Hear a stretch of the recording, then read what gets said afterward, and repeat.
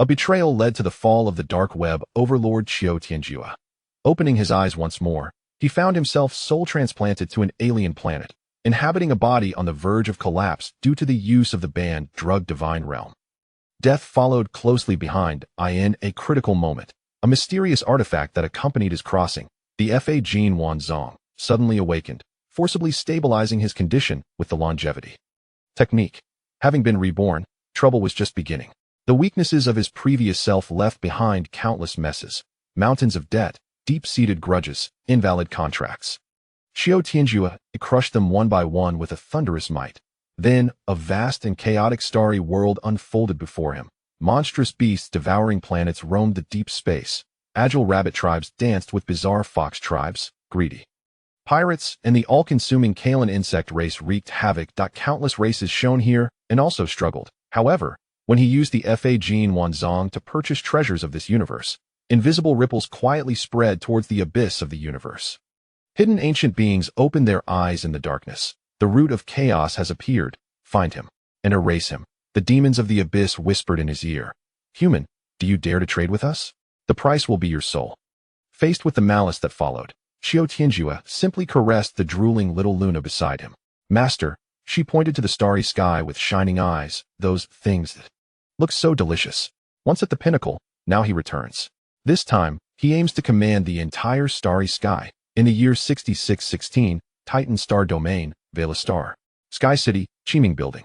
In the top-floor office, suspended 10,000 meters above ground, an entire wall was made of one-way floor-to-ceiling windows, with a continuous stream of flowing light ships outside. Like a river woven from stars, an impeccably groomed old butler, dressed in a sharp suit, stood with a bow, his voice steady without a hint of turbulence. Sir, the family finance system has detected that young Master 7's personal account made a withdrawal of 30 billion star coins 2 days ago. The main seat. The middle-aged man known as Sir did not even shift his gaze from the ancient paper book in his hand. 30 billion. For the Qiu family, which controlled half of the economic lifeblood of the Titan Star domain, this amount of money was not even enough for one day's maintenance of this sky city. He casually asked, "Where's little 7 now?" "Returning, sir. Young Master 7 is currently on the third planet, Zebo Star, saying he's going to relax.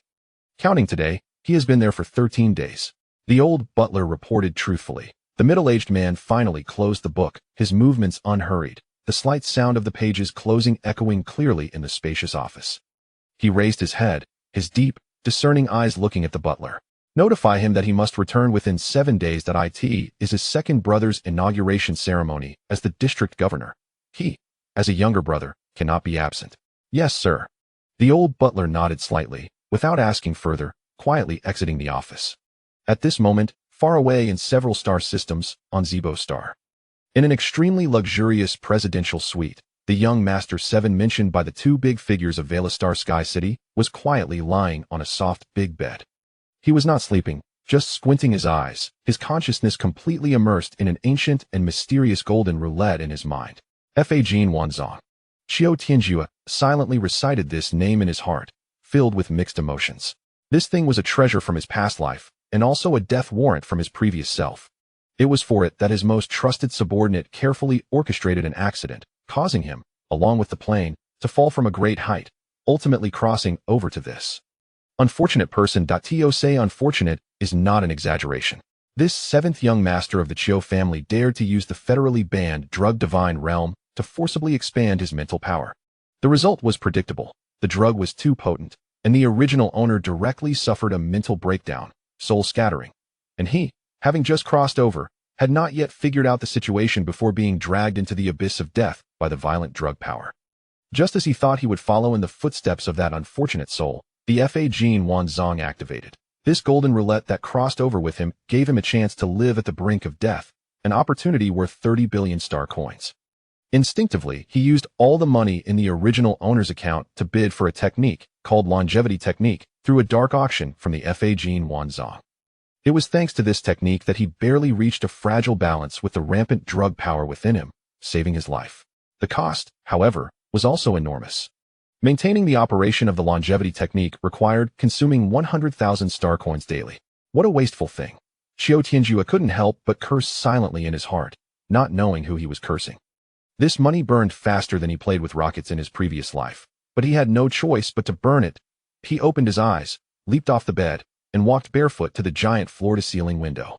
Outside was the famous neon sea of Zibo Star, with countless uniquely shaped flying vehicles weaving through the buildings, forming a dynamic cyberpunk picture.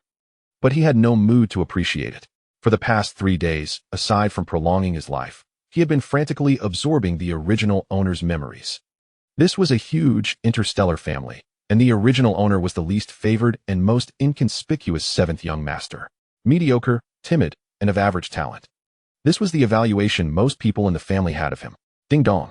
A light sound came from the personal terminal on his wrist, and a virtual light screen unfolded before him. It was the meticulous old butler, Fu Bo Young Master 7. The Sir requests that you return to Velastar within 7 days to attend Young Master 2's inauguration ceremony as the district governor.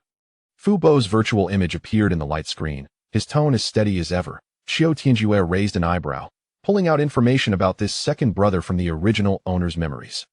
Qiu Rongza, a young prodigy of the family, a favored son of heaven, and one of the people who looked down on the original owner the most. His inauguration ceremony. Did he want to publicly humiliate his useless brother, or was it simply to showcase his facade of brotherly love? A playful smile crept onto Qiu Tianjue's lips. Got it, he replied casually.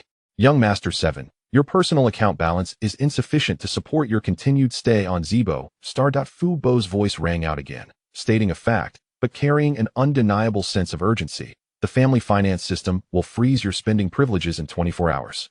This was a prompt for him to leave. Qiu Tianjue turned off the communication, the smile on his face growing more pronounced. No money? Was that a problem for him? He turned around, once again immersing his consciousness in the Fa Jin Wanzong in his mind. The longevity technique bought for 30 billion was just a drop in the bucket.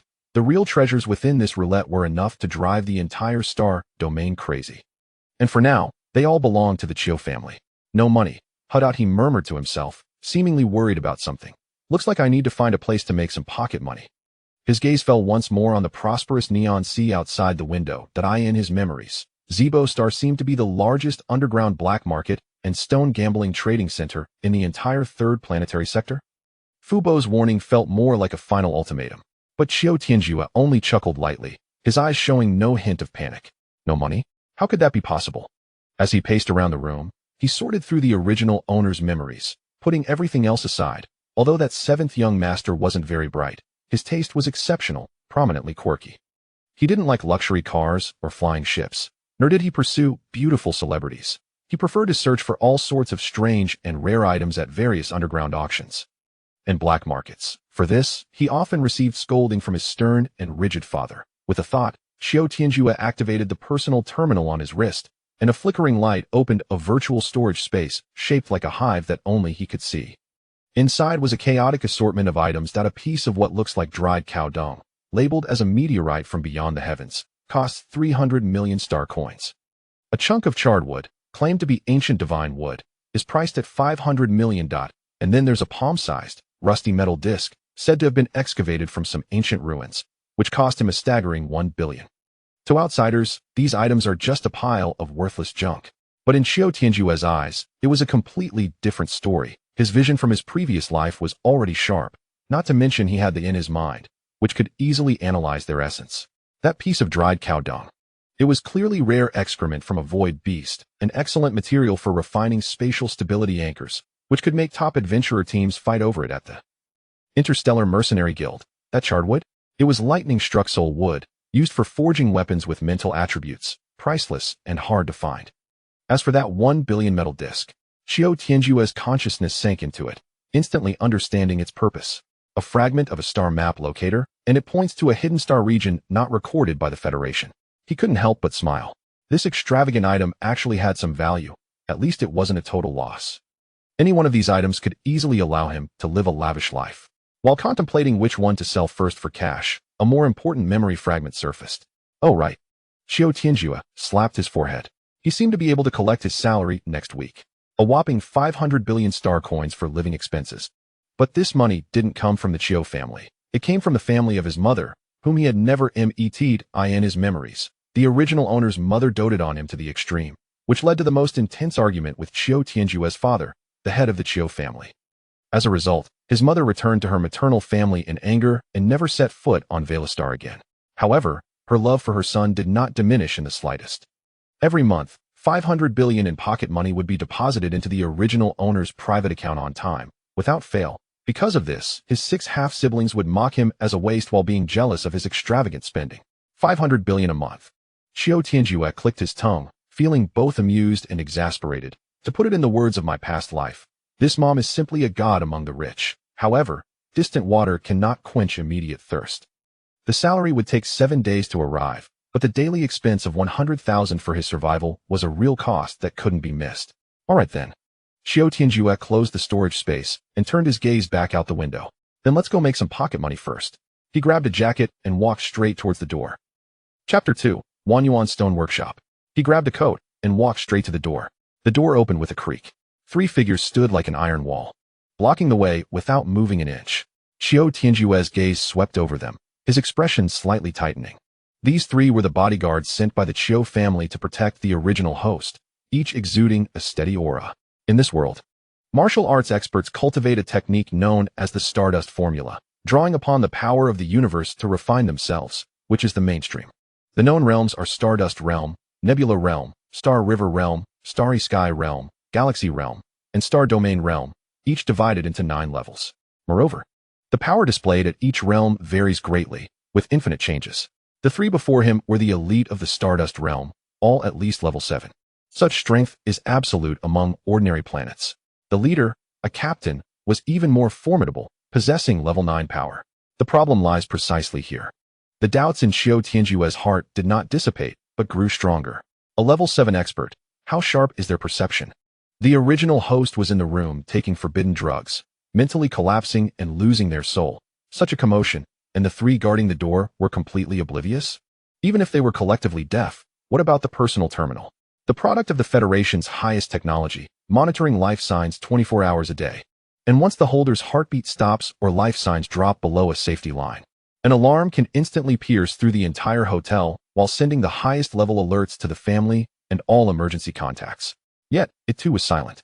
It was as if an invisible hand had secretly severed all connections, erasing all traces, waiting for the original host to quietly die in the room. If it weren't for his unexpected arrival, this incident might have concluded perfectly.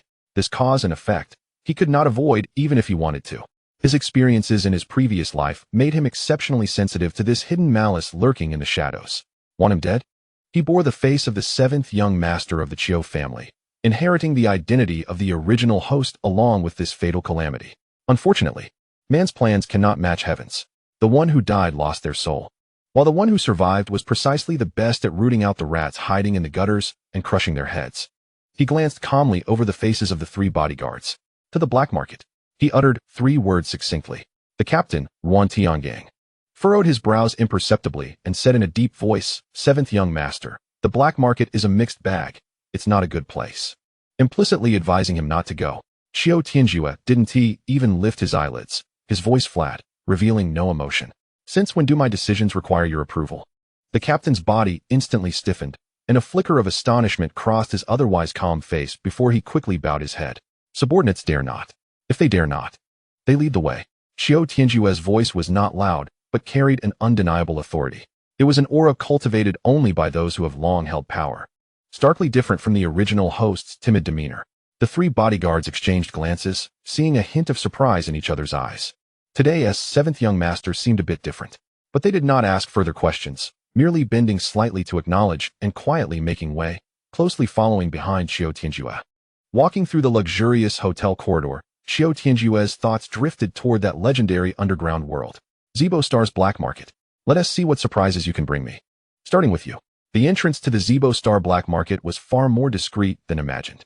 It was hidden deep within a chaotic and noisy second-hand goods market. Just an unremarkable alloy door, its rust blending with the surrounding heaps of electronic waste, without a guide. One could pass by 100 times and not spare it a glance. Wan Tiangang stepped forward, verifying his identity on the access system. And the alloy door silently slid open inward, a rush of hot air mixed with metal, energy, and unknown spices hitting them. Inside was not the dark passage imagined, but a high-speed elevator leading directly underground. The 3 stepped in, and the elevator rapidly descended.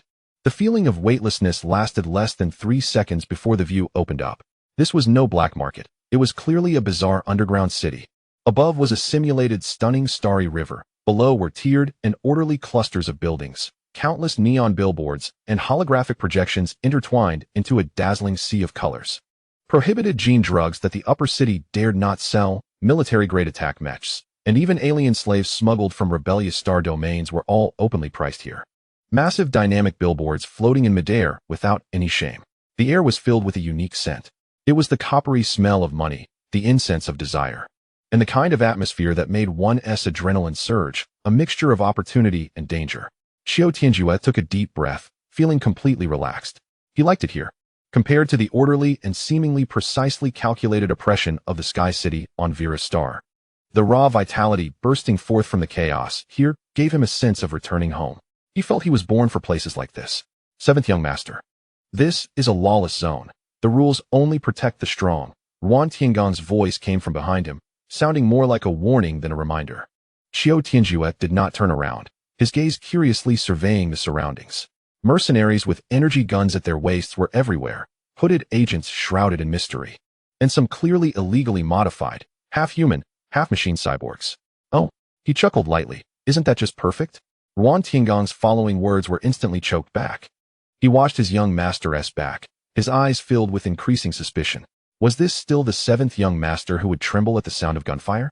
This calmness, this leisurely stroll as if surveying his own territory, was simply like a different person. However, Qiu Tianjue's attire, which looked expensive and pristine, was completely out of sync with the surrounding environment, and the 3 steady-breathed bodyguards behind him made the combination stand out like fireflies in the night, drawing attention effortlessly. In an instant, countless eyes filled with greed, scrutiny, or ill intentions shot out from dark corners. In their eyes, this delicate young master was nothing but a fat sheep delivered right to their door. A man, skinny as a bamboo pole with 2 whiskers, immediately approached with a face full of smiles. Young master, this is your first time in our city of darkness, I assent it? At a glance, you are truly a dragon among men, possessing extraordinary poise. Are you looking for some fun, or hoping to find some treasures? I have extensive connections. From star core fragments to rare antiques, whatever you want, there's nothing I can't get for you. Qiu Tianjue stopped and glanced at him. The man felt a jolt in his heart under his gaze. That look was too calm. Qiu Tianjue suddenly smiled. He extended a finger, pointing to a nearby building that was the most lavishly decorated, with 2 massive stone-carved beasts at the entrance. What is that place for? Oh, young master, you have a great eye. The guide immediately perked up, his voice rising by 8 degrees. That's south the most exciting place in our city of darkness. The Wanyuan Stone Workshop. He rubbed his hands and lowered his voice, speaking mysteriously. Gambling on stones. Raw stones dug out from unknown star domains. No one knows if they reveal a vein of priceless rare minerals or just a heap of useless rocks. Overnight wealth, a leap to the sky. All lie in that one cut. So, how about it, young master? Do you want to play a few rounds? The glimmer of calculation sparkled in the guide's eyes, as if he could already see this gullible young master throwing money around under his persuasion, while he would pocket a considerable commission from it. Gambling on stones. Qiu Tianjue's smile grew increasingly playful. Very well, it saves me time. In his past life, he relied on his sharp eyes to make countless self-proclaimed expert stone gamblers go bankrupt. Now he also has an extraordinary, heavenly gold vault in his mind. If he still loses, he might as well find a piece of tofu to smash his head against. Lead the way. He calmly uttered 2 words and stepped towards the Wanyuan Stone Workshop. Chapter 3. Gambling with Stones? Upon hearing this, the shrewd face of the informant, Baodatian, broke into a smile so wide that the wrinkles almost piled up together, his waist bending lower, as if he wanted to stick to Qiu Tianjue. Young master, this way please. He fawningly reached out to support Qiu Tianjue's arm, as if afraid this big financier would run away. But as soon as his hand reached halfway, it froze in midair, as if it had been caught in ice. An invisible pressure locked tightly around his throat, as if he would instantly snap his neck if he dared to come any closer. The smile on Bao Datian's face instantly froze, his pupils constricted, and a hint of barely perceptible ruthlessness flashed in his eyes. But that ruthlessness was fleeting, as quick as an illusion. In the next second, the servility on his face deepened, and he retracted his stiff hand, making a more respectful gesture as if nothing had happened just now. Young master, please come in. Qiu Tianjue observed all of this with amusement. Interesting. A local snake who makes a living in the black market, The ability to read people is basic skill. But facing the murderous aura released by Ruan Tiangang, he could instantly adjust his emotions. This kind of temperament is not something an ordinary thug possesses. It seems that this city of no light indeed harbors hidden talents. He said nothing and stepped forward. The figures of several people quickly disappeared behind the giant beast mouth of the Wanyuan stone workshop. As soon as they entered, several figures who had been pretending to be busy at their respective stalls immediately huddled together, their gazes fixated on the workshop's entrance with ill intent. Damn it! That son of a bitch Baodatian stole a march on us again. A burly man with a face full of flesh cursed under his breath, spitting on the ground. Who says it's not? Just look at that top-notch fat sheep, just came down from the upper district, and now we want to even get a drop of soup. Another one-eyed man sighed, full of regret. Fat sheep? A thin, monkey-like man sneered, speaking in a sarcastic tone. Whether the fat sheep has any juice depends on whether he can come out in one piece after going in. You didn't see those 3 dogs following that kid. They're not to be trifled with. TCH, just 3 bodyguards, how powerful can they be? The burly man scoffed. Powerful? The thin monkey man's voice dropped even lower. His eyes filled with some trepidation. I just secretly scanned them with a detector and the energy readings of those 3 guys. The lowest one is almost on par with our black market vice captain. Do you think they're powerful? As soon as this was said, gasps erupted around. The vice captain of the black market? That's a solid 8th-tier Stardust warrior. What? Is it true? Such a young kid is followed by 3 monsters above the 7th tier? Which big family prince came out to experience life? This is too extravagant. In an instant, everyone's gaze towards the workshop's entrance changed. Greed still lingered. But there was more awe and contemplation. So what? The burly man who cursed at first flashed his eyes a few times, suddenly grinned maliciously, and said, We can't touch the fat sheep himself, but those 3 good dogs by his side can be moved star coins. He licked his cracked lips and continued, Just think. 3 experts above the 7th tier, how can their equipment be lacking? What if they get into a conflict inside and are dragged out half dead? Wouldn't we have a chance to pick up the scraps? This remark was like pouring a spoonful of cold water into boiling oil, instantly igniting the greed of this group of desperate men. Yeah, why didn't I think of that? Ha ha ha, it's still Black Bear who thinks fast. We'll just wait here. In that place of Wanyuan Stone Workshop, 9 out of 10 people who went in came out with red eyes. A fight was a matter of time. The group burst into laughter, their gazes towards the workshop's entrance becoming like vultures waiting to feast on a corpse. Filled with patience and cruelty, they seemed to already see that fat sheep walking out dejectedly after being drained of all value inside, while his 3 powerful bodyguards would become the centerpiece of their feast. Inside the Wanyuan Stone Workshop, there was another world. Rather than a stone workshop, it was more like a massive, hollowed-out mountain belly. The dome was embedded with crystals that simulated day and night stars, casting a soft glow that illuminated the bustling scene below. The harsh sound of cutting, the crowd's gasps and curses, and the beeping of energy detectors mixed into a symphony belonging to gamblers. Countless large holographic screens floated in midair, live broadcasting the moments when raw stones were cut open.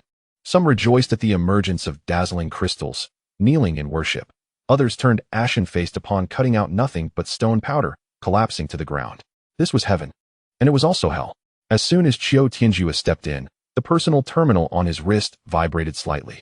He glanced down, and a bright red signal-blocking icon was silently flashing on the screen. In this underground city, all connections to the outside world had been severed. The corner of his eye swept over Ruan Tiangang behind him. The 9th-tier expert, along with the other 2 7th-tier bodyguards, showed no reaction to this. Not even raising an eyebrow, as if it were supposed to be this way. Qiu Tianjue understood in his heart. It seemed that they were more familiar with the rules of this place than he was. He remained expressionless, pretending not to see, and continued to step forward. Young master. Look, Baodatian, seeing that he showed no unusual reaction, his eyes sparkled, and he became even more eager to introduce, pointing to 2 distinctly different areas. This side, called the Bright Window, consists of raw stones with openings, allowing you to peek at 1 or 2 things. The risks are low, of course, the prices are high. Suitable for people of our status to play for fun. He then pointed to another pile of stones stacked like a mountain, where the atmosphere was clearly more frenzied and chaotic. That side, called Leaving It to Fate. All are unprocessed raw stones. 1 cut is poor, 1 cut is rich. All depends on the word gamble. Exciting. Baodatian was spitting everywhere, his face full of eagerness for the young master to throw money into the Leaving It to Fate area, as if he could already see the big commission waving at him. He looked at Qiu Tianjue with anticipation, waiting for this young master to make a choice. To his surprise, Qiu Tianjue stopped in his tracks, turned his head, and looked at him with a half-smile.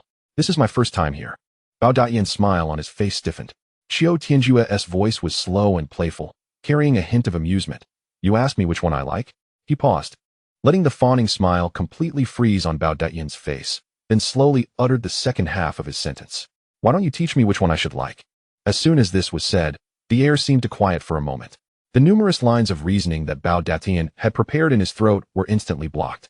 He had seen all kinds of rich young masters, some pretending to know, some blustering, some obstinate, but he had never seen one like this, casually admitting his ignorance, yet throwing the question back like a slap. This is not a fat sheep at all. A little fat sheep wouldn't have this kind of trick. Following behind, Ruan Tiangong's eternally expressionless iceberg face also flashed a hint of barely noticeable unusual color. Yes, it's the little one who is dumb. The little one should be punished. Bao Datian reacted quickly, raising his hand to gently slap himself on the face, lowering his posture even further. Let me give you a detailed introduction. No need. Qiu Tianjue directly interrupted him, his gaze skipping over those dazzling, high-priced bright window area, landing in the most inconspicuous corner. There was a haphazard pile of black, oddly shaped stones that looked like construction debris, with not even a proper price tag nearby, just a crooked wooden sign stuck in. Qiu Tianjue raised his chin and pointed in that direction. Let's start from that pile. As soon as he said this, not only did Bao Datian's breath momentarily stop, but even Ruan Tiangong's 3 breaths were imperceptibly halted. The muscles on Bao Datian's face twitched wildly, and he almost blurted out, Young master, that pile is waste. Chapter 4 I want it all. Waste. Qiu Tianjue softly repeated these 2 words, a hint of inscrutable amusement at the corner of his mouth, and his deep eyes seemed to reflect countless stars, shining astonishingly bright. In this world, what truly constitutes waste? His voice was not loud, but it clearly reached the ears of everyone present. It was just that your vision has yet to see their forms before they fell asleep. He paused, his gaze slowly sweeping from Bao Datian's expressive face across the 3 bodyguards behind him, finally landing on the pile of black rubbish. They were just waiting for someone to awaken them. Before his words had faded, he had already stepped forward, walking toward that corner forgotten by everyone. Bao Datian's facial muscles were twitching. Crazy. This master is definitely crazy. Ignoring those materials that had opened up and even hinted at precious light, he insisted on touching that pile of waste that even dogs wouldn't sniff. That was the raw stone transported from various mining areas, sifted through layers, and unanimously judged as worthless scraps by countless appraisers and stone masters, piled here merely to create an atmosphere of a raw mineral site. Not even worth the labor cost to clean up. However, Qiu Tianjue was already standing in front of that stone mountain.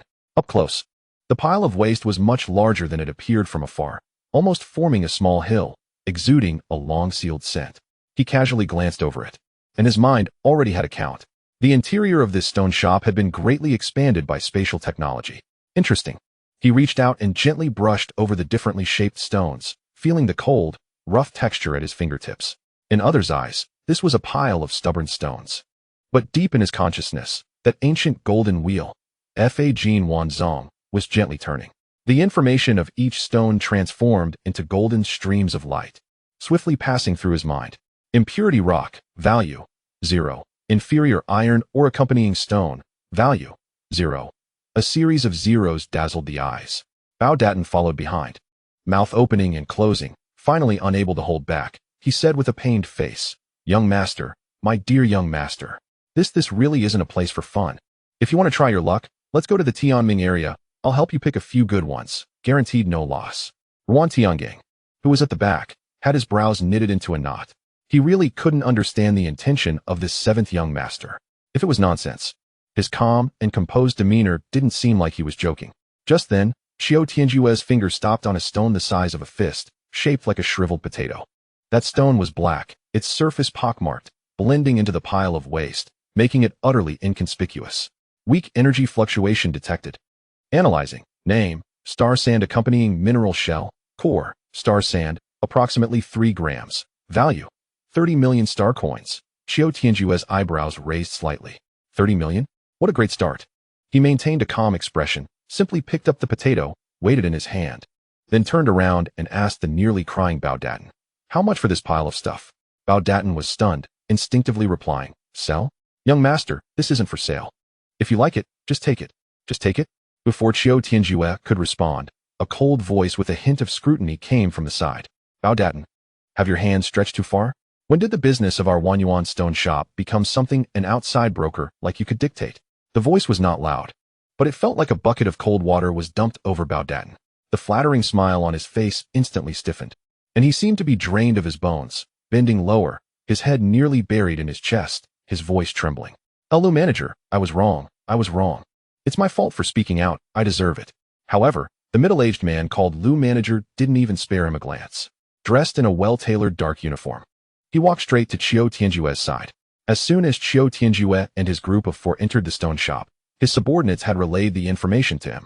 At first, he didn't pay much attention until the stone shop's signal jamming system activated, and the internal security system sent back an alarming alert that made his heart skip a beat. The alert was not from an intrusion, but from the scanning results of the guest's identity information. The bodyguard, who towered like an iron tower behind the young man, had a terrifying energy reading, clearly a 9th-tier Stardust warrior. And when he attempted to access the young man's personal data, his personal terminal only displayed 4 glaring red characters. Insufficient privileges. A 9th-tier powerhouse as a bodyguard, the identity information was top secret. Lu manager had navigated the black market for half his life, and an instant conclusion popped into his mind. This is not a fat sheep. This is clearly a true god we cannot provoke. At that moment, he wore an impeccable business smile, slightly bowing to Qiu Tianjue. This young master, the servant, was inconsiderate and disturbed your enjoyment. I apologize on his behalf. Lu manager spoke without a flaw, pointing out Bao Datan's ignorance while lowering the stance of the stone shop. He glanced at the black potato in Qiu Tianjue's hand and continued with a smile. This pile of waste really isn't worth much.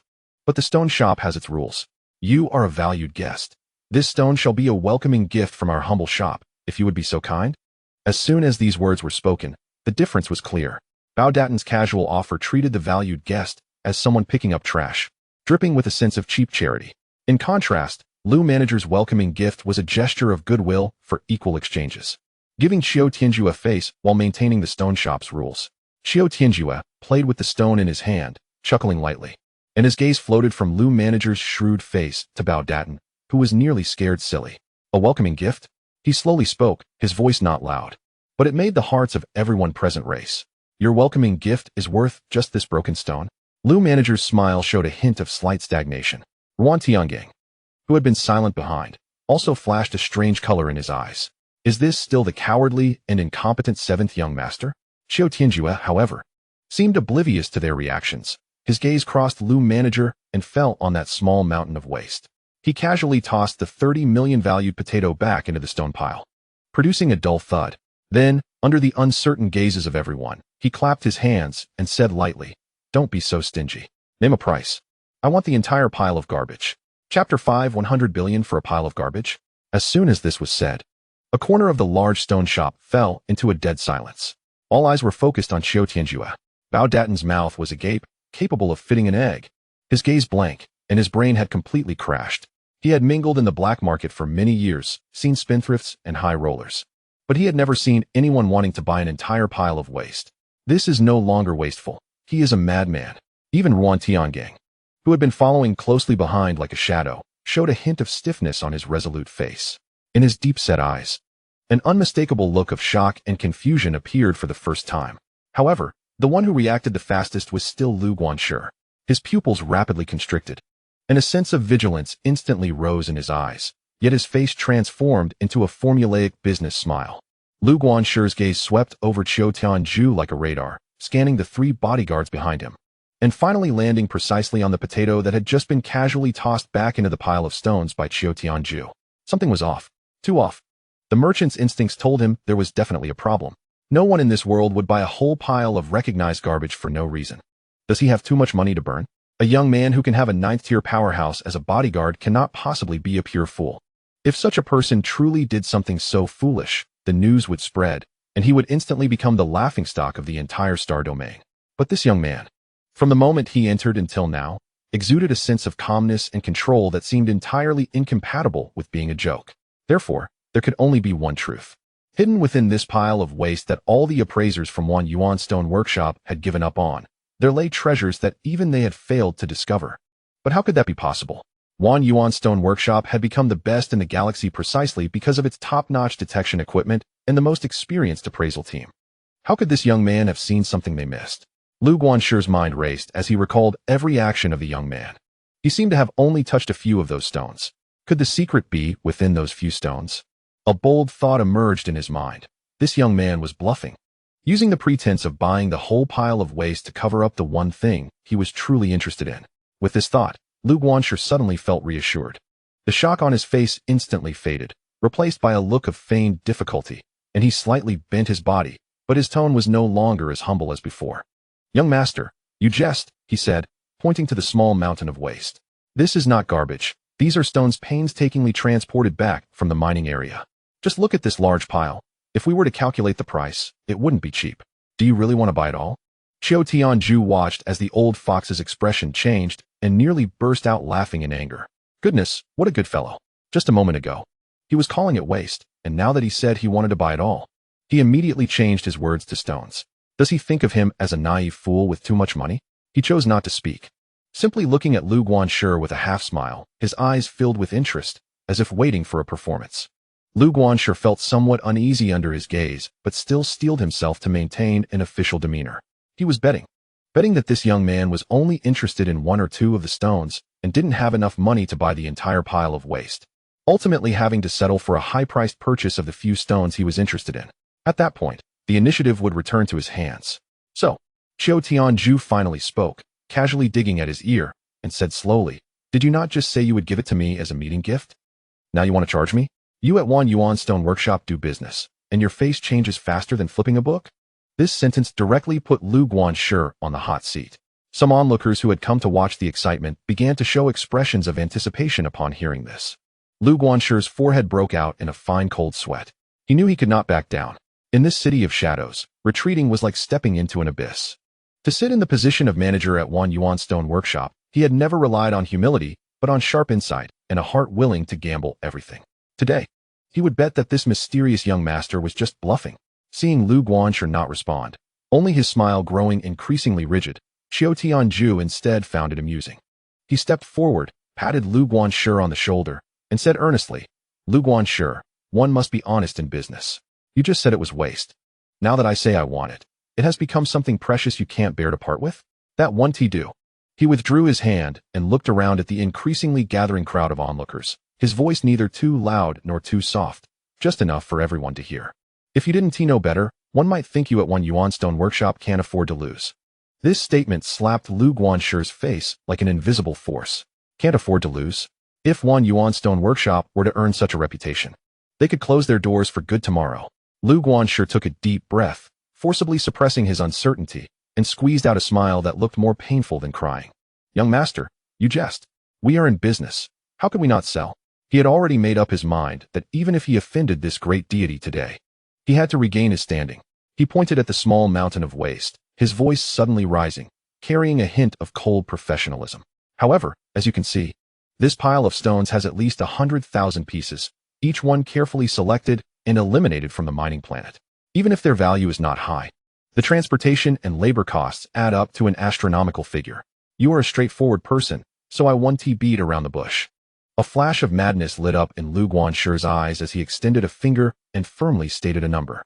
10 billion star coins. If you are sincere about wanting it, I will have it all moved for you. 10 billion. These three words detonated like an energy bomb, instantly igniting the entire area. Crazy. This Lu fellow is truly insane. 10 billion for a pile of garbage? I've been gambling here for 10 years. And the total amount I've lost doesn't even add up to 1,000,000. He just asked for 10 billion? Hey, this is going to be interesting. If this kid can actually take it out, I'll eat this stone-cutting machine on the spot. Laughter and exclamations rose and fell. Even the bag handler who had been following Qiu Tianjue closely rolled his eyes at this moment, nearly fainting on the spot. He pinched his own philtrum hard, looking at Lu Guanshi with eyes that were no longer looking at a person but gazing up at a monument of shamelessness. What does professionalism mean? This is what professionalism looks like. Those petty tricks of deception he knew were nothing but child's play compared to this lion's demand. "You bastard." A low growl, suppressing endless fury, erupted from behind Qiu Tianjue. Ruan Tian Gang could no longer hold back. An overwhelming aura exploded forth, locking onto Lu Guanshi like a tangible pressure. The pressure from a 9th-tier Stardust warrior caused the surrounding atmosphere to intensify. Lu Guanshi's face turned ashen. His legs weakened, nearly collapsing to the ground. However, a hand gently rested on Yuan Tiangang's shoulder. "All right, calm down." Qiu Tianjue's voice was very calm. Yet it seemed to carry a kind of magic that instantly dissipated Yuan Tiangang's violent aura. He didn't even turn to look at his bodyguard, but instead watched Lu Guanshi, who was now pale, and slowly began to applaud. Clap, clap, clap. The crisp applause in the silent corner of the stone workshop was particularly jarring. He walked up to Lu Guanshi, wearing a smile that was almost appreciative. Looking at him meaningfully. 10 billion, impressive, really impressive. He nodded, his tone sincere as if seeking advice. "I hope you can sell this pile of good stones." After saying this, he didn't even bother to look at the stone pile again, turning to leave. "Let us go look elsewhere." This series of reactions left Lu Guanshi completely dumbfounded. No counteroffer, no anger, not even a threat. He just walked away like this? This script is wrong. He watched Qiu Tianjue's indifferent back, his mind blank, cold sweat instantly soaking through his shirt. Could it be that he guessed wrong? Chapter 6. Amusement. Qiu Tianjue strolled into the bright window area, followed by a large crowd behind him. The recent commotion in the waste area had spread throughout the entire stone workshop like it had grown wings. Everyone wanted to see for themselves what this unconventional and extravagant young master could come up with next. Watching the spectacle is an instinct ingrained in human genes.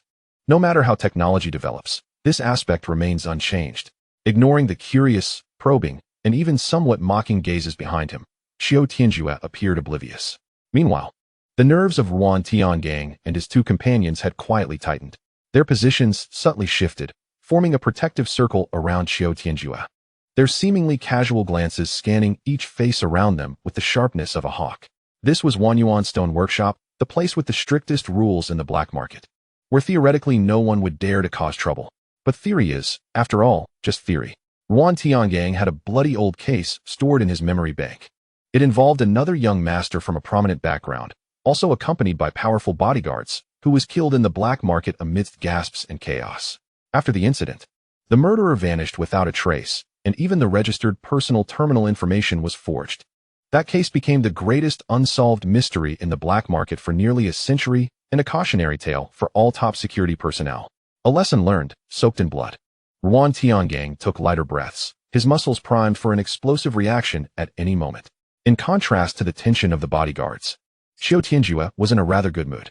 Hands behind his back, he strolled leisurely among the raw stones with open skylights, as if he were wandering through his own backyard. These bright window materials were priced from hundreds of thousands to millions. Most of the windows had been carefully polished, revealing alluring colors of green or purple, eliciting gasps from the surrounding gamblers. "Oh my, look at this emperor's heart. This clarity, this color. If it can be cut out in full, it's worth at least tens of millions. Don't dream. This is priced at 30 million. Can you afford it? Hey, even just looking is fine." Qiu Tianjue's gaze swept past the crowd surrounding the emperor's heart, and Fajin Wanzong instantly provided feedback. Name, Violet Crystal Associated or Core, Inferior Amethyst. Contains a large amount of asbestos. Value, approximately 500,000 Stardust coins. Qiu Tianjue almost laughed out loud. Wow, something that costs 500,000 can be packaged to a price of 30 million just by a shiny exterior. This Wanyuan Stone Workshop is indeed a place full of talent. He shook his head and continued forward, his eyes rapidly scanning the dazzling array of bright materials. Gold and silk celestial horn fossil, value 800,000, blood thread black stone. Value 6 million. Most of these were ordinary goods that were either break-even or had a small profit margin. Clearly, the truly good items had already been extracted by the stone workshop itself. They wouldn't be left here for someone to find a bargain. Just as everyone thought this young master was merely browsing, he suddenly stopped in an inconspicuous corner. There stood a massive stone over a person's height, entirely black and irregularly shaped. This stone also had a skylight, but the window revealed not an enticing color, but a gray, misty substance that looked like a giant block of inferior concrete. Next to it, there wasn't even a proper electronic price tag. Just a lonely metal plate covered in dust, with a scrawled line that read, "Unknown" or "Selling price 10 million Stardust coins, no refunds. Buyer takes responsibility." This almost openly told everyone, "This is a piece of waste stone. Buy it if you like." Isn't this stone too ugly? Ugly? It's not just ugly. Look at that window. It's all gray. Who knows what's inside? 10 million? I doubt even 1,000 would attract anyone. Surrounding gamblers murmured. Their eyes filled with disdain as they looked at the stone. However, a strange light flickered in Qiu Tianjue's eyes. Detected high-purity psychic energy source analysis. Name, Tycoon stone. Core, Tycoon steel. Value, 12 billion note. Can be forged into psychic devices, psychic conduction, enhancement of 28. Psychic devices. The mainstream cultivation system in this world is the star art, but with sufficiently powerful mental strength. One can derive an extremely rare branch, known as a psychic user. Psychic users are 1 in 10,000. With the basic requirement being a mutation in mental strength that allows them to manipulate matter with their mind, control objects from afar, and kill invisibly. And this Tycoon steel is the ultimate material crafted specifically for psychic users. A psychic device forged from it can enhance the psychic conduction efficiency of a psychic user by a whopping 28. What does this concept mean? This means that a psychic user who could originally lift 300 pounds can suddenly overturn a small hover car with this equipment. If this were put up for auction in the interstellar market, let alone 12 billion, even doubling the price would have those top psychic families scrambling for it. With this thought, Qiu Tianjue's heart burned with excitement. He almost regarded this ugly black stone as already in his pocket.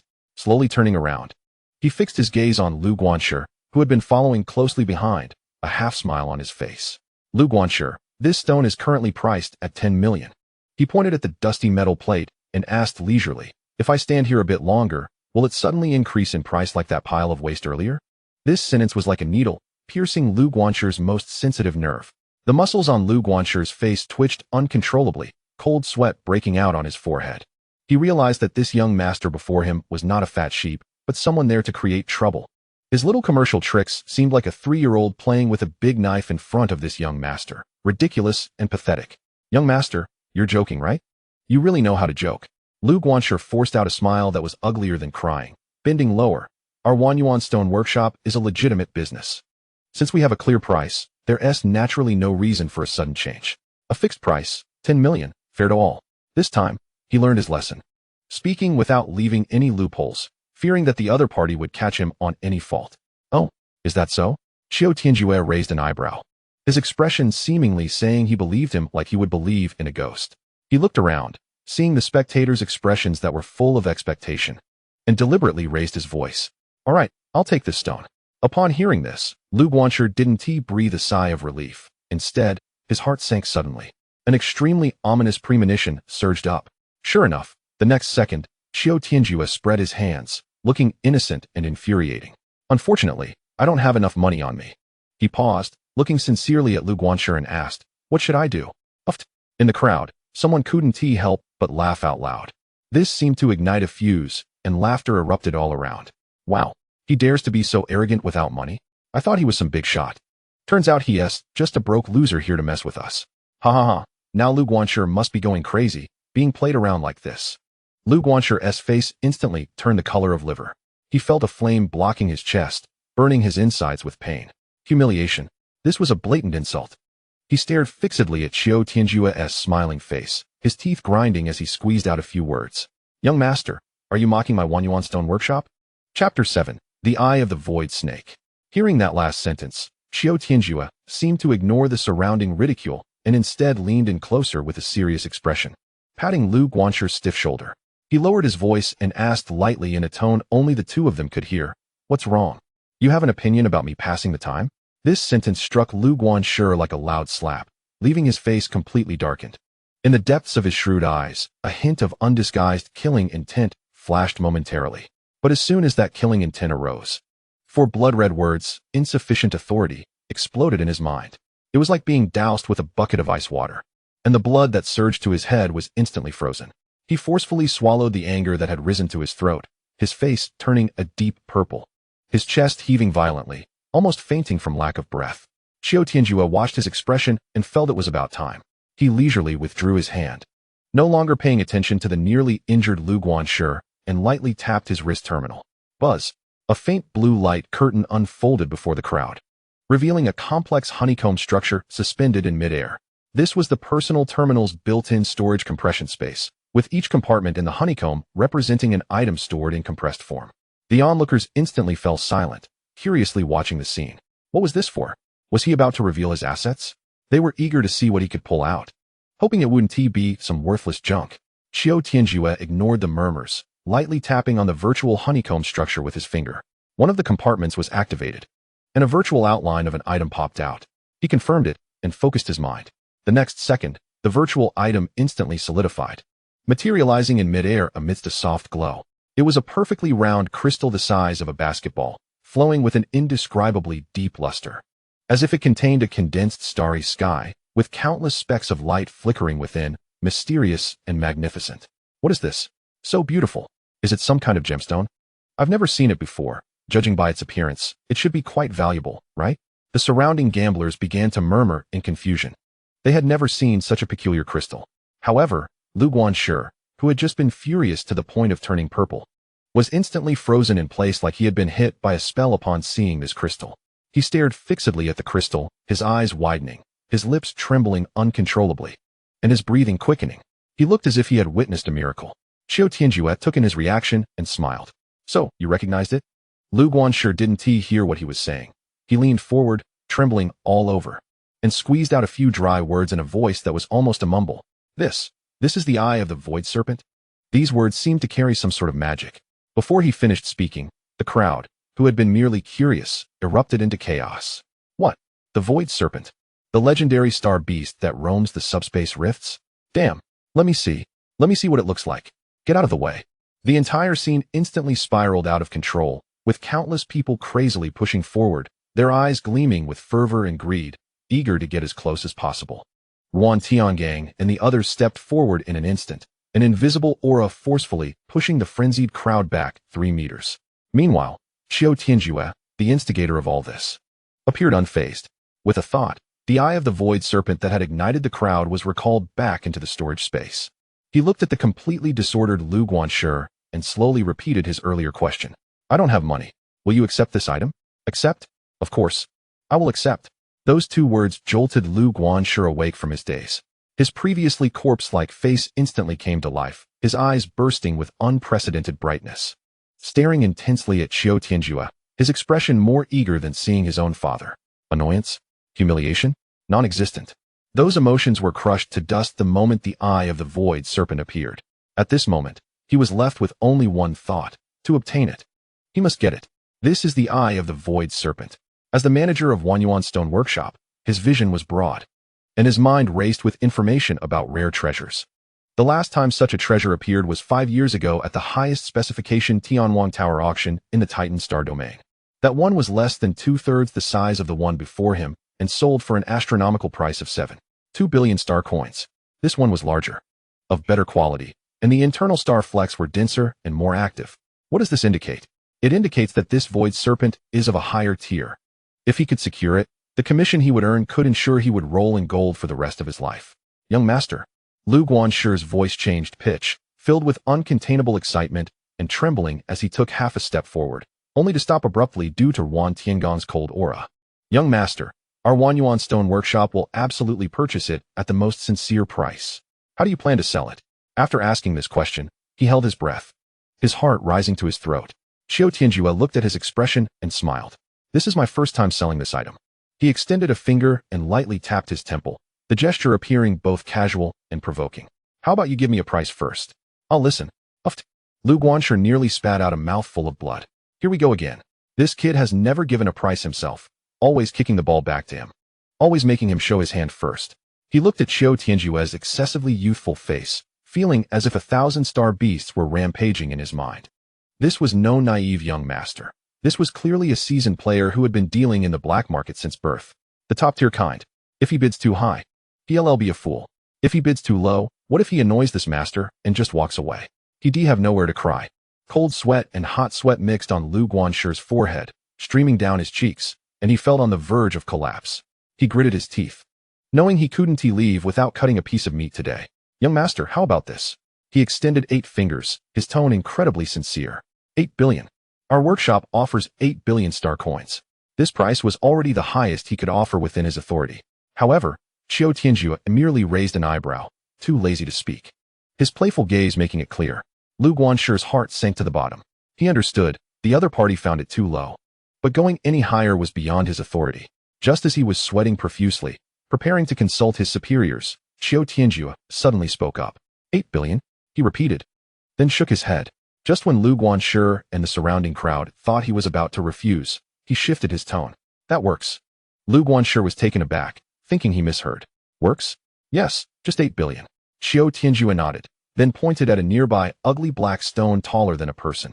But let us consider that stone as a bonus. Chapter 8T21 Heart Meridian. Hearing this, Lu Guanshi's mind buzzed. A bonus? He instinctively wanted to refuse. This kid had been exuding strangeness since he walked in, first eyeing a pile of scrap, and now fixating on this incomprehensible ugly stone. If there was no trickery involved, he would write his name backward. But when the words of refusal reached his lips, he couldn't spit them out. His mind uncontrollably recalled the scene earlier in the scrap area. That kid is just like that, casually tossing out the line, "I'll take them all," cornering himself, and then turning to leave without a second thought after setting an astronomical price.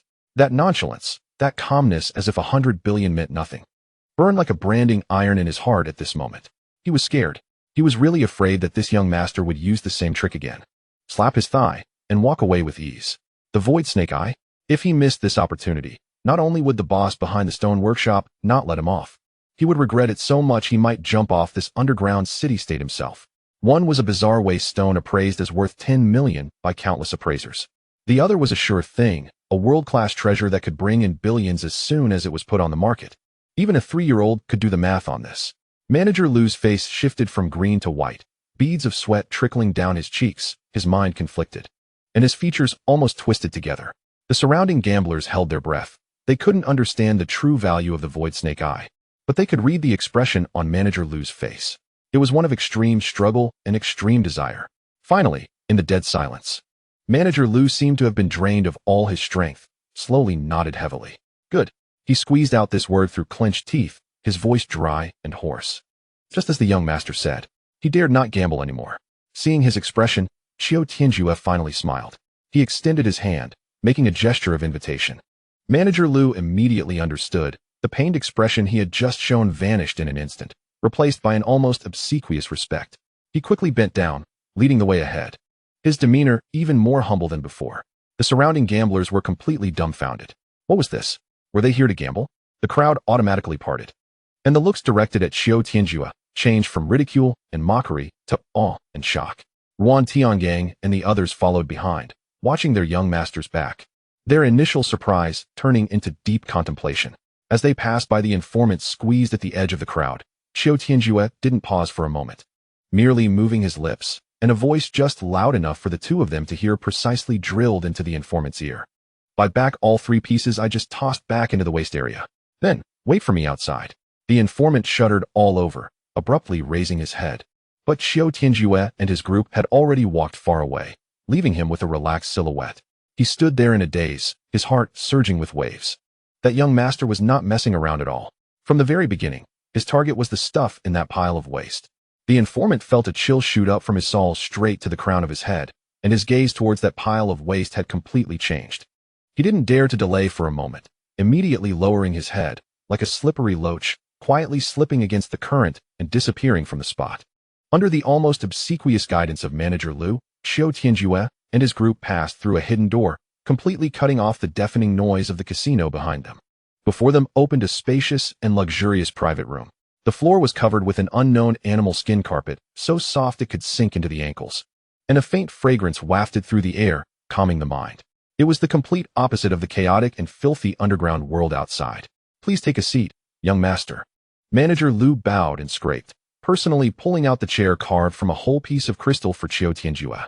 Qiu Tianjue sat down confidently, while Ruan Tiangang and the others stood like iron towers behind him, their vigilant gazes sweeping every corner of the room.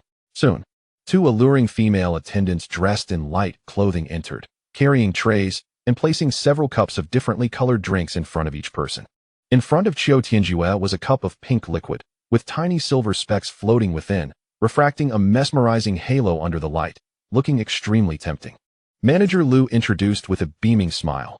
"Young master, this is our stone workshop's special star dream dew, made from dozens of rare flower nectars, perfect for soothing the spirit."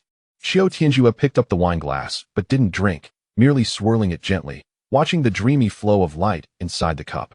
Suddenly, he smiled. "Manager Lu." "Yes, yes." Manager Lu quickly bowed. Do you have any instructions, young master? Qiu Tianjue brought the cup to his nose, seemingly taking a whiff, then slowly spoke. T21 heart pulse. This thing can now be treated as an ordinary drink for guests? Manager Lu's smile froze instantly. His eyes nearly bulged out, and his mouth was half open, unable to utter a single word. T21 heart pulse.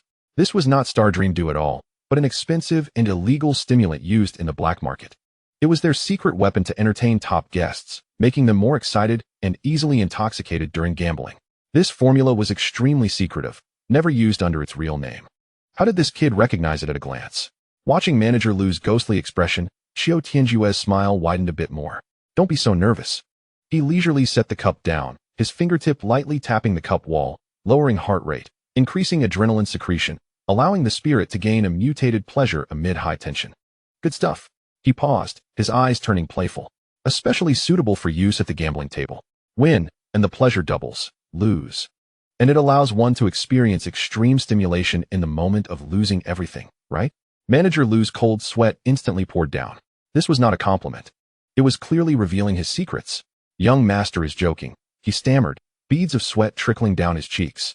Feeling that this young man was more terrifying than any old fox he had ever met. All right, no more acting.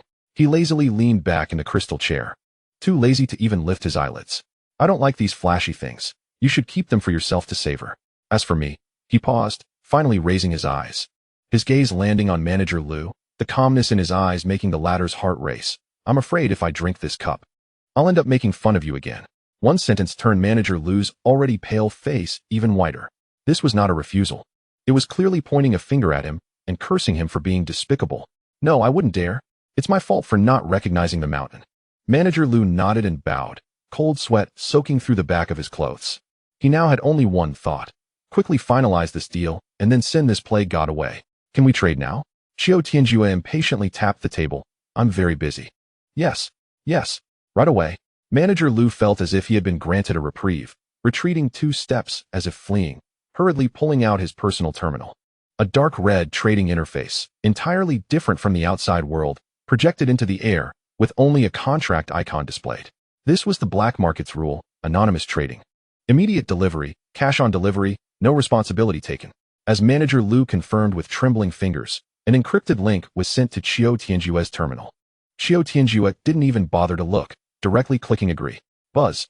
In his honeycomb-like storage space, the compartment holding the void snake eye dimmed instantly with a flash of light. At the same time, a crisp and pleasant notification sound rang from the personal terminal on his wrist. Ding. Transaction completed, amount deposited, 8,000,000,000 star coins. A string of zeros made one feel delighted. Opposite him, a basketball-sized, stunning crystal with flowing starlight finally appeared in Manager Lu's terminal. He stared at the eye, his whole being feeling drained of strength, slumping in his chair, gasping for air, his heart finally settling back into his stomach. He finally understood that when doing business with the young man in front of him, he couldn't rely on the shabby tricks of the past. It's not that the other party doesn't understand. They just can't be bothered to argue with you. But if you really treat him like a fool, he will show you what true cruelty is. Young master, your addition. A staff member cautiously pushed over a hovering cart, and on it was an ugly black stone taller than a person. Qiu Tianjue waved his hand, and that worthless piece of waste stone in the eyes of others instantly disappeared, stored in his spatial storage. Done. The stern and serious face of Uncle Fu automatically appeared in his mind, along with the emotionless notification that the family financial system would freeze his spending privileges in 24 hours. Freeze? Qiu Tianjue looked at the 80 billion balance on the terminal, and the smile on his face became increasingly playful. His cheap old man really likes to showcase his control in this way, just like his previous incarnation knew.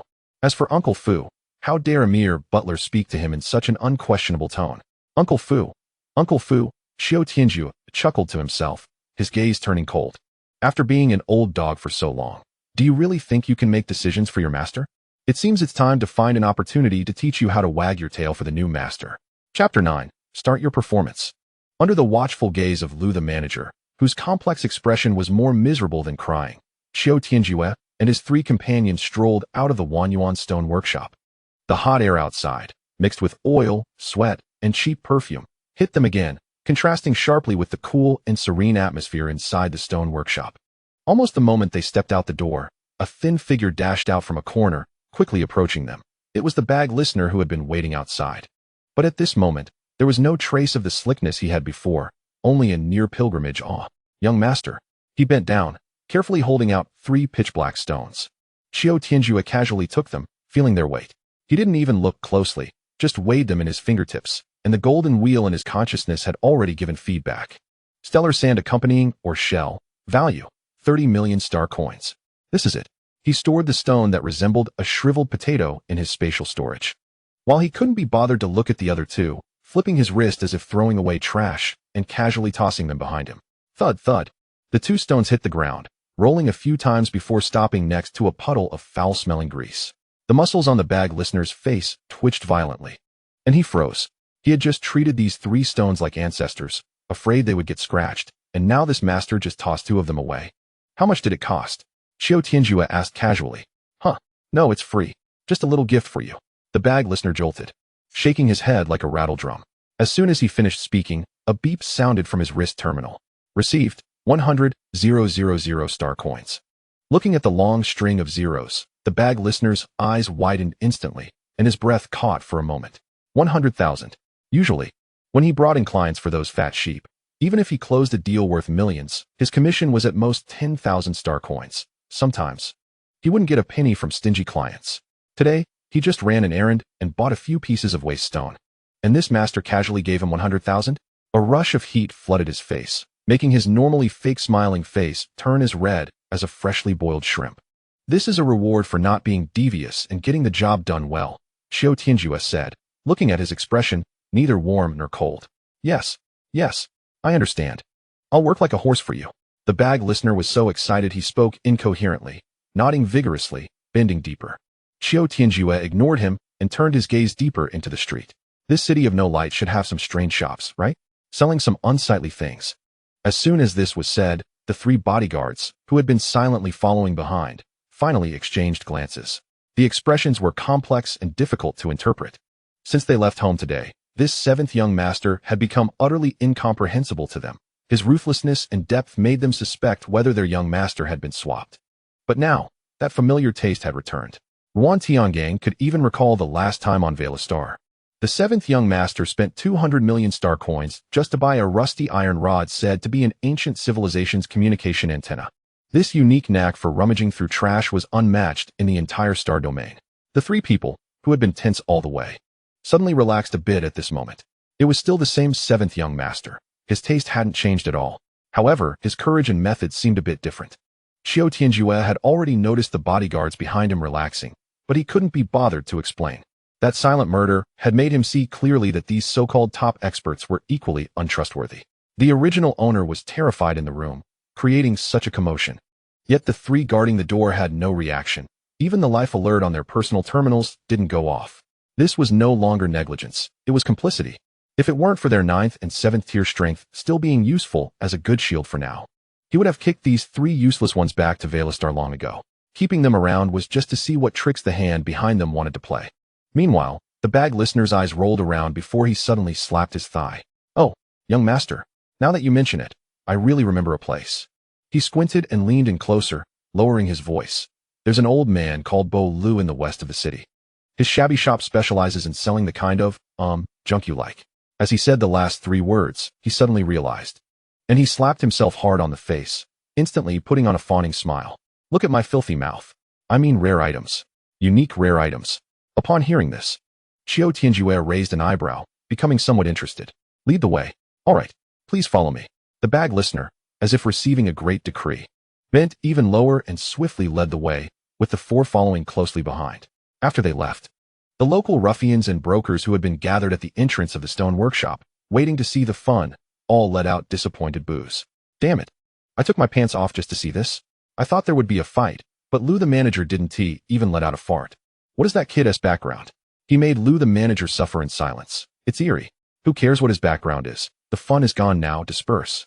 The crowd grumbled as they dispersed, and no one noticed a cold gaze locking onto Qiu Tianjue's departing figure from the darkest shadows of the street corner. Under the guidance of the bag listener, the group passed through the bustling main street and turned into increasingly narrow and dark alleyways. The prosperity and glamour of the city of no light seemed to be separated by an invisible wall. The hot air of money and desire gradually faded away. replaced by a musty smell of old metal and damp dust. Pipes crisscrossing overhead occasionally dripped an unknown liquid, falling to the ground with a light drip. The only sound in this dead area. After walking for about 10 minutes, the bag listener finally stopped in a corner that was nearly submerged in garbage. Before them was a dilapidated shop with a narrow facade, large patches of the wall peeling off to reveal a rusty metal skeleton inside.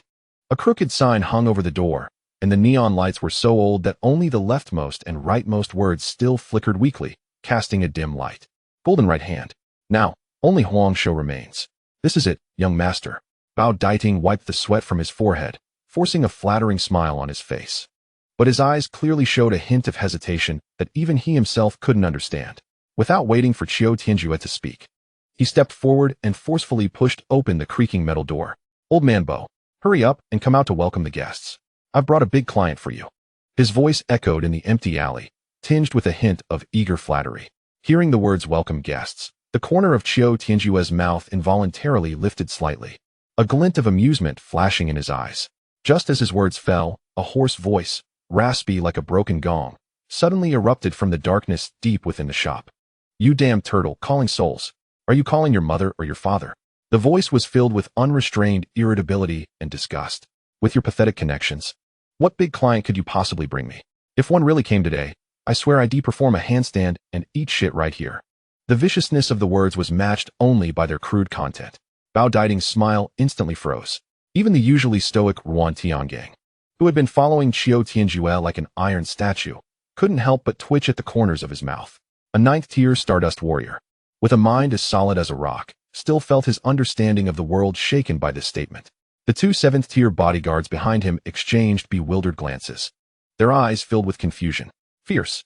To make such a ruthless oath about oneself, this old man is definitely a tough character. In the midst of the dead silence, Qiu Tianjue, however, chuckled softly. Interesting.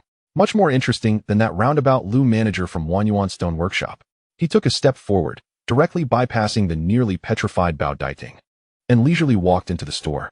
Inside the dimly lit shop, a stooped figure slowly stood up from a pile of clutter, backlit, making it impossible to see his face. Qiu Tianjue paused, his gaze lingering on that figure for a moment. Then he spoke in a tone as flat as a statement. I'm here. He paused, a cryptic smile appearing on his face. You can start getting ready. I'm quite curious. Do you prefer it wet or dry? Chapter 10. The Prickly Fat Sheep. The habitual curse from the old man in the darkness had not yet escaped his lips when the stooped figure suddenly stiffened.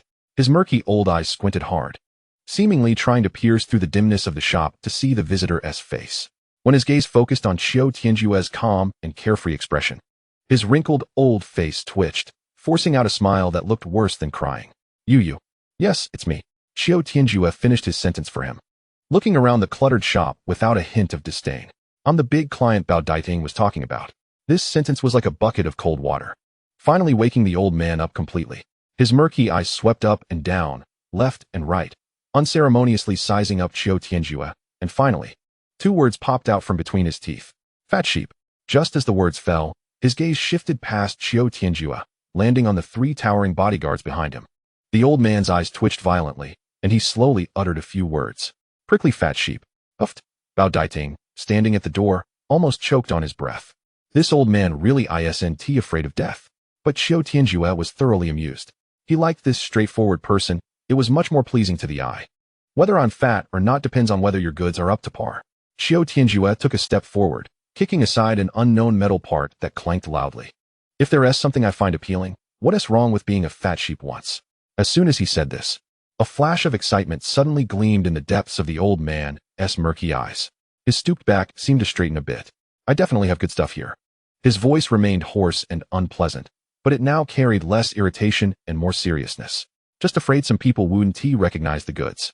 In the past, there had been no shortage of clueless fools pretending to understand. The old man curled his lip in disdain, clearly uninterested in serving those blind to value. After saying that, he seemed to validate his words by rummaging through the heap of junk in the corner. After a moment, he straightened up and tossed a dark object onto the oil-stained counter with a smack. Here, show me what this is. The old man crossed his arms over his chest, raising his chin, striking a proud pose. If you can't even recognize this, then don't waste my time here. The door is over there. Get lost. Bao Daiting craned his neck to take a look, and his heart sank. What is that? A black round thing full of holes. looking just like the burnt-out coal briquettes from his past life. If this thing were tossed on the street, even the garbage collectors would be too lazy to pick it up, right? However, when Qiu Tianjue's gaze fell on that object, a trace of unnoticed intrigue flickered in his eyes. Deep in his consciousness, the ancient golden wheel, Fajing Wanzong, was silently spinning. A line of faint golden information clearly floated in his mind. Name, primary nest of the wood larvae. Core, nest core, larval stage. Value, 300,000 star coins, 300,000. Qiu Tianjue understood. This old man is testing me. He didn't immediately speak, merely extending 2 fingers and leisurely picking up the coal briquette, bringing it to his eyes as if he were examining it closely. The old man watched his pretentious act, the corners of his mouth already curling into a mocking arc, ready to shoo him away. Just then, Qiu Tianjue suddenly spoke. The nest of the wood larvae is indeed rare. The mockery on the old man's face froze instantly. Qiu Tianjue, however, seemed oblivious to his reaction, lightly rubbing his fingers over the rough surface, scraping off a bit of black powder. What a pity. He shook his head, revealing just the right amount of regret on his face. The young larvae have just built their nest, and the resin secretion is insufficient. The core's activity is a bit lacking. This thing can only fool the outsiders. Hearing this, the mockery on old Bo's face completely vanished, and his murky old eyes finally focused on Qiu Tianjue. He let out a hey, nodding, with a hint of recognition in his hoarse voice. Not bad. Seems you're not just an empty-headed fool. He casually tossed the coal briquette back into the pile of junk under the counter, his movements indifferent, as if what he had just taken out was indeed just a piece of trash. Speak, what do you want to exchange? Qiu Tianjue's eyes lit up.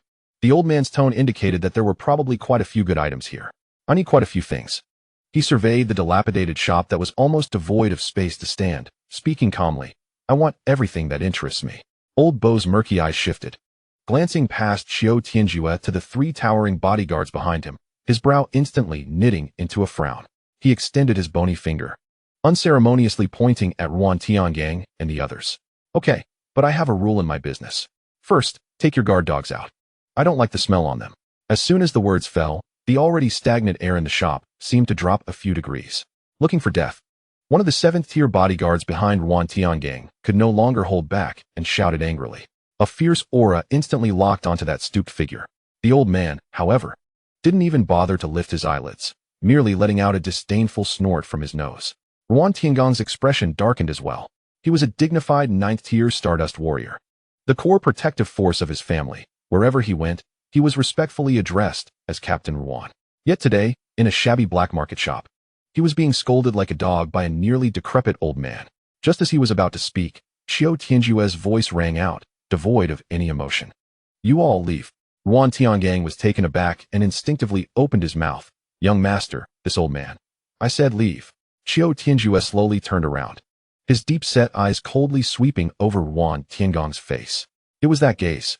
Ruan Tiangang stiffened all over. It was an undeniable sense of authority, as if the head of the household was looking at a servant who had messed up, a feeling of absolute control that determined his life or death, sending a shiver deep within his soul. He recalled his identity and the dignity of being a 9th-tier warrior, yet under that gaze, he found himself utterly unable to retort. The words he had prepared in his throat were completely stifled. Not a single word could he utter. Ultimately, under Qiu Tianjue's calm gaze, this 9th-tier master, for the first time in his life, lowered his proud head without any coercion of force. Yes, that one word seemed to drain all his strength. He waved his hand, and, along with the other 2 bodyguards who looked equally astonished and unwilling, silently exited through the creaking metal door. The informant, huddled at the door, watched this scene in shock, forgetting even to breathe. He felt as if he were witnessing a young master teaching a bodyguard a lesson, rather than a young dragon revealing its claws capable of tearing apart everything to the giant bear that protected it. Inside the shop, silence finally returned. The old man looked at Qiu Tianjue, who had turned back around, and for the first time, there was a hint of genuine seriousness in his murky old eyes.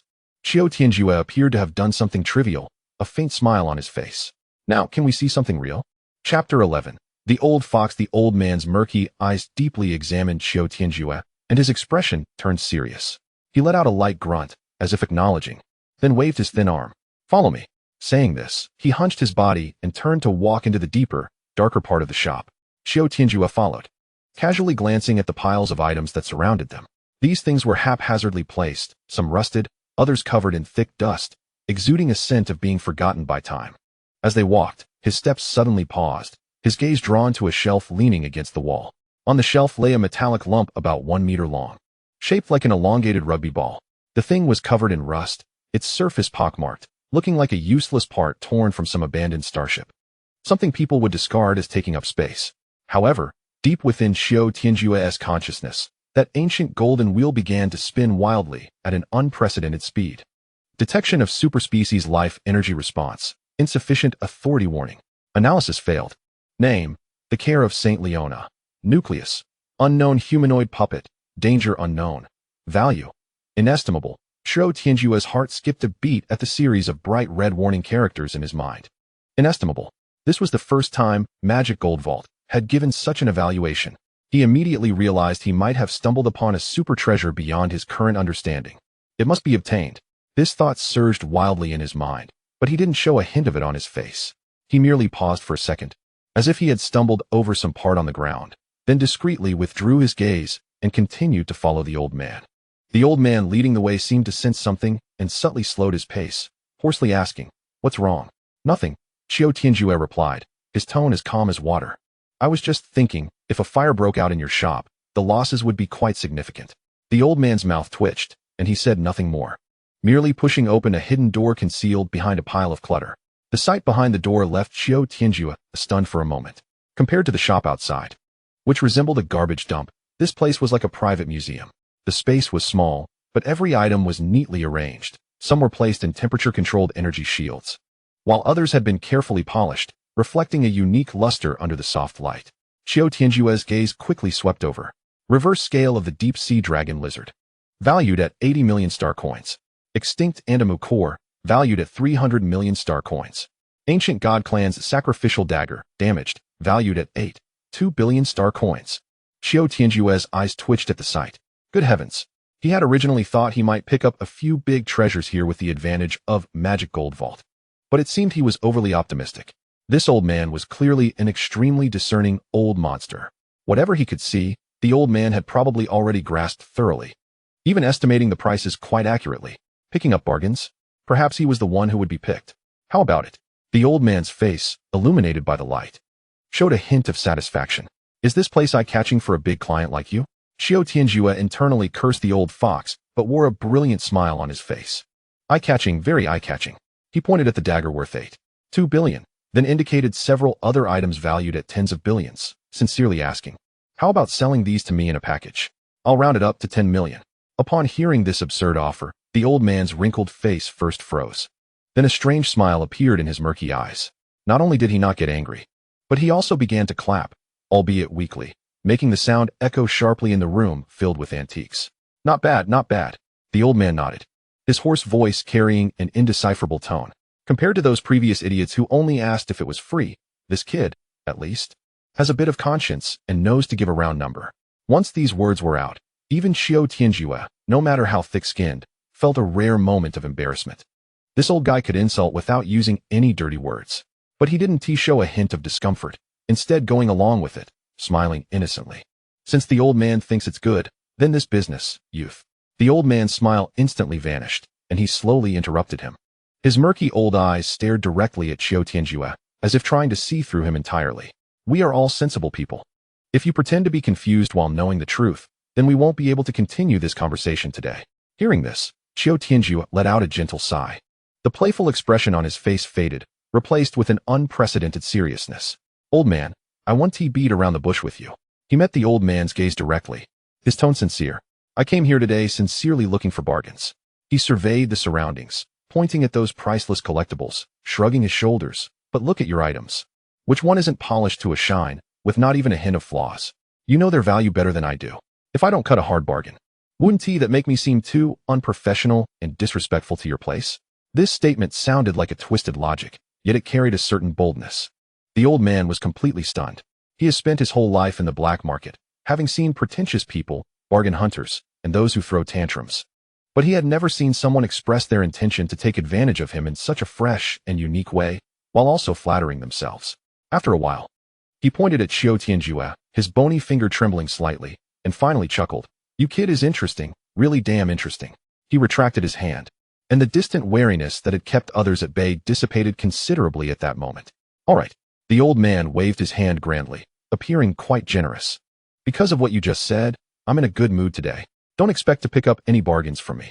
However, he changed his tone, a glint of cunning flashing in his murky eyes. I can give you something for free, just to make a friend. As for what you really want to buy, he paused, grinning widely, revealing his yellowed teeth. I'll make it a bit cheaper for you, how about that? Qiu Tianjue's eyes flickered. He was just about to speak when the old man suddenly waved his hand, meaningfully nodding towards the rusty iron lump outside. For example, that rusty iron thing you lingered on for an extra second when you came in. Chapter 12. The damn smart person. Upon hearing this, it was Qiu Tianjue's turn to be surprised. The nonchalant expression on his face momentarily froze. He had only lingered for that extra second, not even a full second. How did this old guy catch that? Those murky old eyes were sharper than an eagle's. For the first time, he felt that his pride and his control had revealed a flaw before this unremarkable old man. However, he liked this feeling even more. Dealing with smart people was far more interesting than wasting breath on fools. The moment of stillness on Qiu Tianjue's face disappeared, replaced by a brighter smile as he took the initiative, completely ignoring the old man's words and pointing at the ancient god clan's ritual dagger, worth 8.2 billion in the center of the secret room. Since you've said that, I want to be polite. Are you planning to give me this as a gift? The old man looked in the direction he was pointing, his eye twitching violently, and his old face darkened instantly. You kid, so young, dreaming about unrealistic things? The old man cursed as he rummaged through the corner like he was digging through trash, finally grabbing a square, translucent object without even looking and tossed it directly at Qiu Tianjue. Here, Qiu Tianjue reacted quickly, catching it effortlessly. The object felt cool in his hand, like a polished piece of glass, with complex patterns inside. This is a fossilized feces of a giant otter, ground into powder. It's excellent for wounds. You can sell it for hundreds of thousands outside. The old man said grumpily, as if he were dismissing a beggar. Qiu Tianjue examined it. The appraisal result from Magic Gold 10,000 treasures instantly flashed in his mind, matching what the old man said perfectly. He nodded, seriously bringing the fossilized feces to his eyes as if appreciating a priceless treasure. The color is transparent, the internal structure is tight, not a trace of impurities. What a good thing, he exclaimed in wonder, as if admiring a peerless gem. Looking at its quality, this giant otter must have been incredibly close to the limit of the Stardust realm when it was alive, just a step away from breaking through. What a pity. What a pity. Hearing this, a genuine appreciation finally emerged in the old man's murky eyes. An expert. This kid is definitely an expert. Just knowing is enough. The old man's attitude softened considerably. Now, let's talk about the thing you're really interested in.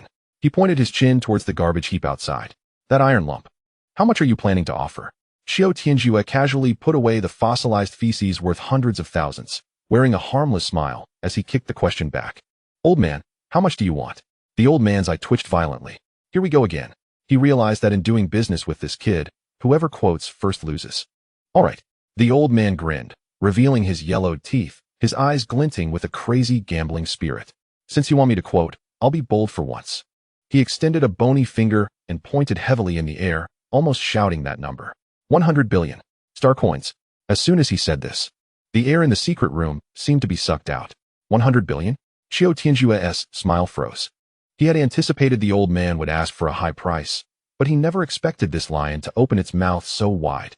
Qiu Tianjue really wanted to shove the giant otter feces he had just put away into this old man's mouth to wake him up. This old man was even more shameless than himself. Watching Qiu Tianjue's expression of defeat, the old man felt immensely satisfied. Let us see you act tough. He squinted his murky old eyes and said slowly, what? Think it's too expensive? For something you can see, this price isn't unreasonable, right? Qiu Tianjue took a deep breath, forcibly suppressing his frustration, and his smile returned, though it now seemed eerily chilling. He realized that when negotiating with this old fox, he couldn't play by the usual rules. Old man, that's not fair. Qiu Tianjue shook his head, showing a disappointed expression. We just said we'd be friends. And you turn around and want to rip off a friend? I'm hurt. Saying this, he turned to leave. All right. The old man pulled him back, scolding him. Stop with your tricks. If you can tell me the details, I'll sell it to you cheap. If you can't, it's my price. Qiu Tianjue's heart stirred. He knew an opportunity had come. He stopped and re-evaluated the old man in front of him. After their earlier exchange, he was even more certain of one thing. This old guy absolutely did not know the true secret hidden inside that iron lump. The old man could sense that the item was extraordinary, relying on his sharp eyes and decades of instinct. But he could never imagine that what lay inside was an invaluable humanoid puppet. If he knew, he would never treat it like junk and leave it outside to be exposed to the elements. Since he didn't know the true value, the initiative was still in Qiu Tianjue's hands. However, he had to control the price and his own desire to buy. Otherwise, with this old man's shrewdness, he would definitely get skinned alive. With this in mind, Qiu Tianjue extended 5 fingers, a pained and reluctant expression on his face. 50 million, he declared firmly, his tone as if he had made a significant investment. Old man, for that iron lump outside, 50 million star coins, I'll buy it. That's my greatest sincerity. The old man squinted his eyes, almost without hesitation, shook his head. Too little. Qiu Tianjue gritted his teeth, as if making a greater determination. 60 million. I can't go any higher. If I do, I'll really go bankrupt.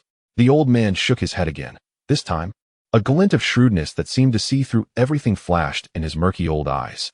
Kid, you and I are both the kind who won't give up until we see the rabbit, he said slowly, his voice hoarse. Though I don't know exactly what that thing is, you definitely want it for more than 60 million. I admit, your insight is sharper than mine. You've seen its essence, and that's something you're better at than me.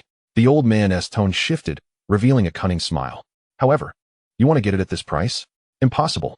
He patted Qiu Tianjue's shoulder and said earnestly, even if you don't buy it, after today, I will respectfully bring it into this secret room, clean it up, and display it. Then, I'll wait for the next fateful person like you.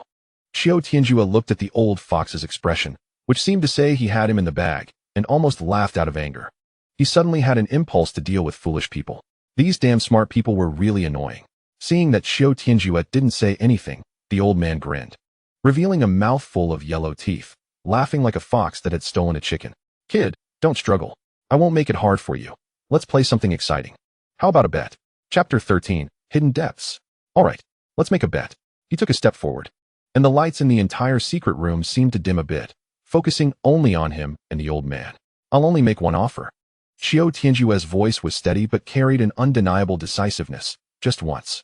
If you think it's worth it, it's yours. If you think it's not worth it, I'll turn around and leave, not saying another word. This was no longer haggling. It was a gamble. The bet was on human hearts. The old man's murky eyes stared at Qiu Tianjue for a full 3 seconds. He had lived for so many years, deceiving more people than Qiu Tianjue had seen. But he had never encountered someone who played like this before. Exciting. Good. The old man's thin chest heaved slightly, and a hint of youthful bravado seeped through his hoarse voice. If you really have the guts, I'll play it through with you. Name your price. He slapped the counter in front of him, causing the antiques on it to buzz. As long as your price makes me feel good, that piece of junk is yours. The air in the secret room completely solidified at that moment. Qiu Tianjue's mind raced. The evaluation given by Fajin Wanzong was immeasurable, which meant its value far exceeded his current fortune of 8 billion. But at the same time, the words danger unknown hung over him like a sword. Betting everything on an unknown was something only a fool would do.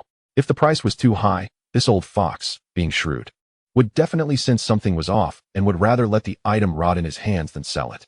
If the price was too low, it wouldn't even enter this old guy's eyes, and he wouldn't have the chance to negotiate at all. It had to be a price that made him both envious and feel it was reasonable, a price that made him feel like he had taken advantage of a clueless sucker rather than missed out on a gold mine. Looking at the old man's face that was filled with "What the hell are you hiding?" Qiu Tianjue suddenly made up his mind. He slowly extended 3 fingers. No words, just action. The old man's eyelids twitched violently, and he held his breath for a moment, staring intently at those 3 fingers. 300 million? He asked tentatively, already preparing a sneer in his heart. Qiu Tianjue shook his head again, then parted his thin lips and uttered 3 words. 3 billion. His murky old eyes instantly narrowed to a slit, and he instinctively turned his head, peering through the door crack of the secret room at the iron lump he had treated as garbage for 70 years. This action made Qiu Tianjue's heart race.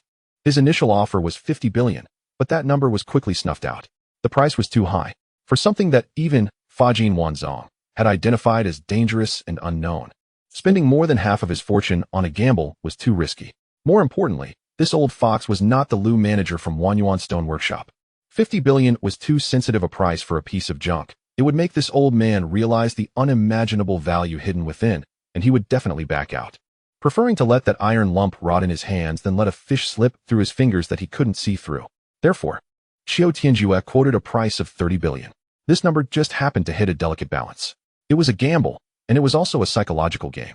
Just when Qiu Tianjue felt his heartbeat was about to stop due to the suffocating silence, the old man finally slowly turned back. He looked at Qiu Tianjue, and his old face, filled with creases, suddenly blossomed like a chrysanthemum.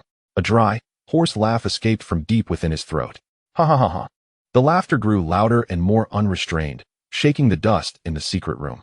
Bang! The old man's withered palms slapped heavily on the counter in front of him, producing a muffled sound. Deal.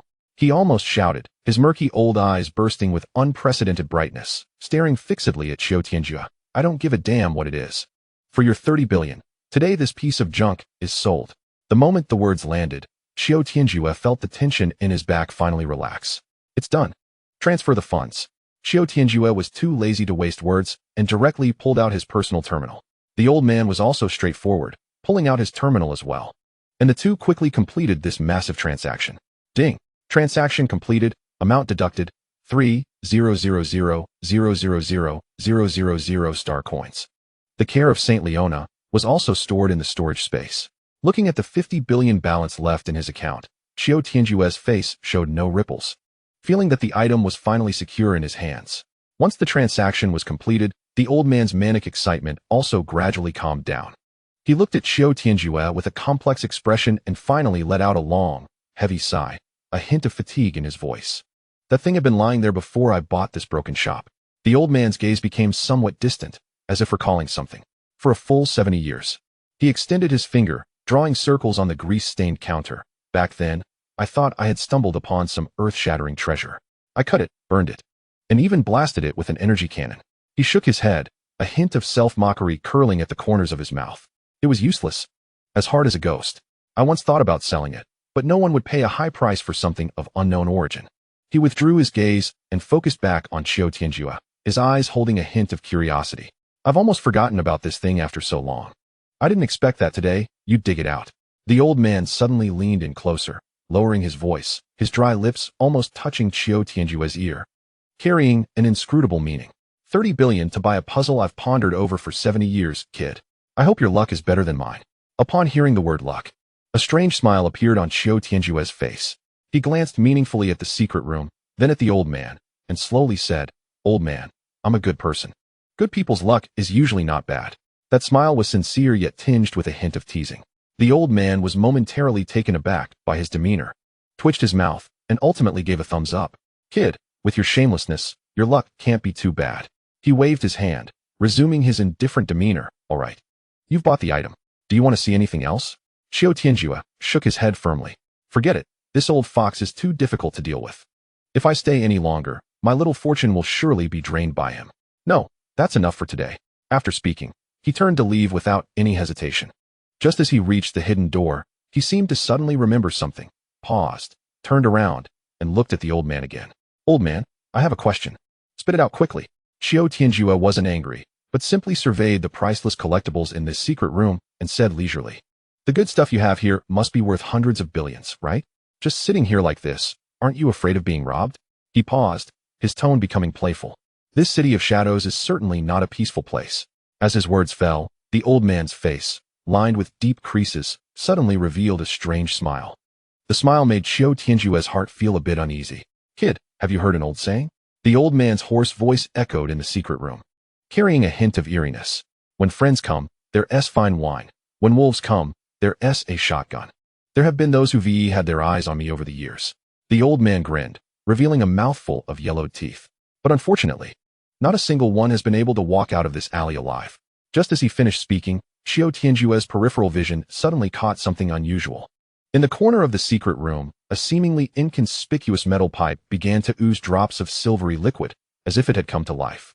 Silently sliding and spreading across the dusty wall, eventually merging into the shadows and disappearing. Liquid metal. Moreover, it was an intelligent defense system with autonomous awareness.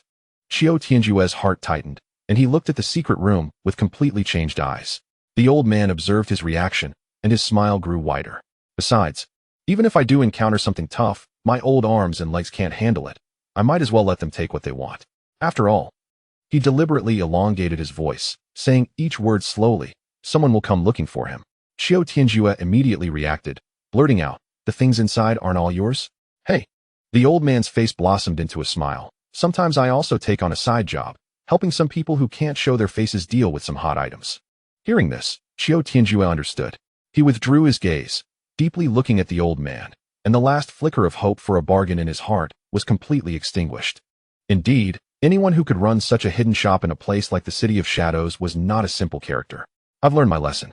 Qiu Tianjue clasped his hands, truly turning to leave, walking out of the shop without hesitation. Watching his back disappear behind the door, the old man's smile slowly faded. He hunched over and walked to the ancient god-race dagger worth 8 billion, extending his bony fingers to gently brush away the non-existent dust. The dagger began to tremble as if in response. His murky old eyes gazed in the direction of Qiu Tianjue's departure, murmuring to himself, an interesting little fellow. Chapter 14, Night Crow.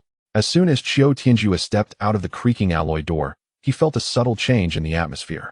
The four people waiting outside had different expressions. Bao Datian had a fawning look, his approach radiating cleverness. On the other hand, Ruan Tiangang and the other two bodyguards had less pleasant expressions, dark and somewhat repressedly irritated, as if they had just swallowed a fly.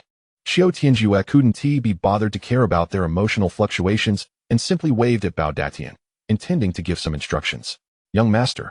Ruan Tiangang finally couldn't hold back, his voice low, deliberately suppressing something. I just received a message from the steward. He wants us to end our trip immediately and return you to Veristar. Qiu Tianjue's movements paused. He slowly turned his head, his gaze falling on Ruan Tiangang. That calm and unwavering look made this ninth-tier Stardust martial artist's heart tighten. Return to Veristar? Again and again. Qiu Tianjue suddenly felt like laughing. A steward, a servant, actually began to dictate to him, the master. His cheap old dad really raised a loyal dog. Remembering the original owner's cowardly and nearly pathetic character, Qiu Tianjue found it somewhat amusing. He couldn't understand how someone could grow up to be such a useless person in a family like the Qiu family, where people could eat others without spitting out bones. Logically speaking, growing up in such a family, one would at least be a ruthless bully. Yet how could he be naive enough to be quietly killed in his room? Truly a peculiar case. So, are you planning to tie me up and take me back now? Qiu Tianjue asked flatly. Ruan Tiangong's face grew even uglier. His lips moved, but not a word came out. Tie him up? He dared not. But he also couldn't ignore the steward's orders. This steward held a very special position in the Qiu family. In a sense, his words equated to the family head's wishes. Young master, Fu Bo is also thinking of your safety. Another 7th-tier bodyguard explained stiffly, the City of Shadows is filled with all sorts of people. You. His words couldn't finish because Qiu Tianjue's gaze had already landed on him. That calm look, devoid of emotion, made the 7th-tier bodyguard's remaining words stick in his throat. Unable to utter a single syllable, Qiu Tianjue scanned his surroundings. The dark alley, the dripping pipes, and that lingering musty smell. He suddenly felt somewhat disinterested. What a letdown. Let's go back, he said lightly. This decision left Ruan Tiangang and the others momentarily stunned. Then they secretly breathed a sigh of relief. They had prepared a lot of persuasive words, but they didn't expect this young master to be so agreeable this time. Qiu Tianjue didn't look at them again. Turning back to glance at the still bowing Bao Datian, he swiped his finger across his personal terminal, and a light screen popped up, generating a temporary contact credential. Take this. Bao Datian was taken aback, quickly receiving the vanishing light point with both hands. If you need anything in the future, I'll find you. Qiu Tianjue added. If you do well, you won't be short of money. Bao Datian's face instantly bloomed into a smile, thinking this trip would end here, but unexpectedly. He could still latch onto this golden thigh. This was a stroke of good luck. Young master, rest assured. My life will be yours from now on. I'll be at your beck and call. He patted his chest, almost wanting to bow to Qiu Tianjue on the spot. After sending off the overly excited Bao Datian, Qiu Tianjue and his 3 companions turned to head back. They didn't return to the hotel, but went directly to the interstellar airport. When that completely black, sleek, and fierce private cruise ship appeared in their sight, reminiscent of a giant beast lying in wait among the starry sea. A wave of unfamiliar memories surged in Qiu Tianjue's heart. This night crow, over 300 meters long, was a birthday gift left to him by his cheap mother. Many people in the family had been green with envy over it, even banding together to pressure the family head to reclaim this luxurious vehicle, which far exceeded the status of a mere descendant. However, in the end, they all failed. Even his second brother, who had already been designated as the next regional governor and was enjoying great prestige, had a vehicle that was far less than 1/10 of this night crow. Thinking of this, Qiu Tianjue couldn't help but smile slightly. Interesting, it seems that the original owner's mother, whom he had never met, was not a simple character either. Young Master Fubo. Ruan Tiangang, walking behind, reminded him in a low voice, with a hint of testing. Let him wait. Qiu Tianjue climbed the gangway without looking back, his voice not loud, but it made Ruan Tiangang and the other two pause in their steps, exchanging glances. Wait. Let Fubo wait. No one in the entire Veristar would believe such a statement. Watching Qiu Tianjue disappear behind the cabin door, Ruan Tiangong's resolute face displayed a complex expression. He suddenly felt that this return to Veristar would likely cause a stir. Who is Fubo?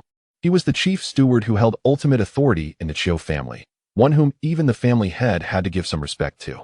Yet this seventh young master, with just a light remark to let him wait, dismissed him? Was this still the same seventh young master who would practically flee at the sight of Fubo like a mouse fleeing from a cat? Ruan Tiangong's mind uncontrollably flashed through the events that had transpired in the City of Shadows over the short span of half a day. In Wanyuan Stone Square, there was Qiu Tianjue, who had played Lu Guan's mind like a puppet, earning 80 billion in laughter and conversation. And then there were those few eye contacts that made Ruan Tiangang shudder all over. That gaze was not feigned.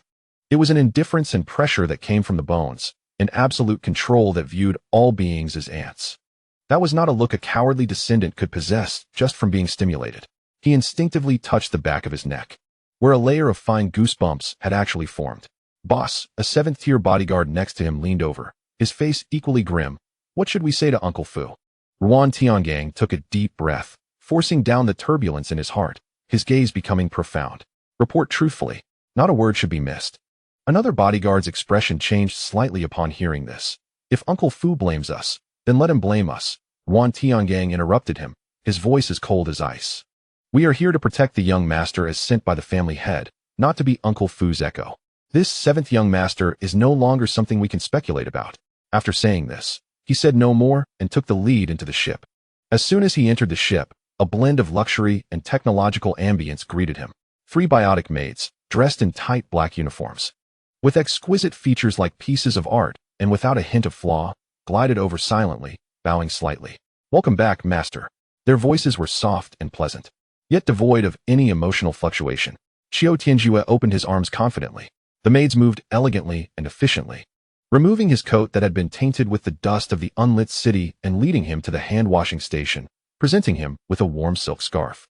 The entire process flowed seamlessly, filled with a sense of ritual. After changing into a loose, comfortable black silk robe, Qiu Tianjue felt as if he had finally returned to civilization from that dirty and chaotic underground world. He did not linger in the public area but headed straight for his exclusive room at the bow of the ship. As soon as he stepped into the room, a soft electronic synthesized voice rang in his ear. Master, the Night Crow has completed its self-check and is ready to set sail. It was the brain of this cruise ship. Destination, Veristar, Qiu Tianjue ordered lightly. Route confirmed, applying for departure permission. Permission granted, anti-gravity engine activated. Estimated arrival time, 24 standard hours.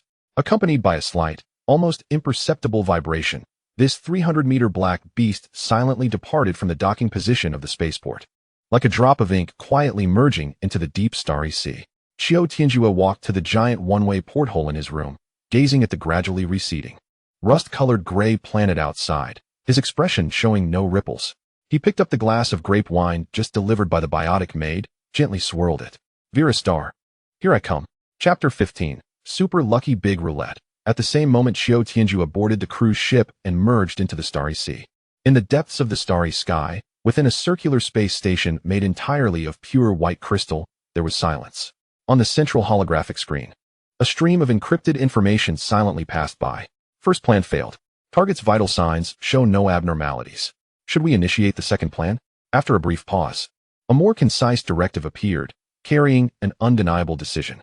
Cease all actions. Continue observation. Await further orders. The screen went dark, and the space station fell into eternal silence once again, as if nothing had ever happened. Inside the bow room of the Night Crow, Qiu Tianjue held the wine glass, took a sip of the grape wine, and gently placed it on the table beside him. He focused his mind, sinking into the depths of his consciousness.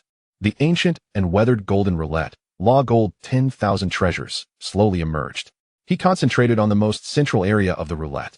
There, a 3x3 grid quietly floated, with 9 squares, all presenting a deep and pitch black that swallowed light, like 9 tiny black holes.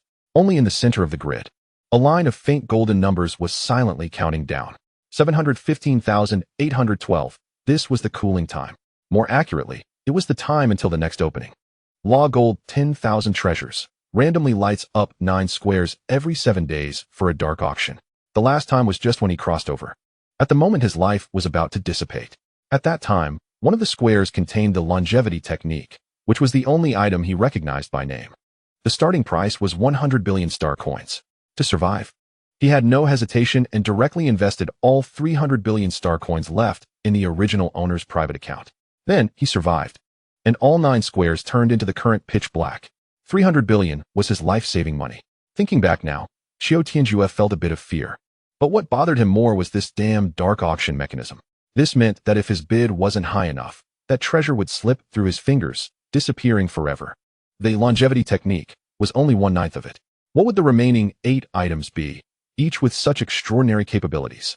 Just thinking about it made Qiu Tianjue feel a pang of bitterness. The 50 billion he currently had in his account sounded like a lot. But when the next auction came, he would probably not even be able to gather the starting price. Damn it, he needed to make money. Qiu Tianjue took a sip of wine, his gaze becoming deep. He looked at the constantly ticking countdown, with no anxiety in his eyes, but rather ignited an unprecedented interest. After finishing the last sip of wine, he pulled his thoughts away from the desire for money. A thought suddenly emerged in his mind. The item he had bought for 30 billion star coins from Old Fu, the care of Saint Lyrona. Earlier in the store, he only took a cursory glance, but now, on the absolutely safe night crow, he could study it properly. With a thought, the long metal lump appeared out of thin air in the storage space, carrying an ancient metallic odor, thudding down on the table made of solid black obsidian. It was 1.2 meters long, resembling an elongated rugby ball covered in rust, with a thick layer of petrified shell on its surface, looking like it had just been dug out from some abandoned garbage planet that had been out of use for thousands of years. Qiu Tianjue reached out, tapping on it, producing a dull sound, completely different from the metallic feel he had imagined. He calmed his mind again, communicating with the Law Gold 10,000 treasures in his consciousness. Buzz. In the depths of his mind, the golden roulette appeared, and streams of information rushed by like a waterfall. Detected superspec life energy response. Insufficient permissions for analysis. Warning. Analysis failed. Name. The care of Saint Lyrona. Core. Unknown humanoid puppet. Danger unknown. Value. Inestimable. Still the same. Qiu Tianjue frowned. 30 billion had bought him a useless lump of iron. If it was unusable, then this transaction seemed like a loss from any angle. Just as he was about to give up, planning to wait until he had enough permissions to study it later, the golden roulette in his mind suddenly underwent a change. The 9 pitch-black squares originally suspended in the center of the roulette, along with the countdown, suddenly vanished. In their place was an enormous, slowly rotating golden question mark. Qiu Tianjue was stunned. What was going on? Did the system update? Or was there a bug? He tentatively focused his consciousness on the golden question mark. The next second, a line of new small text appeared below the question mark. Would you like to spend 10,000 star coins to obtain activation clues for the care of Saint Lyrona? Qiu Tianjue stared at that line of text, his eyes twitching fiercely. 10 million? To analyze an answer, it required a separate fee? He cursed inwardly, wondering when this dam will learn to engage in knowledge payment. Cursing aside, he didn't hesitate at all. Yes. Ding. The deduction notification sound from his personal terminal didn't even have time to ring before the golden question mark in his mind shattered into countless specks of light, which reassembled into a line of brief golden text. To activate the love of Saint Leona, the blood of her descendants is required. Below the text, there was a line of small print. Note, daughter of Saint Leona. And then, there was nothing else. The line of text hovered in the air for 3 seconds before completely dissipating, and the entire magic gold vault interface returned to the previous 9 pitch-black squares and countdown, as if everything that just happened was merely a hallucination of Qiu Tianjue.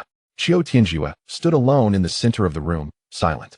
After half a minute, he finally slowly exhaled heavily, and an extremely strange expression appeared on his handsome face.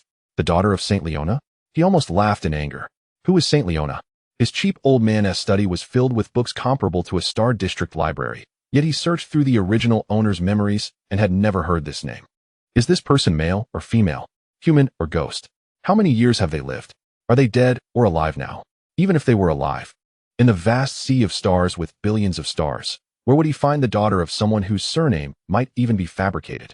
10 million star coins. Just to buy such loneliness? Qiu Tianjue felt his blood pressure rising uncontrollably. He paced around the room irritably, his gaze eventually landing back on the magic gold vault interface in his mind. In a very inconspicuous corner of the main interface, there was a function entry that he usually considered non-existent, now flashing with a cheap and tacky neon light effect. He focused his mind and clicked in. Buzz. A huge and flamboyant roulette wheel instantly occupied his entire consciousness. The wheel was divided into numerous sectors of varying sizes, painted in 9 colors. Super Lucky Roulette. There was a line of small print beneath the name. 1,000,000 times. Qiu Tianjue couldn't help but twitch the corner of his mouth. Super lucky? He preferred to call it the black hand filling the pit big roulette. On this wheel, the black area representing thank you for your patronage almost occupied 2/3 of the entire disc, broad as a shameless merchant's face. The remaining gray, white, and green areas were sparsely sprinkled like salt from a miser. As for the higher level blue and purple, their areas were so small that he had to squint to see them. The orange, gold, and the legendary diamond colors were even thinner than a hair, barely noticeable unless searched for carefully. A typical casino scam. A few days ago, when he was short on cash, he wouldn't even touch this thing. But today, the evil fire in his heart had nowhere to go. Spending 10 million on loneliness, then spending another million to hear a sound didn't seem too excessive, did it? When one gets carried away, it's easy to do foolish things. Damn it. Qiu Tianjue cursed softly and directly chose a 10 consecutive draws in the lottery options below the wheel. Do you want to spend 1,000,000 star coins for 10 lucky roulette draws? Yes. 1 million star coins were instantly deducted from his account without even making a splash. The huge roulette in front of him began to spin wildly, dazzlingly bright, with noisy sound effects, as if afraid others wouldn't know how much money it burned. Moments later, 10 beams of light flew out from the wheel, lined up in front of him. Qiu Tianjue took a deep breath and clicked on the first one. A black light flashed. Thank you for your patronage. The second one. Black light. Thank you for your patronage. The third. Still black light. Thank you for your patronage. 7 in a row, all black. Not even a consolation prize. Qiu Tianjue's face was now indistinguishable from the black area on the wheel. He felt as if he wasn't drawing a lottery, but paying an IQ tax to this damned system. Gritting his teeth, he clicked on the 8th one.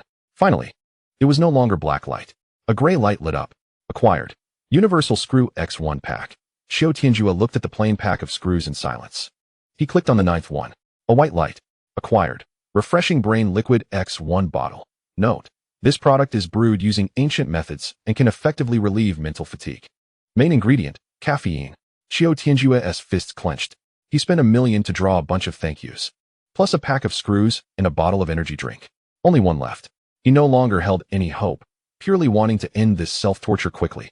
However, when he clicked on the last beam of light, an unprecedented brilliant blue light suddenly exploded. This blue was so pure, so dazzling. Completely a different level from the previous 9 garish ones. Qiu Tianjue was slightly taken aback. As the light dissipated, an old-looking notebook quietly floated in the air. On the cover, a few words were written in a messy handwriting. The confession of an old scammer. Qiu Tianjue? What the hell is this? Filled with confusion, he opened this confession book worth at least 100,000 star coins. Chapter 16, Romance. He took a deep breath and opened the poorly covered confession book. What met his eyes was a heartfelt confession comparable to the greasy male lead in a third-rate night story. The font was twisted, the words cheesy, each stroke exuding an impatient lewdness. Oh, my goddess whom I think about day and night, Willis Anna.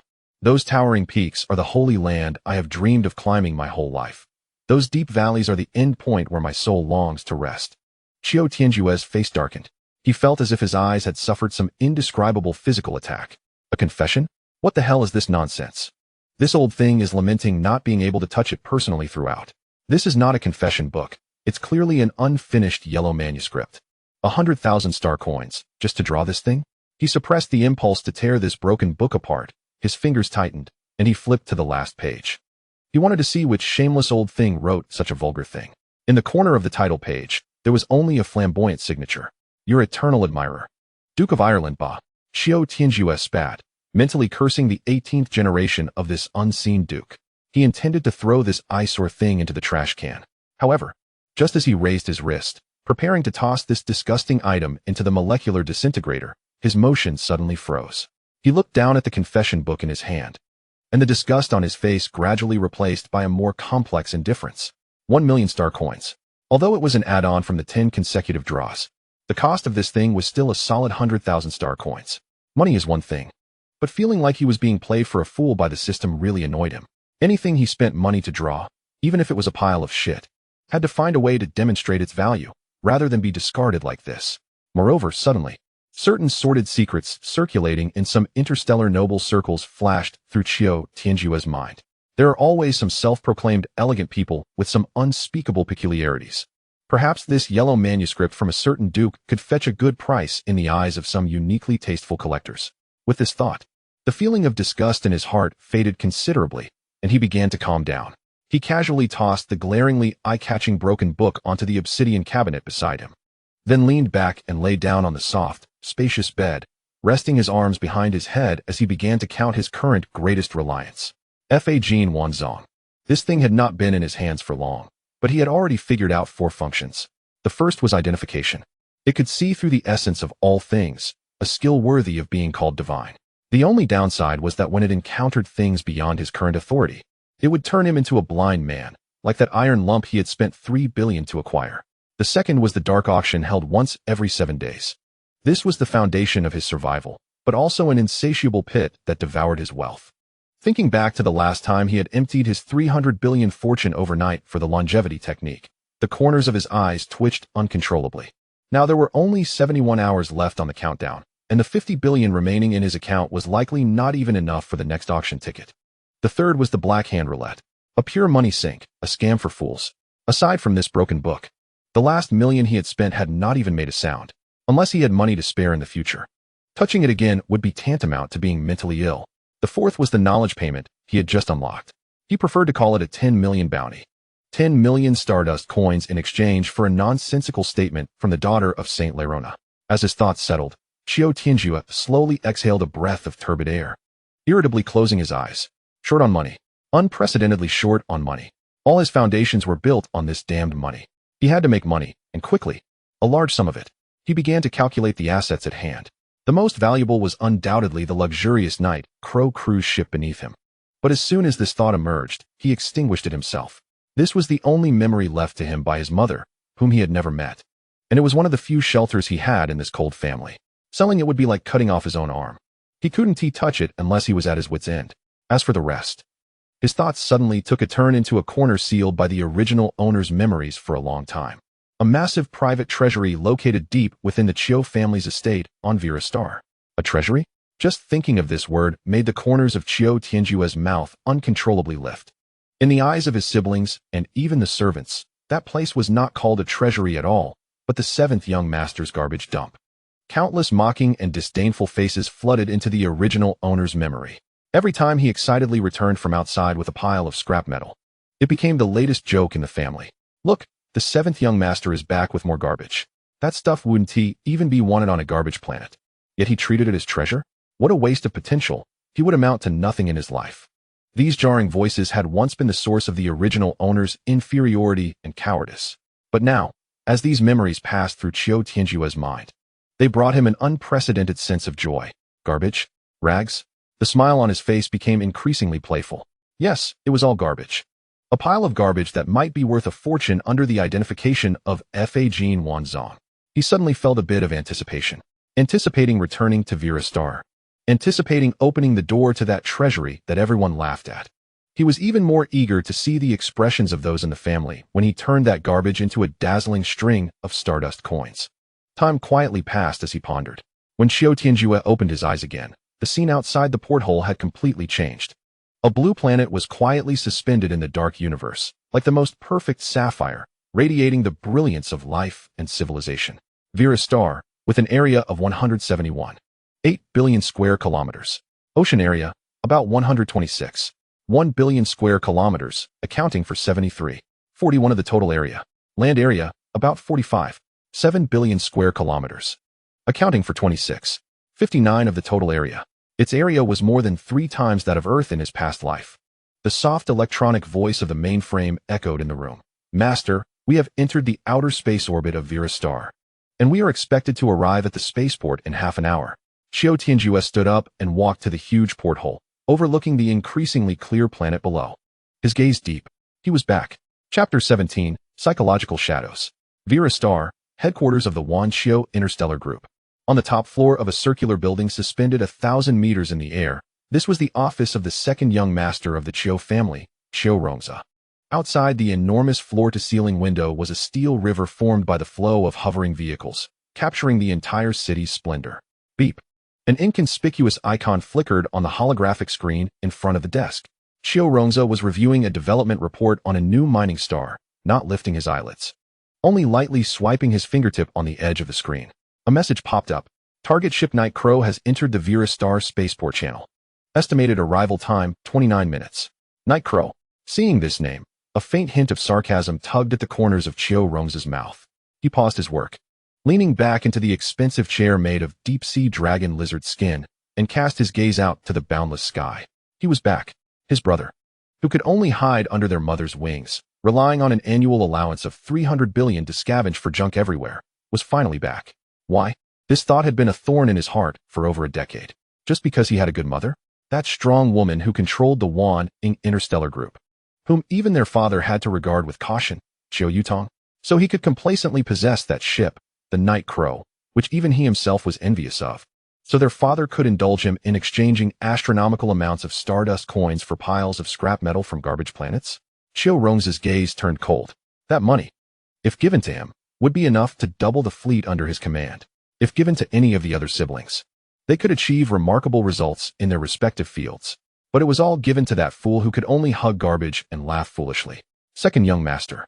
A neatly uniformed assistant approached silently, reporting in a low voice. A briefing came from Uncle Fu, saying that the seventh young master seemed to have had some unusual behavior in the city of no light. Unusual? Qiu Rongzi raised an eyebrow, feeling a bit interested. What kind of treasure had he scavenged this time that could make people laugh out loud? The assistant's expression was a bit strange. It was said that the seventh young master spent 3 billion to buy a rusty iron lump. Huffed. Qiu Rongzi laughed out loud, his laughter filled with undisguised disdain and delight. 3 billion. For a lump of iron. Good, very good. This fool's brain not only hadn't he improved, but had gotten worse. What else?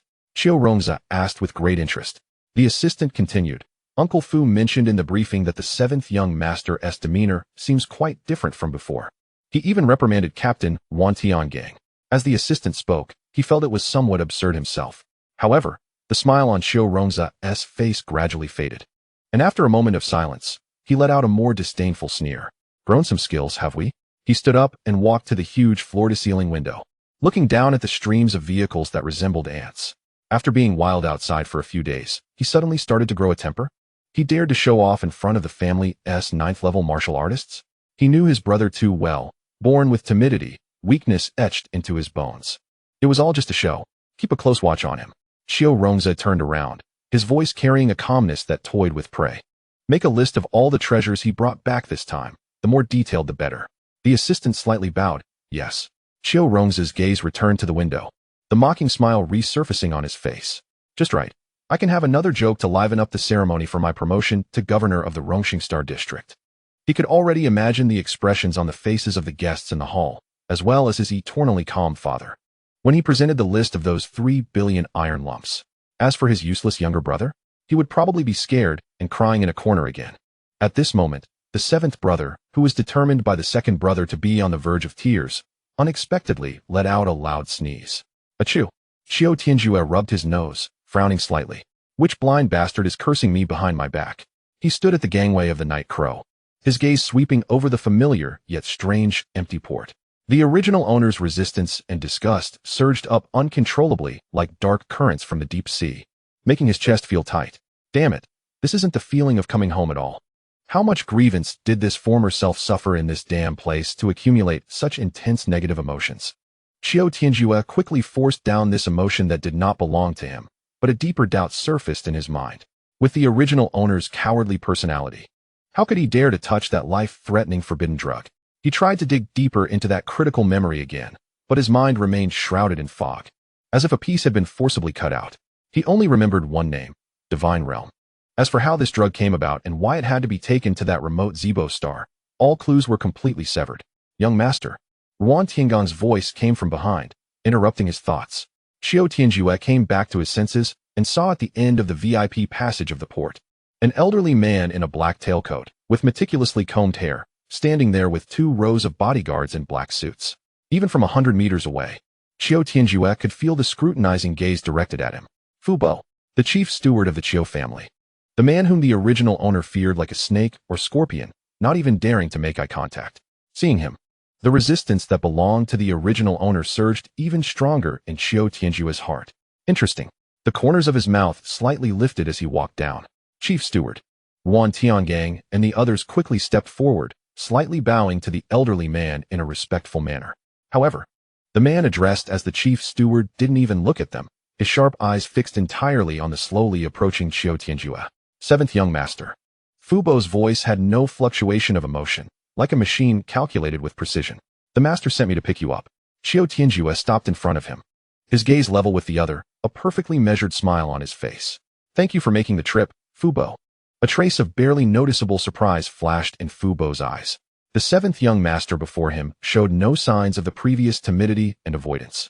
His straight posture and calm gaze gave him a sense of unfamiliar dissonance. It's my duty. Fu Bo still maintained that official tone. The car is ready, please. After saying that, he turned to the side and made a gesture to invite him in. However, Qiu Tianjue did not move. He simply shook his head with a smile. No rush. Fu Bo frowned. 7th young master? I still have some garbage to deal with. Qiu Tianjue turned to look back at the massive night crow behind him, the smile on his face growing even brighter. Fu Bo, you wouldn't mind waiting a bit longer, would you? Upon hearing this, not just Fu Bo, even Yuan Tiangang and the others behind him changed their expressions instantly. Garbage? This young master was going to start his ridiculous hobby of picking up garbage again? And right in front of the chief steward. Chapter 18. Is showing off a deductions offense? Fu Bo's weathered face showed no signs of disturbance. He merely stated factually. 7th young master, the master is waiting for you. He paused, his gaze seemingly casually sweeping over the night crow behind Qiu Tianjue, his tone carrying a kind of elder's counsel to a clueless younger generation. Your unnecessary garbage can be dealt with at any time. As soon as these words fell, the surrounding air quieted down a bit. Yuan Tiangang and the others felt a jolt in their eyelids, secretly thinking that it was bad. Unnecessary. This chief steward was still looking at people with old-fashioned eyes. In the dead silence, however, Qiu Tianjue smiled. He slowly turned his head, his deep-set eyes looking at Fu Bo with no hint of emotion. Fu Bo. He spoke softly, his voice not loud but clear enough for everyone present to hear. Garbage can indeed be dealt with at any time. But some garbage has been in the same place for decades, basking in the owner's light, seeing too many good things, and really thinks it has become a treasure. He took a step forward, closing the distance to Fu Bo to less than 3 meters, his playful smile growing more intense. Tell me, shouldn't this kind of garbage that has almost forgotten what it is be prioritized for removal, lest it sits too long, rots, and stinks up the owner? The moment his words fell, the temperature in the entire VIP passage seemed to drop to freezing point. Yuan Tiangang felt the hairs on the back of his neck stand up. Ruthless. So damn ruthless. The implication behind those words was practically a direct insult to Fu Bo's face. Fu Bo's eternally icy face finally showed a crack. His sharp eye suddenly narrowed, locking onto Qiu Tianjue with a fierce intensity, an invisible pressure erupting like a mountain collapsing and a tsunami raging. The 2 7th-level bodyguards behind him instantly turned pale, feeling as if a giant stone weighing 10,000 pounds pressed down on their chests, making it extremely difficult to breathe. Even Yuan Tiangang, a 9th-level Stardust warrior, felt a pang of heartache and instinctively tensed all his muscles to resist. Star Cloud Realm. This old guy had 1 foot already stepping into that legendary realm. This was the first time Fu Bo had truly lost his temper in front of a junior in decades. Throughout his life, he had assisted 2 generations of Qiu family heads, from the eldest young master to the 6th young lady. Which one of them had not treated him with utmost respect? When had he ever endured such a pointed insult? Especially from the family's most despised waste. However, at the center of the pressure, Qiu Tianjue remained unfazed, his smile not changing in the slightest. The aura that could terrify 7th-level warriors felt like a spring breeze to him, stirring not a single ripple. Only Qiu Tianjue himself knew that his account was crazily deducting money to resist this pressure. He quietly looked at Fu Bo, his eyes carrying a hint of faint pity. Fu Bo, it seems that over the decades, you've not only forgotten your identity, but your hearing isn't very good either. Qiu Tianjue shook his head, his smile finally fading into indifference. I said, I want to deal with my garbage first. Do you not understand, or do you not want to understand? Impudent. Fu Bo could no longer suppress the anger in his heart, shouting loudly. The sound was like thunder, shaking the entire passage's alloy walls with a buzzing sound. Seventh young master. Mind your words and your identity. My identity. Qiu Tianjue laughed as if he had heard the greatest joke, bursting into laughter. He pointed at himself, then at Fu Bo, and finally at the entirely black night crow. I am the master, you are the servant. It is my ship, not yours. Now, I command the people on the ship to bring all my things down. After saying that, he didn't even bother to look at Fu Bo, whose face had turned ashen to purple, and directly turned around, walking towards the gangway of the night crow. Anyone who dares to stop me, break their legs. That is what I said. The last 3 words floated lightly, lingering in the dead silence of the VIP passage. Ruan Tiangong's throat involuntarily rolled up and down. He instinctively glanced at Uncle Fu beside him, only to hear a series of crisp cracks, the sound of the old butler's knuckles popping from excessive force. It's over. This head butler is about to explode. Ruan Tiangong instinctively took half a step back, his muscles tensed up in an instant, ready to face a catastrophic storm at any moment. However, the expected wrath did not descend. Uncle Fu, whose chest was slightly heaving with anger, took 2 deep breaths that seemed to pull the air around him. That almost sky-burning rage was forcibly suppressed. When he raised his eyes again, the old man's sharp gaze was devoid of any emotion, replaced by a cold, almost dissecting scrutiny, locking onto Qiu Tianjue's back. Something was off. Too off. This was not the 7th young master he knew. Uncle Fu expressionlessly pulled out his personal terminal, his fingertips moving like lightning on the screen, sending a highly encrypted message with top priority across space to the core of the Qiu family estate. The message was simple, just a few numbers.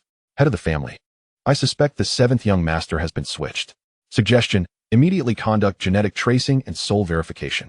Meanwhile, on the planet Vela, in the Qiu family estate, in a study that was so antiquated it felt out of place with modern technology, Qiu Mian was holding a cup of hot tea, resting with his eyes closed.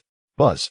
The terminal on his wrist vibrated slightly, a scarlet high-priority alert covering all the information he was processing. He slowly opened his eyes, his gaze falling on the screen. When he saw the 2 lines of text sent by Uncle Fu, this master of a vast interstellar conglomerate, who had long since learned to hide his emotions, felt his pupils constrict suddenly. In an instant, the temperature in the study dropped several degrees, the air seeming to solidify into a blade. Switched? A fierce killing intent flashed across him. But immediately after, that killing intent was forcibly suppressed, and his brows furrowed tightly. What if he wasn't switched? What if this was his true self? The face of that woman, who had established the waning starry sky group and remained formidable enough to make even him feel challenged at parting, Qiu Yutong, uncontrollably surfaced in Qiu Mayuan's mind.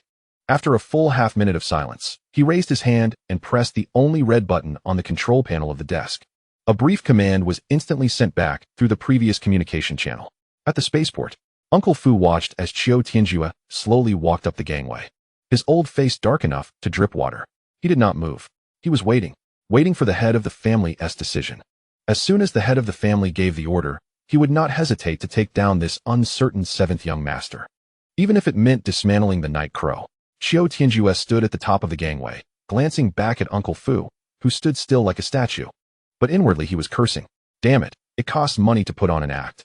Just at the moment when Uncle Fu's fury erupted, the Law Gold 10,000 treasures in his mind went into overdrive, and his account balance plummeted at a visible speed, evaporating nearly 10 million star coins in just a few seconds, barely countering that pressure.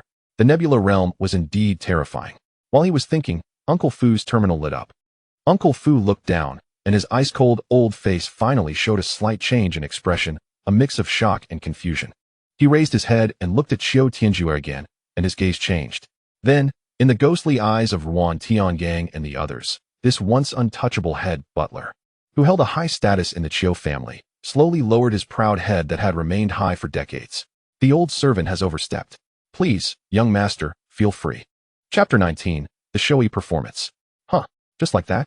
Qiu Tianjue's cold expression remained unchanged, but he was genuinely stunned for a moment. In his original plan, Uncle Fu would either explode in anger or forcibly take him away. He had already gone through 100 countermeasures in his mind, including how to leverage the situation to escalate the conflict in front of that cheap old man. And the result? I set the stage, sharpen the knives. And you don't even come on stage, but bow to me from the sidelines? And you say you overstepped? This left Qiu Tianjue at a loss. What did this make him look like?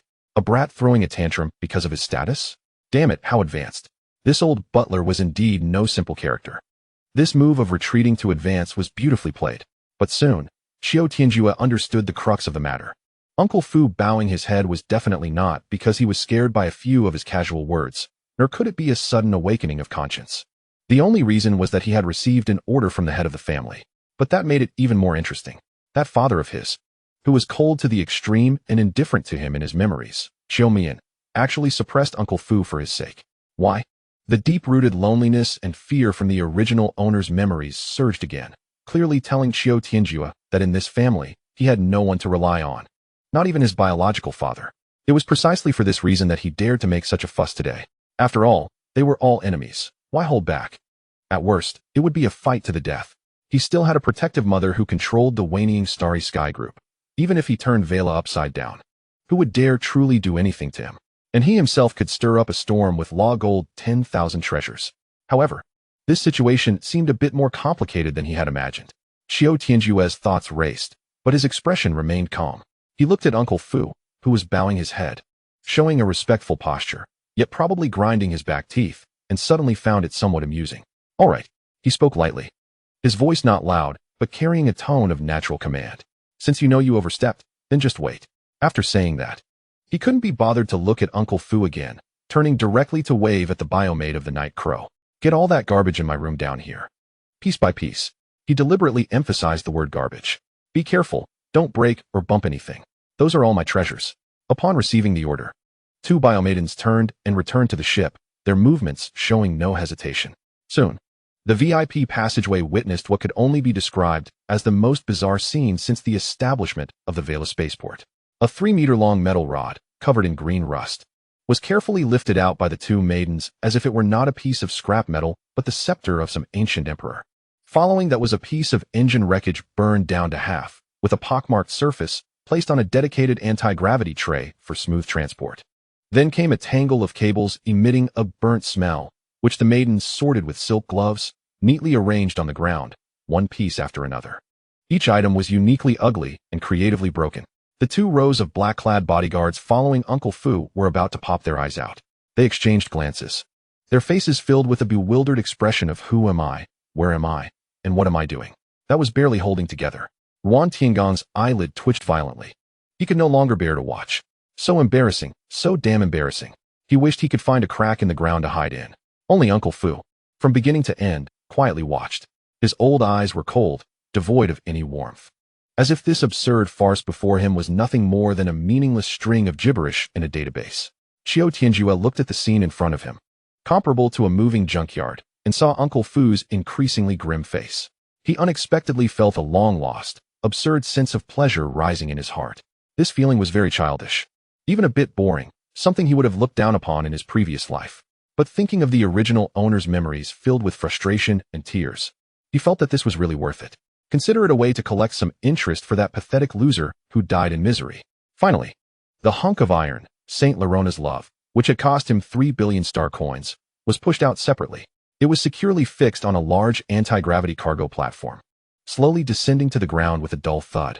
At this point, all of Qiu Tianjue's collections aboard the Night Raven had been moved out, piled into a small mountain emitting a smell of poverty and mildew in the VIP passage. The wind from the airport blew in through the passage, lifting a tattered fur from an unknown animal off the ground, swirling it around before it landed on Uncle Fu's polished shoes. Uncle Fu's eyelids finally twitched imperceptibly. Qiu Tianjue took all of this in, and his smile became radiant again. He brushed off the dust from his hands as if he had just accomplished something remarkable, then slowly turned around to look at Uncle Fu again. Uncle Fu, he pointed to the impressive pile of garbage at his feet. Come, let us appreciate this treasure of the universe together. Uncle Fu's lips pressed into a rigid straight line, but Qiu Tianjue seemed oblivious to his expression, continuing to ask in an innocent tone, "Where's the vehicle? Hurry up, why are you just standing there? Move it. Be careful that my treasures see the sunlight, lose some mildew, and affect their value." Uncle Fu tightly closed his eyes for a moment. When he opened them again, the last trace of emotion had vanished, leaving only cold silence. He didn't look at Qiu Tianjue again. He simply uttered one word to the group of black-clad bodyguards behind him, who were already feeling like thorns in their backs. Move. With the command, the two rows of elite bodyguards, usually imposing, stiffly dispersed and walked towards the pile of junk emitting a strange odor. They were the sharp blades of the Qiu family, able to take on 100 foes. But at this moment, their expressions were more serious than when they first entered battle. One bodyguard took a deep breath and reached for the 3-meter-long rusted metal rod. The moment he touched it, the rough and cold texture, along with the unknown sticky substance on it, made his hand shake involuntarily. Hey. Qiu Tianjue's voice rang out inappropriately.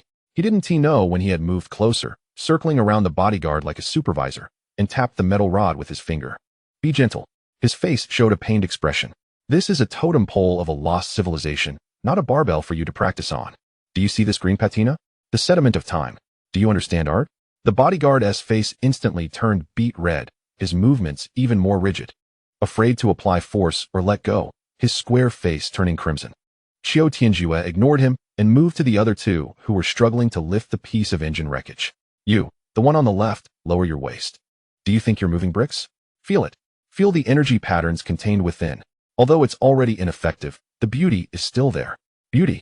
As he spoke, he shook his head, his mouth clicking, looking as if he were admiring a masterpiece rather than a piece of scrap iron dug out of a garbage pile. An awkward atmosphere began to permeate the air around them. Ruan Tiangang stood to the side, his eye twitching wildly. He had already turned his head to the other side, unable to bear watching this scene any longer. Finally, it was time for the piece de resistance, the oval-shaped hunk of iron, Saint Laurona's love. All the bodyguards stopped their movements, looking at this treasure in unison. Why is everyone stopping? Are you waiting for it to grow legs and walk away? Qiu Tianjue clapped his hands to draw everyone's attention, then walked slowly to the hunk of iron, adopting an exaggerated posture as he gently brushed away the dust that wasn't even there. He cleared his throat. His voice wasn't loud, but it was clear enough for everyone in the passage to hear. This one, give me your utmost spirit. He extended 3 fingers, shaking them in front of everyone. His expression one of unprecedented seriousness. 3 billion. Star coins. He articulated each word, deliberately glancing at Uncle Fu not far away, grinning widely, revealing a dazzling smile. If you break it, you'll have to use your pension from the last few decades to pay for just a fraction. This statement was directed at the bodyguards, but his gaze was locked on Uncle Fu. Boom. All the bodyguards were instantly dumbfounded. 3 billion? For this piece of junk? They looked at the rusted hunk of iron, their expressions instantly changing, no longer seeing it as an object, but as a supernova that could explode at any moment. Cold sweat broke out on them, and they didn't know where to put their hands and feet. Looking at their ghostly expressions, the anger in Qiu Tianjue's heart finally eased. He nodded in satisfaction and waved his hand. All right, move it. Remember, be as gentle as if you were treating your own father. Chapter 20. Difficult to deal with. At this moment, Uncle Fu, who had been silent like a statue, finally moved. His cloudy old eyes slowly shifted from the pile of garbage back to Qiu Tianjue, and a smile, rigid to the extreme, unexpectedly spread across his long unchanging iceberg face. Young Master 7. He spoke, his voice hoarse, like 2 pieces of rusted metal scraping against each other, extremely grating. Since we're going to move, why not bring everything out and finish it all at once? He paused, the strange smile widening a bit, his gaze revealing a shrewdness that seemed to see through everything. I remember, young master. You didn't just buy these treasures on this outing, did you? I heard you have an even more precious collection that hasn't been brought out yet. Upon hearing this, the smile in Qiu Tianjue's eyes instantly vanished, and his heart sank. Here it comes. He knew this old man wouldn't easily concede. The earlier bowing and apologizing were all just a prelude. The real killing move was waiting here. Qiu Tianjue squinted, coldly staring at him, remaining silent. The two locked eyes. An invisible sparks crackled in the air. Uncle Fu seemed oblivious to the oppressive chill, continuing on his own, his tone like a junior humbly seeking guidance. But every word was like a needle laced with poison. This old servant dares to ask young Master 7 to open his eyes. Let this old servant also appreciate what this world-class treasure worth 300 billion star coins looks like, so I can broaden my horizons with this old body. 300 billion. These 3 words crashed through the entire VIP passage like a tsunami. The bodyguards, who had been stifling their laughter at young Master 7's predicament, suddenly froze. Their expressions as if they had been choked by a duck, their eyes nearly popping out. 3 billion for a hunk of iron was already unbelievable.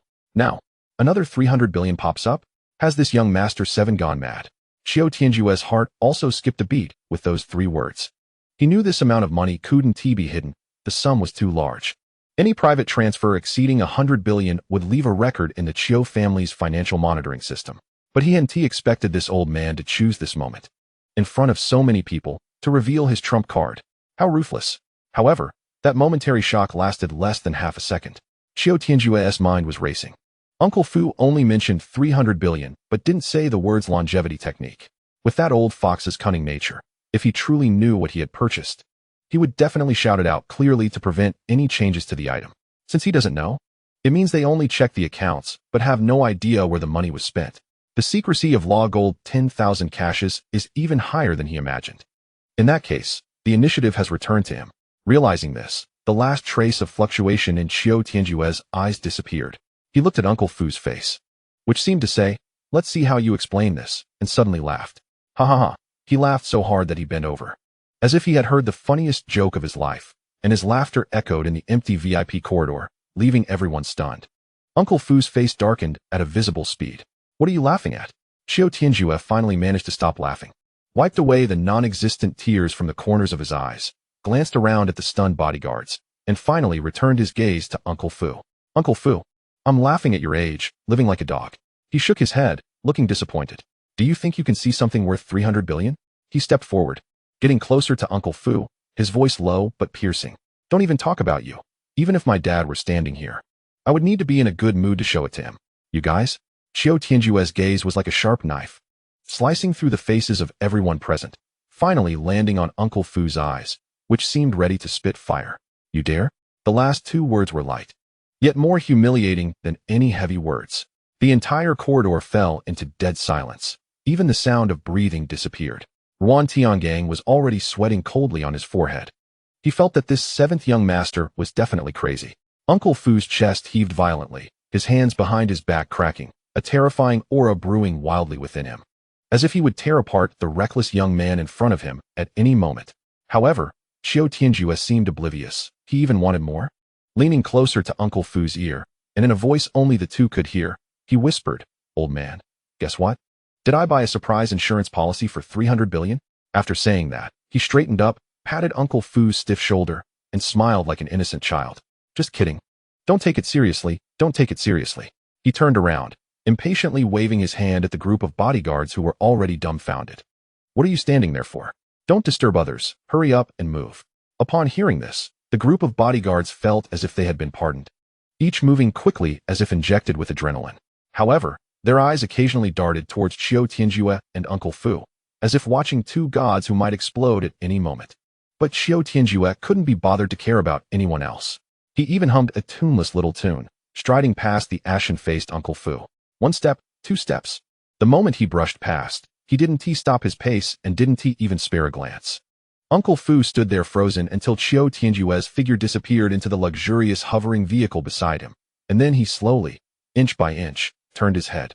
A flash of bloodshot in his murky, old eyes quickly vanished, ultimately suppressed by him. He silently watched the pile of carefully moved garbage, his lips pressed into a straight line with no curvature. No words were exchanged on the way.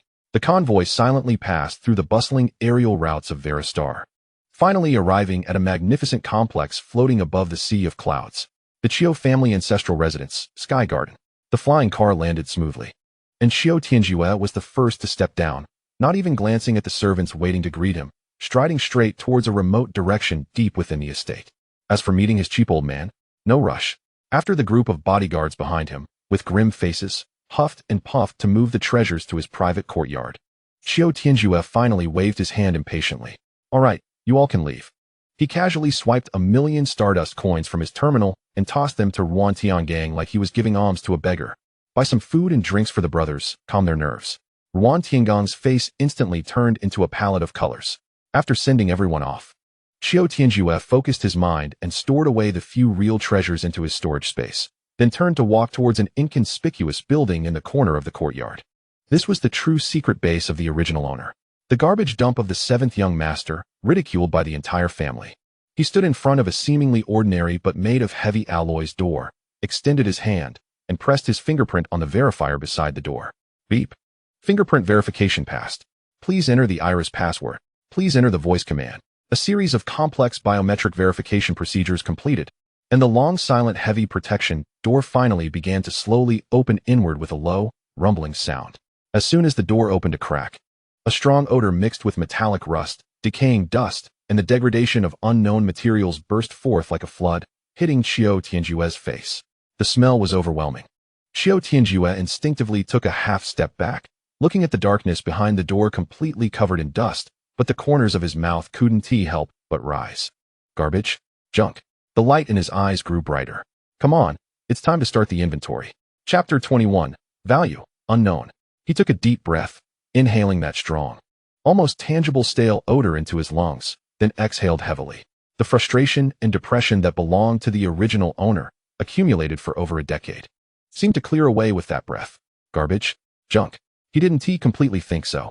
The original owner's luck was indeed poor, as the things he bought were mostly genuine scrap. But it had to be admitted that sometimes that guy's luck was inexplicably good, like a terrible gambler who always loses, yet manages to win a consolation prize with a random lottery ticket just before losing everything.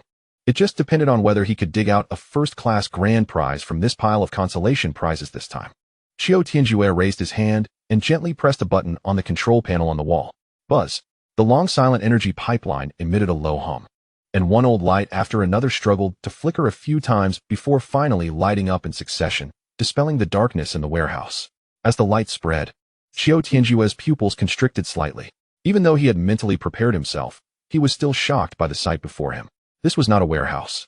It was clearly a small mountain made of scrap metal, various oddly shaped metal components, discarded mechanical arms, and energy cores burnt down to their shells were haphazardly piled together, nearly filling the entire space, leaving only a narrow passage in the middle.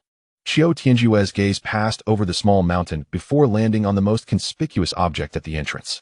There stood a gigantic figure, a humanoid stone statue carved from a single massive stone, over 5 meters tall. It sat on a throne made of the same stone, with a rugged shape, simple lines, and its surface covered in dust and signs of weathering, looking like a totem worshipped in some primitive planetary tribe, devoid of any aesthetic appeal. TSK. Qiu Tianjue clicked his tongue and walked around the statue. This thing was bought back by the original owner for 200 million star gold coins from a soon-to-be bankrupt interstellar smuggler. And at the time, this foolish transaction was ridiculed by his second brother, who spent a full half hour telling the story at the family dinner. In hindsight, it does seem quite foolish. He reached out and knocked on the cold base of the statue, producing a dull thud. With a thought, he activated the appraisal. Deep in his consciousness, the ancient golden roulette, Law Gold 10,000 treasures, quietly emerged, and streams of information rapidly flashed by. Detected spatial sealing energy, analyzing buzz.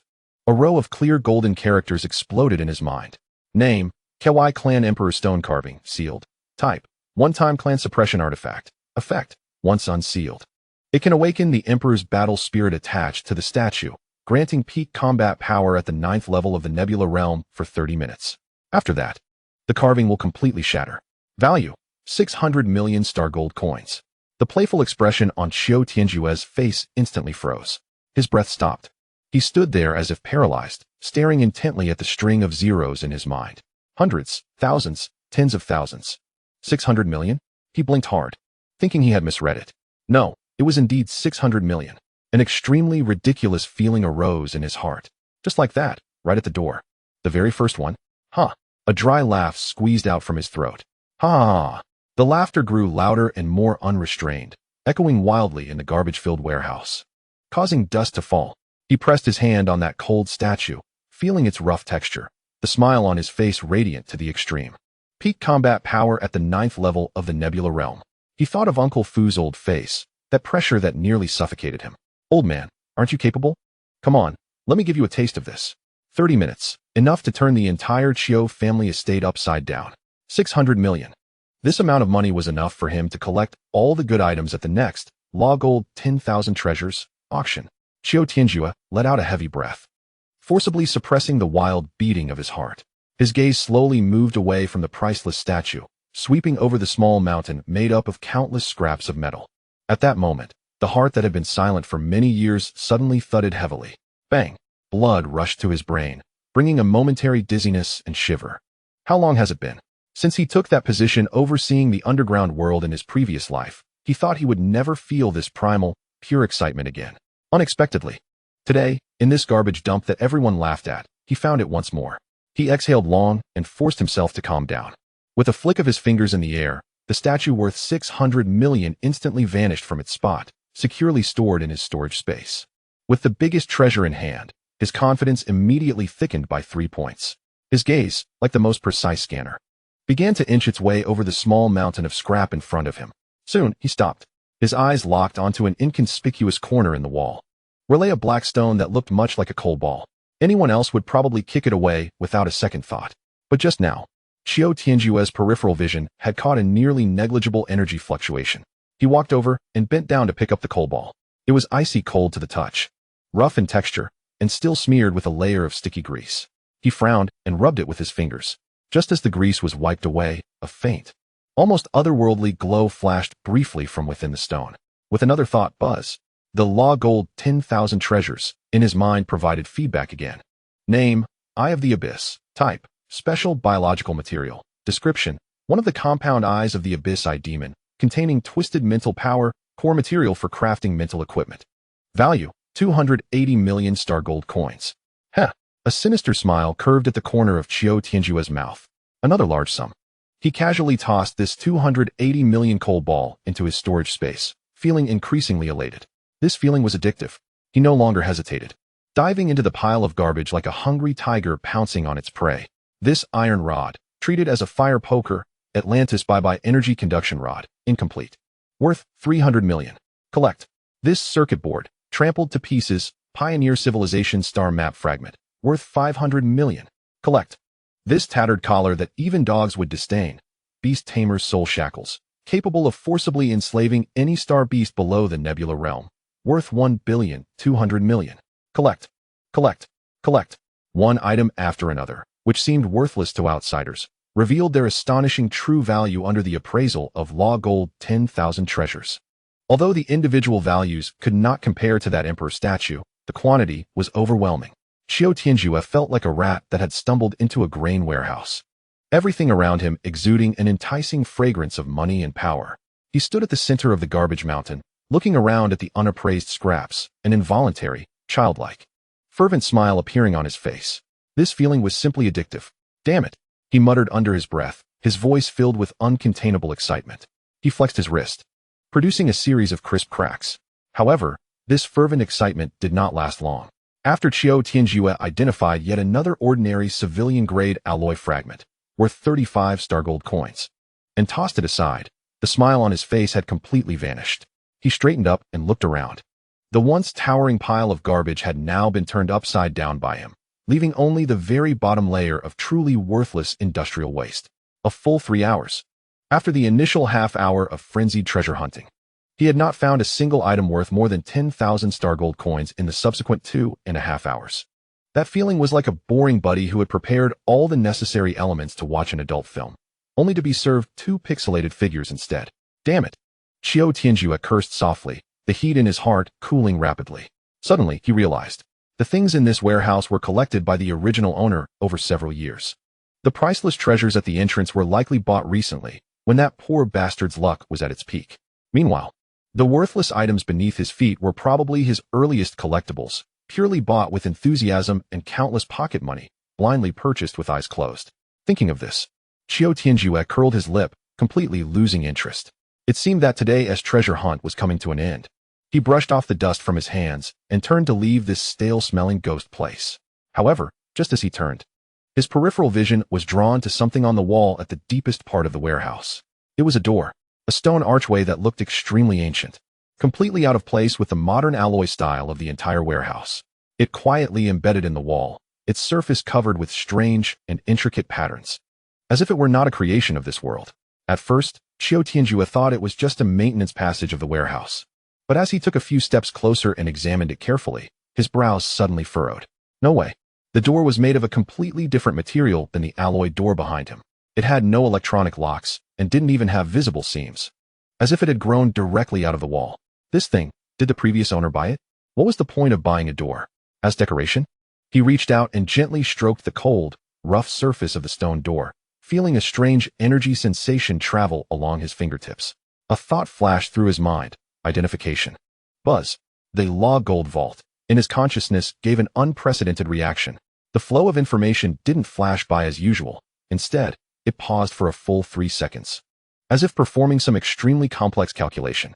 Then, a row of mysterious golden text slowly emerged. Name, Selvis's Space Gate. Type, special dimension item. Effect, can open a one-way spatial passage to an unknown location. The destination is completely random. Cooldown time, 72 standard hours. Qiu Tianjue's breath instantly stopped. His gaze was firmly locked on the last line of small text. Value. Unknown. Chapter 22. Space Gate. Unknown. Qiu Tianjue stared at those two words in his mind. His breathing slowed for a moment. The last time he saw such an extraordinary evaluation was on that iron lump he bought for 3 billion. Saint Lyrona's care.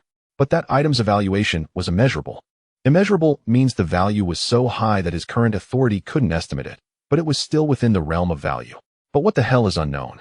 This had gone beyond the value system and entered a realm he completely didn't understand. Qiu Tianjue was silent for a moment, suddenly thinking of something. He focused his mind and sank into a corner of the Law Gold vault. That feature he jokingly called the tens of millions reward was essentially a knowledge paywall of 100,000 Ys. Last time he spent 10 million and only got a useless clue about Saint Lyrona's daughter, which made him feel frustrated about that expenditure.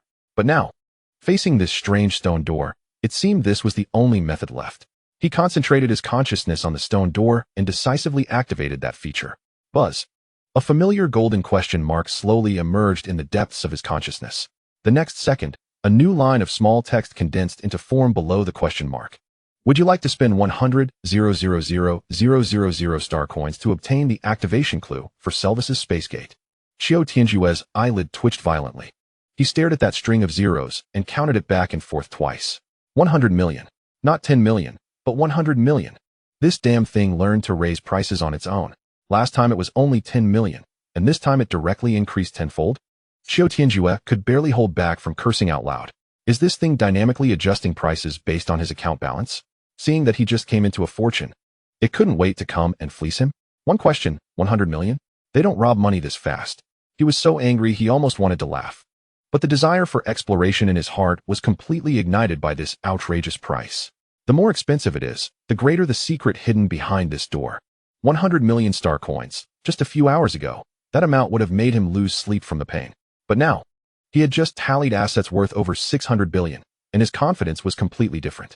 Isn't it just 100 million? Damn it. Just think of it as buying a ticket to a new world. Bet. Yes. Qiu Tianjue gritted his teeth and silently shouted this word in his heart. Yes. As soon as that word fell in Qiu Tianjue's heart, he didn't even have time to feel sorry for that money. Ding. The personal terminal's deduction prompt arrived late. While the world in his mind had already turned upside down, the floating golden question mark didn't shatter or dissipate. It suddenly shrank, collapsing into a point of light smaller than a needle tip, and then, with a silent roar, it exploded.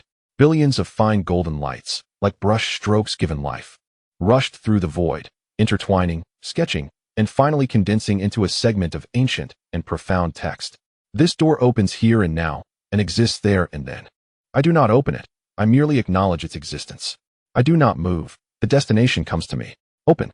Qiu Tianjue stared at those lines of text, his brows furrowing into a knot. What the hell is this? 100 million. Just bought such a vague philosophical saying? He chewed it over several times before he began to grasp some meaning.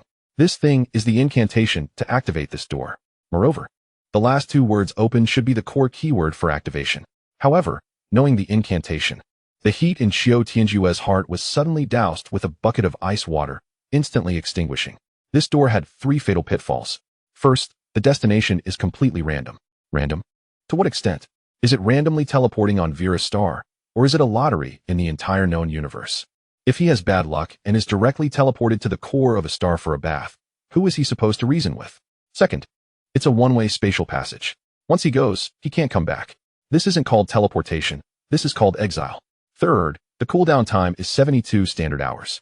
In other words, even if he really gets teleported to a paradise filled with beautiful birds and fragrant flowers, he still has to stay there for 3 days before he can open this door again and then be randomly exiled to the next unknown place. The corner of Qiu Tianjue's mouth twitched.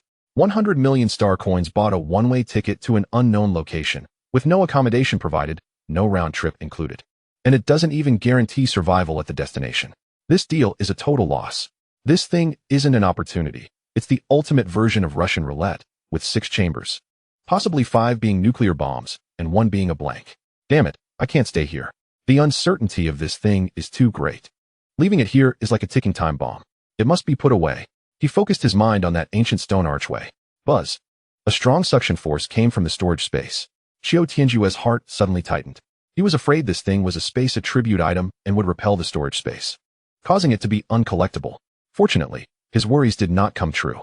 The massive stone archway, along with a circle of surrounding walls, slightly swayed before his eyes and then vanished into thin air, safely stored in a corner of the storage space, accompanying that 600 billion value emperor stone carving. Qiu Tianjue let out a long breath. Finally dealt with this hot potato. He looked around.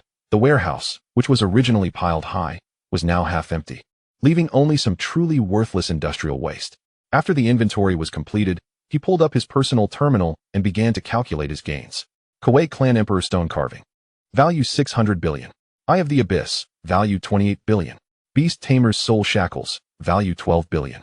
Pioneer's Star Map Fragment. Value 5 billion. Atlantis Energy Conduction Rod. Value 3 billion. Adding it all up, not counting that door with unknown value, his total haul this time exceeded 670 billion star coins. Qiu Tianjue looked at this number, but felt little joy, because he immediately opened the Law Gold Vault interface. In the center of the 9 pitch-black squares, the countdown had already jumped to 684,501, less than 3 days left. Over 600 billion sounds like an astronomical figure, but facing the next dark auction, Qiu Tianjue had no confidence at all. Last time, a single Eternal Life Sutra had drained 300 billion from him. This time at the opening, who knows what even more outrageous things might emerge. What if there are 2 or 3 items he wants? What can this little amount of money do? He must quickly turn these treasures into real star coins. A glint of coldness flashed in Qiu Tianjue's eyes as he turned and strode out of the dusty treasure vault. It was time to meet with his old acquaintance now. Chapter 23. Qiu Mo Yuan 3 hours ago, in Qiu Mo Yuan's study. It was so quiet that one could hear the faint sound of clouds moving outside the window. He was flipping through a development report on a new mining star, but his fingers lingered on the light screen for a long time. The briefing from Uncle Fu meticulously recorded every word and action of Qiu Tianjue at the spaceport. I am the master, you are the servant. My father stands here, and it depends on my mood. How could he be worthy? Qiu Mo Yuan looked at these words, his brows knitting into a frown. This was not arrogance, this was madness. How could his cowardly son, who didn't even dare to make eye contact with others, say such things? Just then, the door to the study was silently pushed open. Ruan Tiangang, along with 2 other 7th-tier martial artists, walked in with their heads down. Hurrying in, head of the family, the 3 bowed deeply, their demeanor even more respectful than when they were at the spaceport. Qiu Mo Yuan did not look up. Still staring at the light screen, his voice flat and devoid of emotion. Speak. Ruan Tiangang's heart tightened, afraid to conceal anything, and recounted everything that had happened from the city of no light to the spaceport, from the reprimand to the 30 billion iron lump, and finally to that unforgettable gaze. The air in the study grew heavier with his narration. When Ruan Tiangang mentioned, "So, you are planning to tie me back right now?" Qiu Mo Yuan's fingers, which had been flipping through the report, finally came to a complete stop. He slowly raised his head, his deep eyes showing no ripples, just quietly looking at Ruan Tiangang. He really said that? Not a word less. Beads of sweat had begun to form on Ruan Tiangang's forehead. Qiu Mo Yuan fell silent. He recalled Uncle Fu's encrypted message, suspecting that the 7th young master had been swapped. An absurd yet most reasonable explanation. However, a swapped person, an intruder occupying another's place, should act discreetly, mimicking the original owner, trying to avoid being discovered, right? His current behavior seemed to want to engrave the words, "I am not the original Qiu Tianjue" on his face and announce it to the entire Veristar with drums and gongs. This was illogical, too illogical. Just then, a knock sounded again. A man in a white research suit, wearing gold-rimmed glasses, walked in. He didn't even dare to look up at Qiu Mo Yuan and hurriedly approached, presenting a freshly printed, still warm paper report with both hands. Head of the family. This is the comprehensive test report of the 7th young master. Qiu Mo Yuan picked up the report. Gene origin comparison matching degree 999,999 confirmed as father and son relationship. Soul imprint scan fluctuation frequency normal. No signs of external erosion or coverage. Blood component analysis detected no traces of mental drugs or signs of genetic modification. Flipping through page after page, each piece of data and every conclusion coldly informed him with the most scientific facts. This was his son, Qiu Tianjue. Undeniable. Qiu Mo Yuan set down the report, looking at the white-clad man before him, who didn't even dare to breathe, his voice still flat. No abnormalities? According to the report, head of the family, from the biological and soul perspective, There are no abnormalities. The bespectacled man adjusted his glasses and cautiously added, as for the drastic change in personality. Clinical psychology attributes this phenomenon to post-traumatic growth. Perhaps the seventh young master experienced some significant stimuli outside that we are unaware of. Significant stimuli? Qiu Mo Yuan's mind suddenly flashed to that unparalleled treasure he had bought for 3 billion in the city of no light. One that even the family couldn't trace specific information about. He fell silent for a long time, so long that even Ruan Tiangang felt his legs growing numb. All right, you all can leave. Qiu Mo Yuan waved his hand. Once everyone left, the study returned to silence. He picked up that report again, his gaze lingering on the matching degree of 999,999 for a long time. What if he wasn't swapped? What if this was truly his real self? An uncontrollable face floated into Qiu Mo Yuan's mind. The woman Qiu Yutong, who had single-handedly created the Wan Ing Star Sky Group. So powerful that even he had to step back. Could that woman's son really be a waste that could be easily manipulated? He slowly leaned back in his chair, his fingers unconsciously tapping lightly on the table. Once, twice. After a long while, he suddenly chuckled softly. Interesting. He picked up the terminal and pulled up the internal surveillance footage of the manor. In the footage, that son who felt incredibly unfamiliar to him was striding towards the garbage dump that everyone mocked. On his face was a kind of fervent expectation that Qiu Mo Yuan had never seen before. Fine. Qiu Mo Yuan watched the scene, the corners of his mouth curling up into an ambiguous arc. Let me see what tricks you're trying to play. He was eager to know what kind of surprise this suddenly grown-up son would bring him. However, this surprise kept him waiting for 3 hours. Qiu Mo Yuan leaned back in his chair, his fingertips sliding across the light screen, pulling up one confidential document after another from the group. But he couldn't focus on a single word. For how many years had he been at the helm of this massive business empire, controlling the flow of billions of star coins with a word, determining the life and death of countless people with a thought? No one had ever dared to make him wait like this. 3 hours was enough for a meteor to fall from outer space into the atmosphere, and enough time for him to sign dozens of documents that could determine the fate of a planet. Yet now he could only sit here, waiting for his suddenly transformed son. Suddenly, the door to the study was pushed open without even a hint of a knock, with a loud bang, as if it had been pushed open without warning. In that moment, the anger that Qiu Mo Yuan had built up for 3 hours, along with all the questions and authority he had prepared, seemed to burst like a balloon pricked by a needle, deflating completely. He even forgot to get angry. He saw Qiu Tianjue stride in with a disregard for kinship. He didn't even glance at Qiu Mo Yuan in the main seat, walking straight to the obsidian crystal desk that symbolized the highest power of the family. Pulling out the chair opposite that was usually only qualified for the governors of various star regions, and sat down casually, as if returning to his own bedroom. Then, under Qiu Mo Yuan's unfathomable gaze, he crossed his legs. The corners of Qiu Mo Yuan's eyes twitched slightly. He looked at this familiar, yet unfamiliar face, where the previous timidity and evasion had vanished without a trace, replaced by a calmness that was almost scrutinizing, beneath which lay an unfathomable aggressiveness. This gaze made Qiu Mo Yuan's heart feel a tightness. This was not the way a son looked at his father. It resembled a creditor sizing up a debtor. An eerie silence fell in the study, with only the ticking of the antique clock echoing, striking at the tense air between the two. Finally, Qiu Mo Yuan spoke first, his voice betraying no joy or anger. It seems there are indeed quite a few treasures in that garbage dump of yours. You've gained some confidence. Upon hearing this, Qiu Tianjue smiled. It's all right, he replied, his voice not loud but exceptionally clear. It's just a bit small. And the new treasures I've acquired are a bit hard to fit. The corners of Qiu Mo Yuan's eyes twitched slightly. Treasures? He asked with great interest. Oh, is it that 30 billion iron lump, or that 300 billion surprise? The moment the words fell, the temperature in the study suddenly dropped several degrees. This is an inquiry, and also a warning. However, Qiu Tianjue seemed to miss the deeper meaning and instead revealed a brilliant smile on his face. Not at all. He looked at his nominal father and said slowly, I came here to discuss a business deal with you. Business? Qiu Mo Yuan's brows finally furrowed. You actually want to discuss business with me? I need money, Qiu Tianjue said confidently, as if the 50 billion stardust coins in his account were mere ghost money. So, I'm planning to sell something. The smile on his face grew more mischievous. I want to find a knowledgeable buyer for what others consider garbage. Are you interested? Chapter 24, Doing Business with Me. Qiu Mo Yuan was almost amused by his son. A knowledgeable buyer? Asking if he was interested in that garbage? After so many years running a business empire spanning dozens of star systems, it was the first time someone dared to sit across from him and talk business in such a tone. and it was his son, who was regarded as a joke by the entire family. Madness. Yet he couldn't help but feel that in front of him. Qiu Tianjue's calm and almost indifferent eyes held a disturbing clarity, a kind of awareness that seemed to manipulate everything at will. Was he truly mad, or just pretending? Once that thought arose, it sprouted wildly in his heart like a seed. Qiu Mo Yuan leaned back in his large chair, surprisingly showing a hint of seriousness. He looked at Qiu Tianjue, his voice steady and devoid of emotion.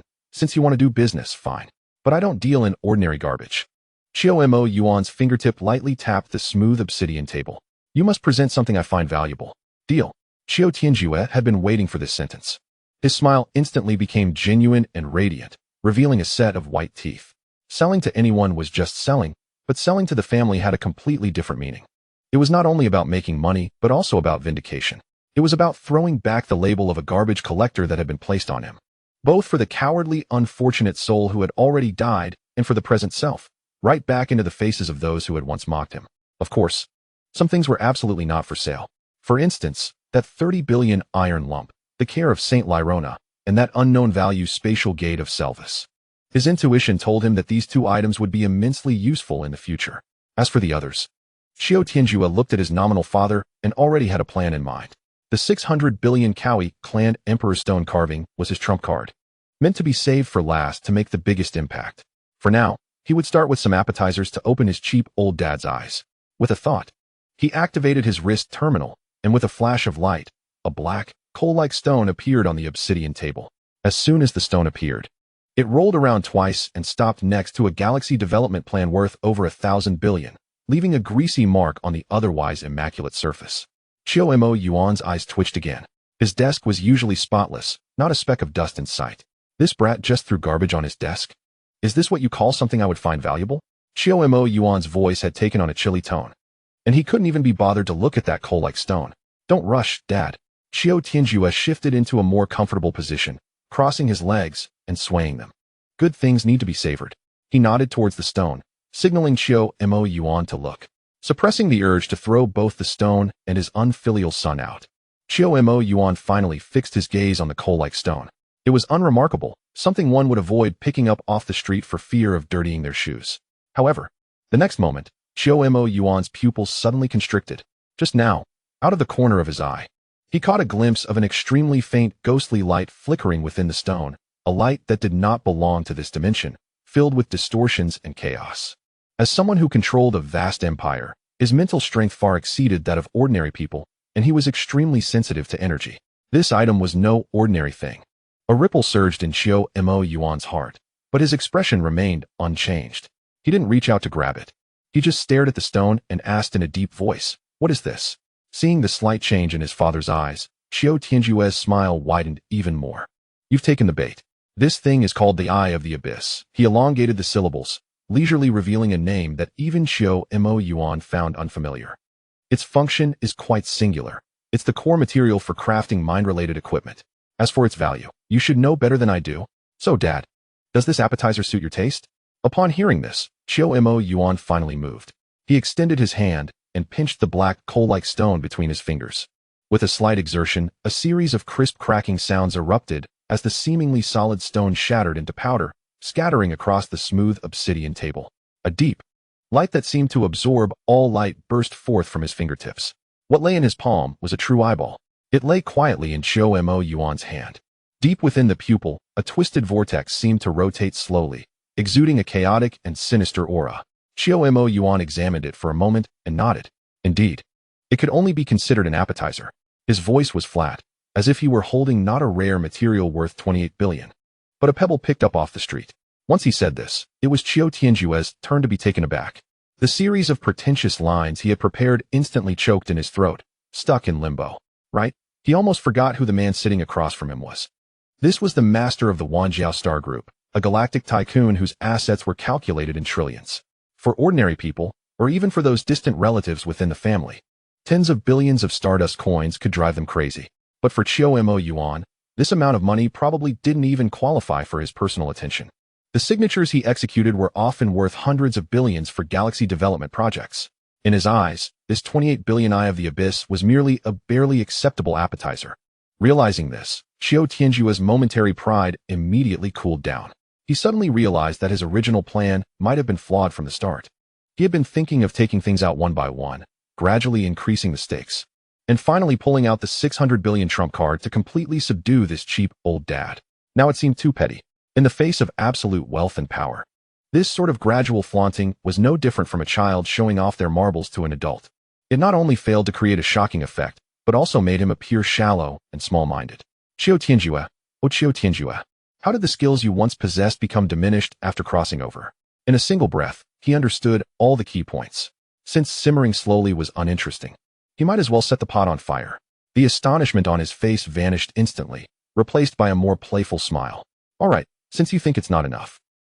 Qiu Tianjue lazily leaned back in his chair as if he had made a resolution. I'll throw it all in. Before he finished speaking, the light on his wrist terminal flickered wildly. Clang. A rusty, green-coppered metal rod appeared out of nowhere, crashing onto the table and sending a contract worth hundreds of billions flying. Atlantis Energy Conductor, valued at 300 million. Bang. A palm-sized circuit board, almost crushed to bits, fell down immediately, and the burnt smell spread instantly. Pioneer Star Map Fragment, valued at 500 million. Boom. A tattered metal collar, emitting a strange odor, landed next to the abyssal eye with a dull thud. Beastmaster's Soul Lock, valued at 2 billion. One piece, two pieces, three pieces. In the blink of an eye, Qiu Mo Yuan's obsidian crystal desk, which usually had not a speck of dust, was completely piled up with a heap of junk emitting various strange smells. Any one of these items, if taken out alone, would be enough to cause a sensation at any auction. But at this moment, they were carelessly and unsightly piled together like items from a roadside stall by Qiu Tianjue, forming a visually striking mountain of trash.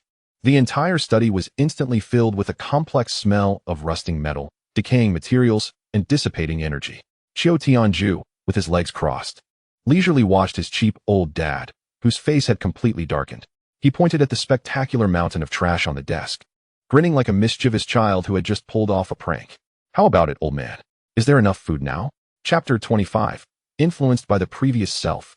Qiu Mo Yuan looked at the spectacular mountain of trash on the desk, and then at his son, whose eternally unchanged face showed a complex expression for the first time. This impatient look was like a child who scored high marks, laying the paper before his parents, saying casually to take a look, while his eyes gleamed with a light that could blind the other party. He has changed, yet seems unchanged. The stubbornness and flamboyance that belonged to Qiu Yutong seemed to have been catalyzed by something, erupting in a crude and childish way. The accumulated anger in Qiu Mo Yuan's heart inexplicably dissipated. He even felt like laughing. After a long time, he sighed. Forget it. Perhaps this child really suffered some huge stimulus outside. Since the dishes are all served, Qiu Mo Yuan leaned back in his wide chair.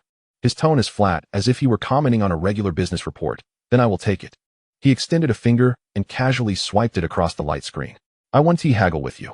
1 billion. The three light words floated out of the mouth of this interstellar giant without any ripple, as if it were not 1 billion star coins, but $100. The smile on Qiu Tianjue's face froze. He had imagined 100 possibilities.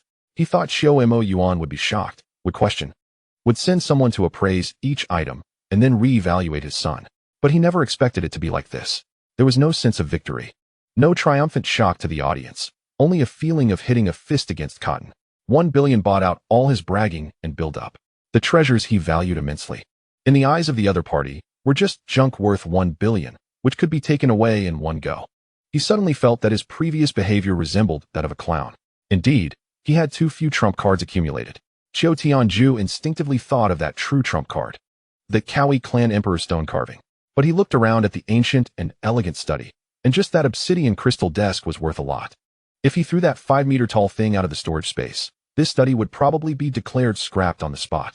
Before he could weigh the pros and cons, his personal terminal on his wrist beeped lightly, and a string of numbers refreshed his account balance. 1 billion had already been credited. The action was so quick that he had no chance to regret it. You should go back and rest. Qiu Mo Yuan waved his hand, as if dismissing a subordinate reporting work, the tone carrying an undeniable weariness. He paused, his gaze becoming a bit deeper. Also, be a little more polite to Uncle Fu next time. He has worked hard for the Qiu family his whole life, and even if he has no merit, he has put in effort. As a junior, you should show respect. Upon hearing this, Qiu Tianjue almost couldn't hold back his expression. Respect? Asking a victim who was almost crushed by that old dog-ass aura to respect him? This reasoning was really hard to swallow. He looked at Qiu Yuan's eyes, which were as calm as a deep well, and suddenly laughed. The smile didn't reach his eyes, since the conversation had come to this point. Further arguing would not be about business, but rather a child throwing a tantrum. He had achieved his purpose for coming today. The money was in hand, and his attitude was clear. As for that breath, there was no rush. Got it, father. Qiu Tianjue stood up, casually adjusting his collar as if the earlier scolding had no effect on him. He turned around and walked toward the door with the same indifferent steps. Since small tricks cannot catch your eye, next time, I'll play a big game with you. A game that will make your icy face unable to sit still. Walking back along the floating corridor to his private courtyard, looking at the flowing sea of clouds beneath and the magnificent buildings in the distance. The playful expression on Qiu Tianjue's face had vanished without a trace. He stopped, leaning against the cold alloy railing, frowning. Something was off. From the moment he met Uncle Fu at the spaceport, his series of actions seemed, in retrospect, childish. Like a rebellious adolescent desperately trying to prove his uniqueness to his parents through various exaggerated and eccentric means, craving attention and recognition, especially in Qiu Yuan's study.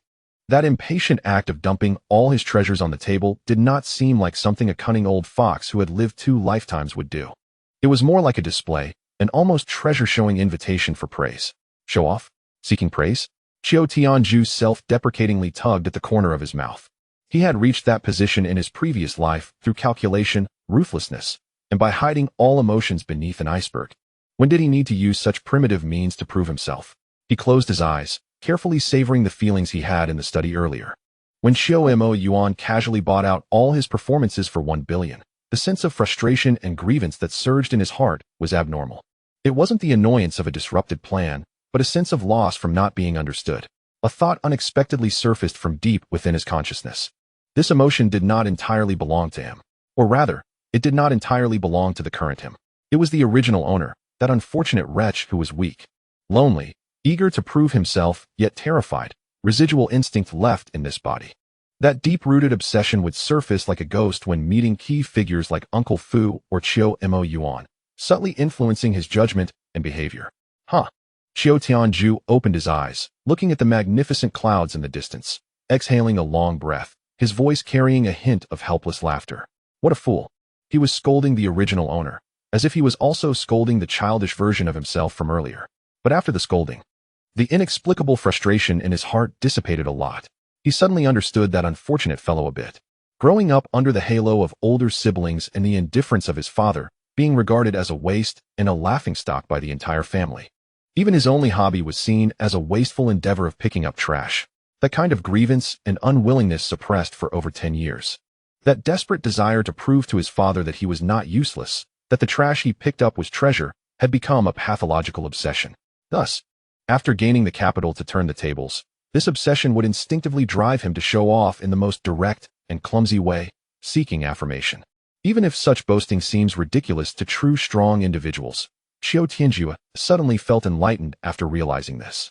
It seems that in order to fully control this body, he not only has to adapt to the new world, but also needs to clear away the emotional debris left by the original owner. He pulled out his personal terminal and looked at the long string of zeros in his account balance, his expression returning to indifference and calm. All right, he murmured softly, as if speaking to the dissipated soul. I received your wish. You just want your cheap old man to take notice of you, right? You want the entire Qiu family to be shocked by the way you were treated like garbage, right? Simple. Next time, I'll throw something at him that will make that icy face of his crack. Let him know what a real treasure is.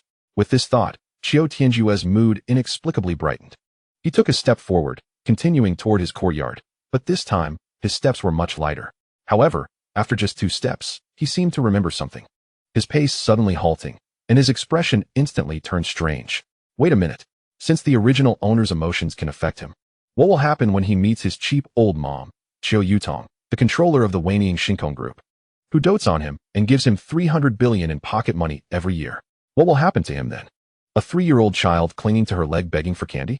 Thinking of that scene, Qiu Tianjue's face darkened instantly. He shivered and shook his head vigorously, trying to shake off that absurd image from his mind.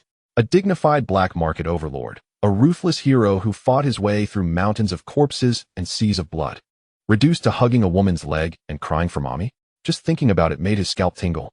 and his toes felt so awkward they could practically dig out a Qiu family estate from his shoes. Too embarrassing. This face could be lost from Veristar all the way to the outskirts of the galaxy. No, he must regain control. The residual emotions from the original owner's longing for paternal love are already troublesome enough. If he were to meet the only person in his memories who had ever given him warmth and protection, his body's instinctive reaction, God knows how out of control it would become. Just thinking about that possibility sent a chill creeping up his spine. He clenched his jaw. This matter's priority was even higher than making money. He had to find a way to suppress or even completely eradicate this emotional residue. Just as he was feeling restless, the personal terminal on his wrist suddenly vibrated. Qiu Tianjue instinctively raised his hand to look and found a message from Yuan Tiangang. Young Master Qiu, the brothers dare not accept the money you gave. It was accompanied by a request to return the transfer. Qiu Tianjue raised an eyebrow, a playful smile creeping onto his lips. Dare not accept? After a moment of thought, he understood the crux of the matter. This 1 million was not money. It was a stance. Accepting it would mean acknowledging him as the new master and offending Uncle Fu and the head steward. Not accepting it would mean continuing to stand with Uncle Fu and drawing a clear line with him. This Yuan Tiangang, despite his burly appearance, was quite perceptive. Unfortunately, did he even have a choice? Qiu Tianjue lightly tapped to directly reject the refund request, and then replied with 2 words. Keep it. Almost the moment the message was sent, Yuan Tiangang's communication request popped up immediately. Without a second thought, Qiu Tianjue pressed to connect. The light screen lit up, revealing Yuan Tiangang's rugged face, with the background seemingly in a lounge. The bodyguards around him instinctively stood up straight, their expressions tense as they saw the communication connect. Young Master 7, Yuan Tiangang's voice was a bit dry. This money really cannot be accepted. It's the rule. Whose rule? Qiu Tianjue lazily retorted. Yuan Tiangang was momentarily taken aback, and after a long pause, he finally managed to say, it's the rules set by Uncle Fu. Oh, Qiu Tianjue nodded, as if discussing an inconsequential matter. From today on, my rules are the rules. He looked at the slightly flushed face on the screen and suddenly smiled. What? I want to reward my brothers with some money, and I still need the approval of a steward? Yuan Tiangang, how long have you been with me? Yuan Tiangang's heart skipped a beat, and he almost instinctively replied, back to young master, since I joined the Qiu family's guard team, I've been assigned under you. And it's been 3 years. 3 years. Qiu Tianjue repeated, his smile slowly fading. After 3 years, you still can't tell who the master is and who the servant is? Hearing this, Yuan Tiangang fell silent. Chapter 26. Master, I finally found you. Yuan Tiangang's silence was within Qiu Tianjue's expectations. He couldn't be bothered to say more and directly cut off the communication. He had no good feelings toward Yuan Tiangang and his group. Their lack of protection was one thing, but now they couldn't even distinguish the master from the servant. They were truly useless. Since they chose their path, let them accept their fate. After ending the communication, Qiu Tianjue found himself with nothing to do. The vast sky garden was magnificent and grand, but to him, it was no different from those cold steel cages of his past life. Returning to his private courtyard, the room was empty, with only the intelligence system playing soft music on a loop. The entertainment options in this era were overwhelming, and the virtual world could create all sorts of unimaginable sensory experiences. Yet he couldn't muster a shred of interest. Boring. A deep sense of boredom penetrated his bones. He lay on the bed, staring blankly at the ceiling, and eventually, he felt a stir in his mind and opened the interface that he hadn't touched in a long time. Blackhand Big Roulette. Cursing aside, it was a good way to pass the time. Without hesitation, he selected a 10 consecutive draw. Account deducted 1,000,000 star coins. 1 million star coins was enough for a middle-class family to live a decent life on a prosperous planet for a year. Yet here, it was merely a 3-second diversion for him. Thank you for your patronage. Thank you for your patronage. Thank you for your patronage. The familiar black interface flashed by 8 times in a row, and Qiu Tianjue couldn't even be bothered to lift his eyelids. Almost ready to welcome the 9th thank you. However, just as the 9th black interface was about to appear, a strange, gorgeous purple light suddenly spread out before him without warning. The purple was so rich it seemed to drip with moisture, instantly enveloping his entire consciousness space, dyeing everything in a dreamlike hue. What the? Qiu Tianjue sprang up from the bed, frozen in place. He had poured nearly 80 million into this broken roulette, and he hadn't seen a single purple item, let alone a blue one. What was going on today? He widened his eyes, staring intently at the purple light, his heart racing uncontrollably. Hurry! He wanted to see what treasure it was. The purple light came quickly and left just as fast. When the dazzling brilliance finally receded and his vision cleared, An item quietly floated in the center of his consciousness. It was a drop of blood. A drop of blood as red as a gemstone, translucent and shimmering. It hovered in the air as if frozen in time and space, exuding an indescribable aura of holiness and nobility. The ecstasy on Qiu Tianjue's face slowly froze. What is this? A drop of blood? A dozen names of dishes popped into his head. Spicy hot pot? Duck blood vermicelli soup? Or perhaps it could be used for wine, a complete tonic? But the glaring purple light clearly indicated that this thing was definitely not simple. He quickly focused his mind to check the item information. Name, blood of the mother of the tower knight. Value, inestimable. Again with the inestimable. Qiu Tianjue looked at these 4 words, feeling a toothache coming on. He now completely understands that the knowledge payment feature with the 10 million reward from Fa song is tailor-made for situations like this. They give you a peerless treasure but don't tell you how to use it. Torture. It's so damn torturous. Want to know how to use it? Simple. Spend money. Qiu Tianjue's face darkened as he gritted his teeth, silently chanting in his heart. Query. Do you want to spend 10,000,000 star coins to obtain clues related to the blood of the Tower Knight Holy Mother? Again, the familiar formula, the familiar taste. Yes. As 10 million star coins instantly evaporated, a line of new text slowly appeared below that drop of blood. Saint Lyrona, Evelina. Just a name? Just one name. Qiu Tianjue almost spat out a mouthful of blood. But then he froze. Why does that surname, Lyrona, sound so damned familiar? A flash of inspiration struck him. And he suddenly took out that iron lump shaped like a football that he had bought for 3 billion star coins from his storage space. Lyrona's care. He clearly remembered that the identification information for this thing contained a crucial activation condition. Activation condition.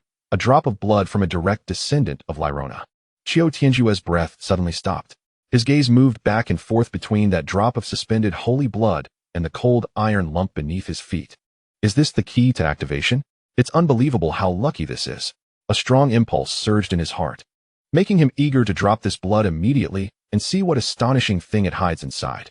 But when his gaze swept over the dangerous, unknown prompt, the fiery heat in his heart was doused with a bucket of cold water. The unknown is the most terrifying. What if something uncontrollable and unrecognizable pops out and kills him? That would be the biggest joke of the year. In the study, Qiu Tianjue held the cold iron lump, caught in a struggle between heaven and man. After half a minute, he suddenly laughed. What am I afraid of? In my past life, I was a fugitive from the start. I thrived on thrill and gambled my life. Fortune favors the bold. If I'm cowardly, I'll be a waste my whole life. Moreover, he glanced at the iron lump by his feet, recalled the words, Lyrona's care, and smiled wryly. A father's care for his child, no matter how dangerous. What could be more dangerous than this? Let us do it. Qiu Tianjue took a deep breath and made his decision. He no longer hesitated, with a thought. That drop of suspended blood of the Tower Knight Holy Mother appeared at his fingertips. The drop of blood was bright red and translucent, exuding a holy and noble aura, as if it were not a creation of this world. He carefully placed this drop of blood on top of the cold iron lump, Lyrona's care, beneath his feet. 1 second, 10 seconds, a minute passed. The iron lump showed no reaction. That drop of holy blood just lay quietly on the rusted shell, like a mismatched ruby. Qiu Tianjue's eyelids twitched. Did it get me excited? Is it just the same surname and not from the same family at all? He sighed, and the fiery heat in his heart quickly cooled, leaving only a feeling of helplessness. Just as he was about to retract the drop of blood and think of another way, a thought suddenly popped up. Why not identify it again? Let us identify these two Lyrona things together. With a thought, Fa song activated. Buzz. Deep in his consciousness, a familiar golden question mark appeared again, flashing with a charming glow that said it wanted money. Damn, Qiu Tianjue really couldn't hold back this time and cursed softly. This dog thing is really addicted to playing. It has an unlimited subscription plan, right? He realized that this Fa was just a swindler, selling things while only telling half the story. The other half of the instruction manual costs extra. 10 million. Qiu Tianjue gritted his teeth and shouted in his heart, buy? As soon as the money was deducted, the question mark in his mind exploded, transforming into a three-dimensional dynamic image, directly imprinting in his memory. In the image, a long and powerful hand was spread open, with a drop of blood of the Tower Knight Holy Mother, similarly suspended in the palm. Then, without hesitation, the owner of that hand sliced open his palm with a sharp blade, and blood instantly gushed out. A strange scene unfolded. That drop of holy blood seemed to respond to some kind of call, actively merging into the wound in the palm, mingling and fusing with the fresh blood. ultimately etching a complex and eerie blood-red rune onto the skin of the palm. The final scene showed that palm marked with the rune gently pressing down on Larona's care. The image ended there. Qiu Tianjue stood still, silent for a moment. So that's how it is. It's not just about dropping it directly. It requires using his blood as a medium for a second activation. He looked down at his fair palm, and then at the cold iron lump beneath his feet. A self-deprecating smile appearing on his face. Fine, it's just about shedding a little blood, right? He couldn't be bothered to find a knife. So he directly pointed his finger like a sword, activating the faint vitality within him, and abruptly sliced across his left palm. Uffed. A cut instantly opened, and bright red blood surged out. He placed that drop of blood of the Tower Knight Holy Mother on the wound. The next second, a scene identical to that in his memory occurred. The holy blood melted, intertwining with his blood, gathering together. And an eerie rune radiating a faint red light slowly formed in his palm. It's done. Qiu Tianjue suppressed the excitement in his heart, took a deep breath, bent down, and steadily pressed his left hand marked with the blood-red rune onto the iron lump. Boom. At the moment his palm made contact, an indescribable resonance surged from his palm straight to the top of his head. The entire iron lump began to tremble violently, emitting a low humming sound. Crack. The thick rust and dirt, which seemed to have accumulated for countless years, began to flake off and shatter like dried mud in this intense vibration. Light. Blinding light burst forth from the cracks. The outer shell of the iron lump was shedding its ugly disguise, revealing its true form, smooth and new, glimmering with a metallic cold light. Soon after, a series of crisp and dense mechanical sounds echoed, as if countless precise gears were turning simultaneously. Click. Accompanied by the final soft sound, the metallic object shaped like a football slowly slid open its shell, revealing a figure sleeping inside. A curled-up figure. Qiu Tianjue's breath completely halted at that moment. Inside the chamber lay a little girl dressed in a complex black Gothic dress, quietly lying there with her hands crossed over her chest, her sleeping face sweet and peaceful. She looked only about 8 or 9 years old, with skin as white as fine porcelain and a cascade of silver hair spread out, forming a striking contrast with her black dress. This is the care bought for 3 billion? A living little girl? No, a humanoid puppet. Just as Qiu Tianjue's brain crashed, the little girl's long, butterfly-like eyelashes fluttered imperceptibly. Then, her tightly closed eyes slowly opened. What kind of eyes are those? Pure, untainted blood red, like the most transparent ruby in the world, yet deep enough to seem like they could absorb a person's soul. Qiu Tianjue's heart skipped a beat, and he instinctively took 2 steps back, his muscles instantly tensing. Entering the highest state of alert, the little girl rubbed her sleepy eyes, let out a delicate yawn, and her dazed expression after waking seemed full of curiosity about everything around her. She slowly stood up from the sleep pod, her bare, delicate feet touching the cold floor. She looked around, and when her gaze fell on Qiu Tianjue, she tilted her head slightly, a hint of confusion flashing in her blood-red eyes. Immediately, her attention shifted to Qiu Tianjue's still bleeding left hand. It was at that moment that the little girl froze. In the next instant, her figure vanished from the spot. Qiu Tianjue's pupils constricted sharply, a chill rushing from his soles to his mind. Where did she go? Before he could react, a warm, soft sensation came from his left hand. The little girl had appeared before him, cradling his injured hand with both hands, reverently and cautiously pressing her tender cheek against the back of his hand. She closed her eyes, her cute little nose gently sniffing his hand, as if confirming a certain scent. After a moment, she finally opened her eyes, revealing a satisfied and radiant smile. She looked up at the stiff-faced Qiu Tianjue, her blood-red eyes sparkling, her voice crisp and pleasant, like wind chimes singing. I finally found you, Master. Chapter 27, Luna. Master. The 2 words were crisp and pleasant, lightly brushing past his eardrum like feathers. Qiu Tianjue looked at the porcelain doll-like little girl in front of him, his mouth twitching uncontrollably. Countless thoughts flashed through his mind in an instant, but none of them were serious. Although he was not a good person in either this life or his past life, he indeed did not have the peculiar hobby of refining copper. However, when his gaze met those pure blood-red eyes, all his nonsensical thoughts were instantly suppressed. He slowly withdrew his still bleeding left hand, looking at the blood-red rune that had already fused with his skin, his voice a bit hoarse. What is your name? Hearing the question, the little girl immediately broke into a sweet smile that could melt ice and snow. Master can call me Luna. Luna. Qiu Tianjue sighed inwardly. As expected, the love of Saint Lerona. This name, this setting, was definitely a gift prepared by an old father for his daughter. He just didn't know what went wrong in between, as this gift, which was supposed to be delivered to the young lady named Evelyn of the St. Lerona family, ended up in the City of Darkness and was ultimately purchased by him. However, it was meaningless to pursue these matters now. From the moment she cradled his hand and called him master, she belonged solely to him, Qiu Tianjue. He looked down at this little one who only reached his waist and asked, Luna, what abilities do you have? I can protect my master. Upon hearing this, Luna immediately puffed out her chest, which showed no curves at all, her face filled with pride and seriousness. Qiu Tianjue almost laughed at her appearance. With those little arms and legs, looking like she would fall over with a gust of wind, how could she protect him? It would be amusing if it turned out that he needed to protect her instead. Seemingly sensing the disbelief in Qiu Tianjue's eyes, Luna pouted, and her blood-red pupils visibly brightened.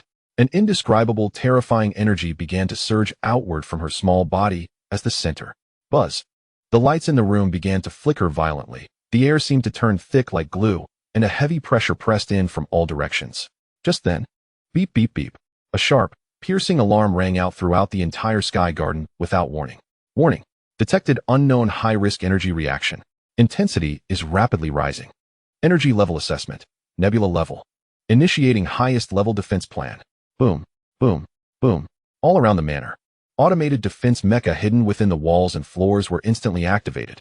Their cold electronic eyes glowing red as they locked onto the same coordinate. The private courtyard of the 7th young master. Dozens of torrents of steel rushed from all directions towards this location. Qiu Tianjue's personal terminal began to vibrate frantically, displaying the precise location of the energy source in blood-red letters, right next to him. Looking at this earth-shattering scene, Qiu Tianjue felt a chill run down his spine. Without thinking, he pressed down on Luna's fluffy little head and growled, "Stop." The moment the command was issued, the terrifying red light in Luna's eyes dimmed as if a switch had been turned off. The terrifying energy that could have made the entire sky garden tremble also vanished without a trace, as if it had never appeared. The alarm fell silent. The whole world returned to quiet.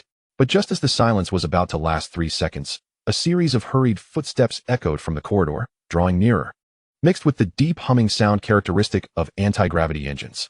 Hearing this commotion, Qiu Tianjue's eyelids twitched, knowing trouble was coming. He could tell with just a thought that his courtyard was definitely surrounded. Knock, knock, knock. The door was knocked on with a steady force. Immediately after, a familiar voice rang out, 7th young master, I am Qiu Timing. The manor just detected abnormal energy fluctuations, and the source is in your room. The family head has ordered you to open the door and cooperate with the inspection. Qiu Timing, a side member of the Qiu family, by seniority. Qiu Tianjue still had to call him cousin. He was currently the captain of the Qiu family's guard team, one of Qiu Mo Yuan's trusted aides. Qiu Tianjue glanced at the little one behind him, who was curiously looking around, completely unaware of the trouble she had caused, and felt speechless. He walked over and pulled the door open. The moment the door opened, a chilling atmosphere rushed toward him. The corridor was filled with armed guards, and further away, several menacing-looking single-soldier mechas hovered in the air, their cold barrels and crimson electronic eyes locking onto him. At least 20 unidentified objects were precisely aimed at his head and heart. Leading the group, Qiu Timing, dressed in a crisp black combat uniform, had a stern expression. Upon seeing Qiu Tianjue, he froze for a moment. Then his gaze passed over him, sharply scanning the interior of the room. Cousin, such a big show. If one didn't know better, they might think I was hiding some interstellar criminal here. Qiu Tianjue leaned lazily against the doorframe, completely ignoring the weapons pointed at him. Qiu Timing's brows furrowed tightly, his gaze quickly sweeping around the room but finding no anomalies. Finally, his eyes returned to Qiu Tianjue, and he said in a deep voice, 7th young master, please cooperate. All right, put away your theatrics. Qiu Tianjue waved his hand impatiently. It's nothing, I just conducted a small experiment. But the energy got out of control, just an accident. He paused and added, as for the specific reasons, I'll explain it to my father when I have time. Upon hearing this, Qiu Timing and the guards behind him exchanged glances. A small experiment? What kind of small experiment could produce a nebula-level energy reaction? This excuse was too flimsy. Qiu Timing's gaze remained fixed on the depths of the room, clearly unwilling to let it go. Qiu Tianjue was too lazy to waste more words with them, and with a bang, he slammed the door shut in front of everyone. Outside the door, Qiu Timing's face instantly darkened. Captain, a nearby team member couldn't help but speak up, just as Qiu Timing was about to give the order to force the door open. His personal terminal on his wrist suddenly vibrated. It was a message from the family head, Qiu Mo Yuan, with only 2 words. Stand down. Qiu Timing looked at those 2 words, remained silent for a moment, and finally raised his hand, making a retreat gesture. Inside the room, Qiu Tianjue leaned against the door, listening to the gradually fading footsteps outside, and let out a long sigh. He turned around and looked at Luna, who was squatting on the ground, curiously poking at the metallic sleep pod with her delicate white fingers, feeling a bit overwhelmed. This carrying was a bit heavy. Just then, Luna suddenly looked up, her blood-red eyes sparkling as she stared at him, her small face filled with confusion. She tilted her little head and said in a crisp voice, "Master, hungry." Chapter 28, Crunchy Radish Flavor. Master, hungry. Qiu Tianjue looked at those sparkling blood-red eyes and that innocent little face, and all the questions and reprimands that had surged to his lips were forcefully swallowed back. He raised his hand to rub his throbbing temples. The earlier commotion had almost triggered the entire manor's defense system, and this little one turned around and shouted she was hungry? She really had a big heart. Forget it. Facing such a cute little face, he couldn't bring himself to say anything harsh. What do you want to eat? Qiu Tianjue tried to make his voice sound calmer. Bread? Or nutrient solution? Luna shook her silver little head and pointed with her delicate fingers at the sleep pod on the ground, which had shed its disguise and revealed its smooth metallic body, and blurted out, "Metal." Qiu Tianjue was stunned. "Eat iron." Luna nodded seriously, and to add to her persuasiveness, she added, "High-energy metal, tastes better." Qiu Tianjue looked at her and suddenly laughed. It really was a case of someone sending a pillow when he was sleepy. In his junkyard, oh no, treasure trove, the most abundant things were various oddly shaped metal components, right? Although the valuable ones had been collected, there were still plenty of genuine industrial waste left behind. He had been worried about how to deal with that pile of stuff. But now it was directly turned into food. "Let's go.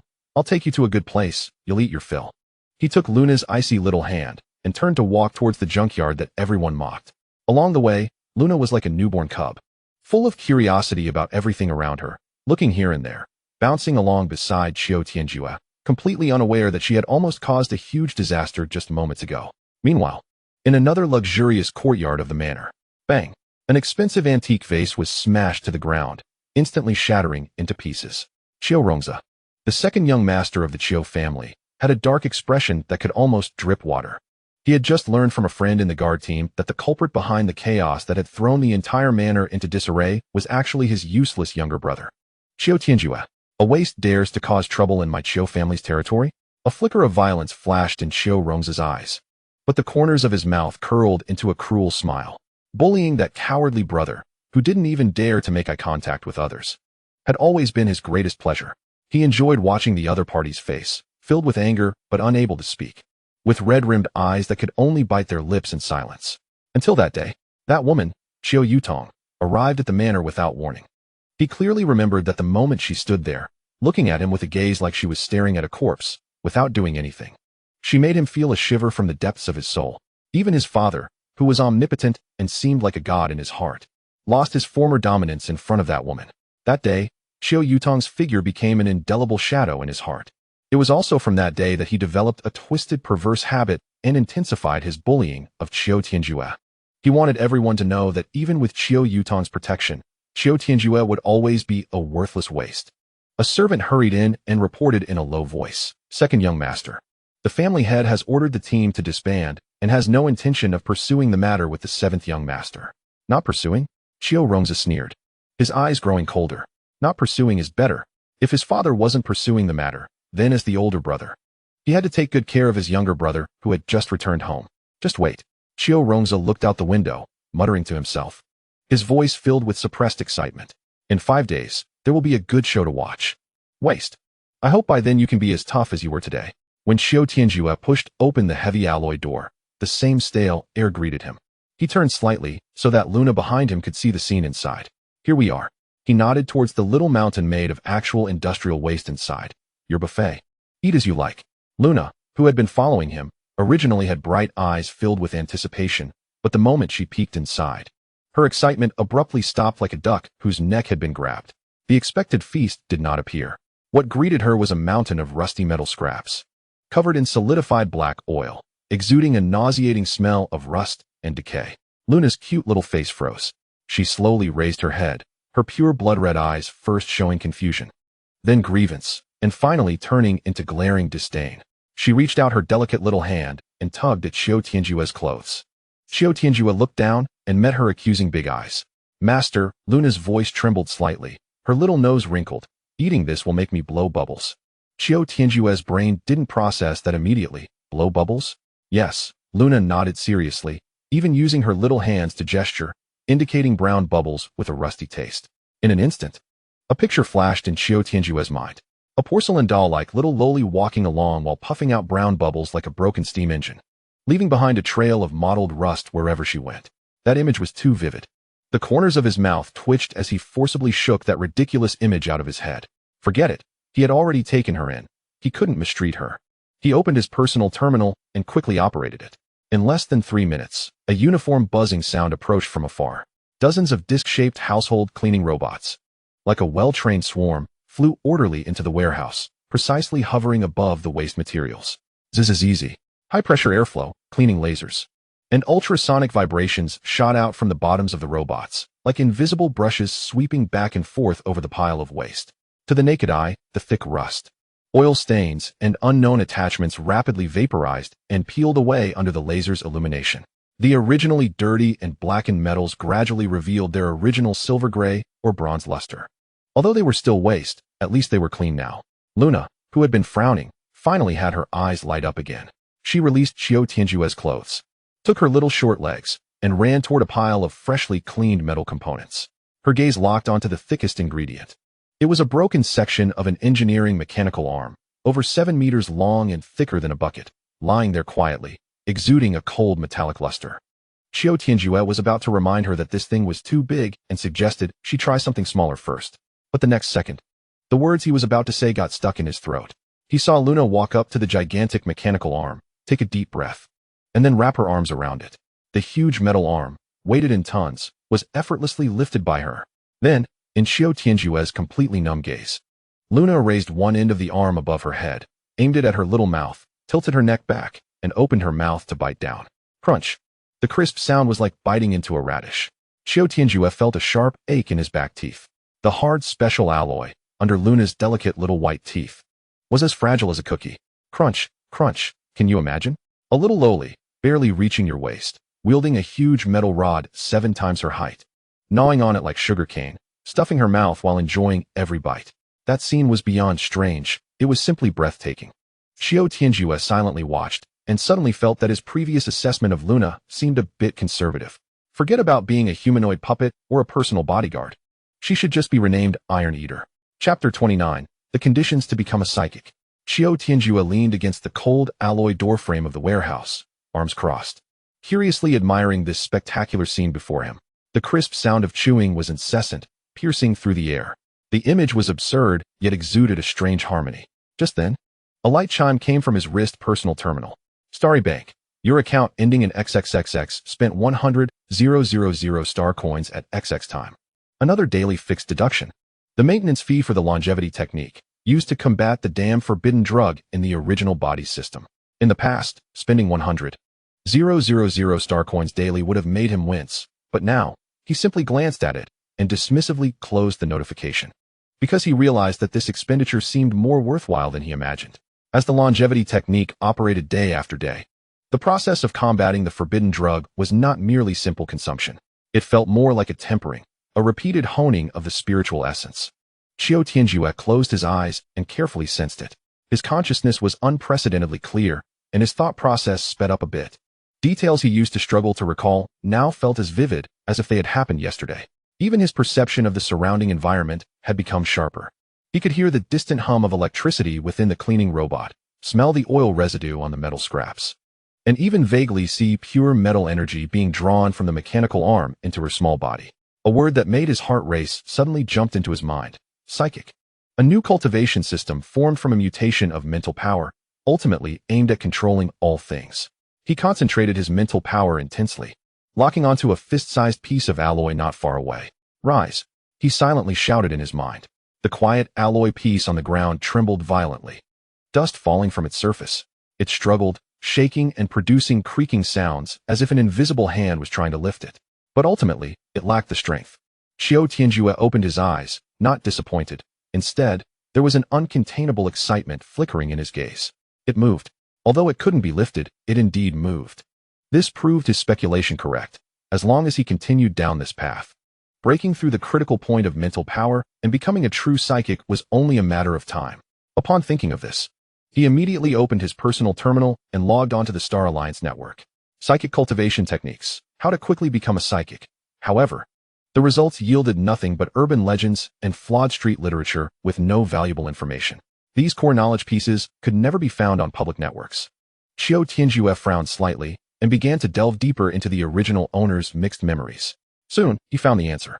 The cultivation techniques for psychics were closely held secrets of major top forces, firmly monopolized by those long-established psychic families. One family name made him pause, the Qiu family. His mother, Qiu Yutong, belonged to this family, a top psychic family that ranked among the best in the entire known six-star domain. The key to the door leading to the new world was in the hands of his adoptive mother. Thinking of Qiu Yutong, Qiu Tianjue's face darkened. Could the lack of maternal love be this ridiculous?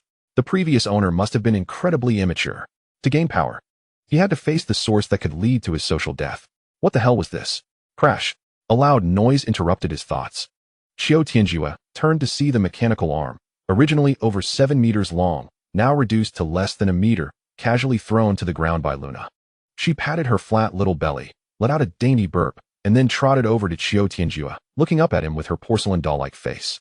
Her bright red eyes sparkling as she asked in a baby voice, "Master, I'm done eating."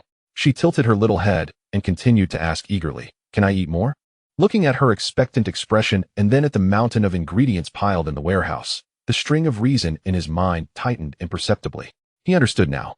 This little one didn't just have a big appetite. She was an insatiable bottomless pit.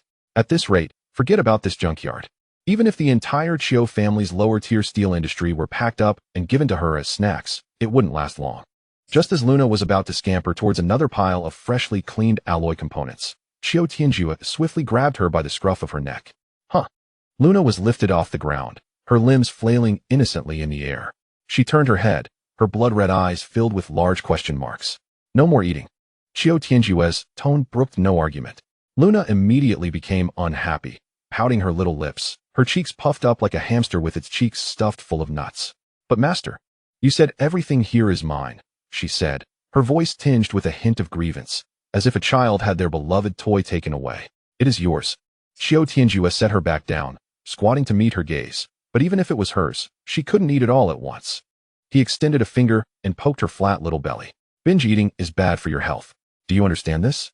Luna blinked her eyes in confusion, clearly not grasping the concept. Qiu Tianjue rephrased, lowering his voice and adopting a serious tone. "If you eat too much, you'll keep burping bubbles. Brown ones, with a rusty smell, and you won't be able to stop." This seemed to trigger some terrifying switch. Luna's little face instantly turned pale, and her small body couldn't help but shiver. She looked longingly at the pile of delicious metallic treats, then at Qiu Tianjue, and ultimately, the master's command overcame her appetite as she nodded reluctantly. Seeing her like this, Qiu Tianjue secretly smiled, knowing he had grasped this little one's weakness. "From today on, let's set a rule." He took advantage of the moment and held up a finger. "You can only come here to eat once a day. I'll have someone clean up the ingredients for you. If you behave well." He deliberately stretched the last word. Luna's eyes instantly lit up again, looking at him eagerly. "I might consider giving you extra meals." "Yay." Luna immediately nodded vigorously, as if afraid he would change his mind. The earlier disappointment had already been swept away by the prospect of extra meals. It's settled. Qiu Tianjue stood up, looking at this little creature who had almost toppled the entire manor just moments ago, now beaming with joy at the prospect of extra meals. And his earlier annoyance dissipated significantly. Raising such a little thing didn't seem so boring after all. He dusted off his hands, turned, and walked out of the warehouse. "Let's go." Luna paused for a moment, then trotted after him. "Where to?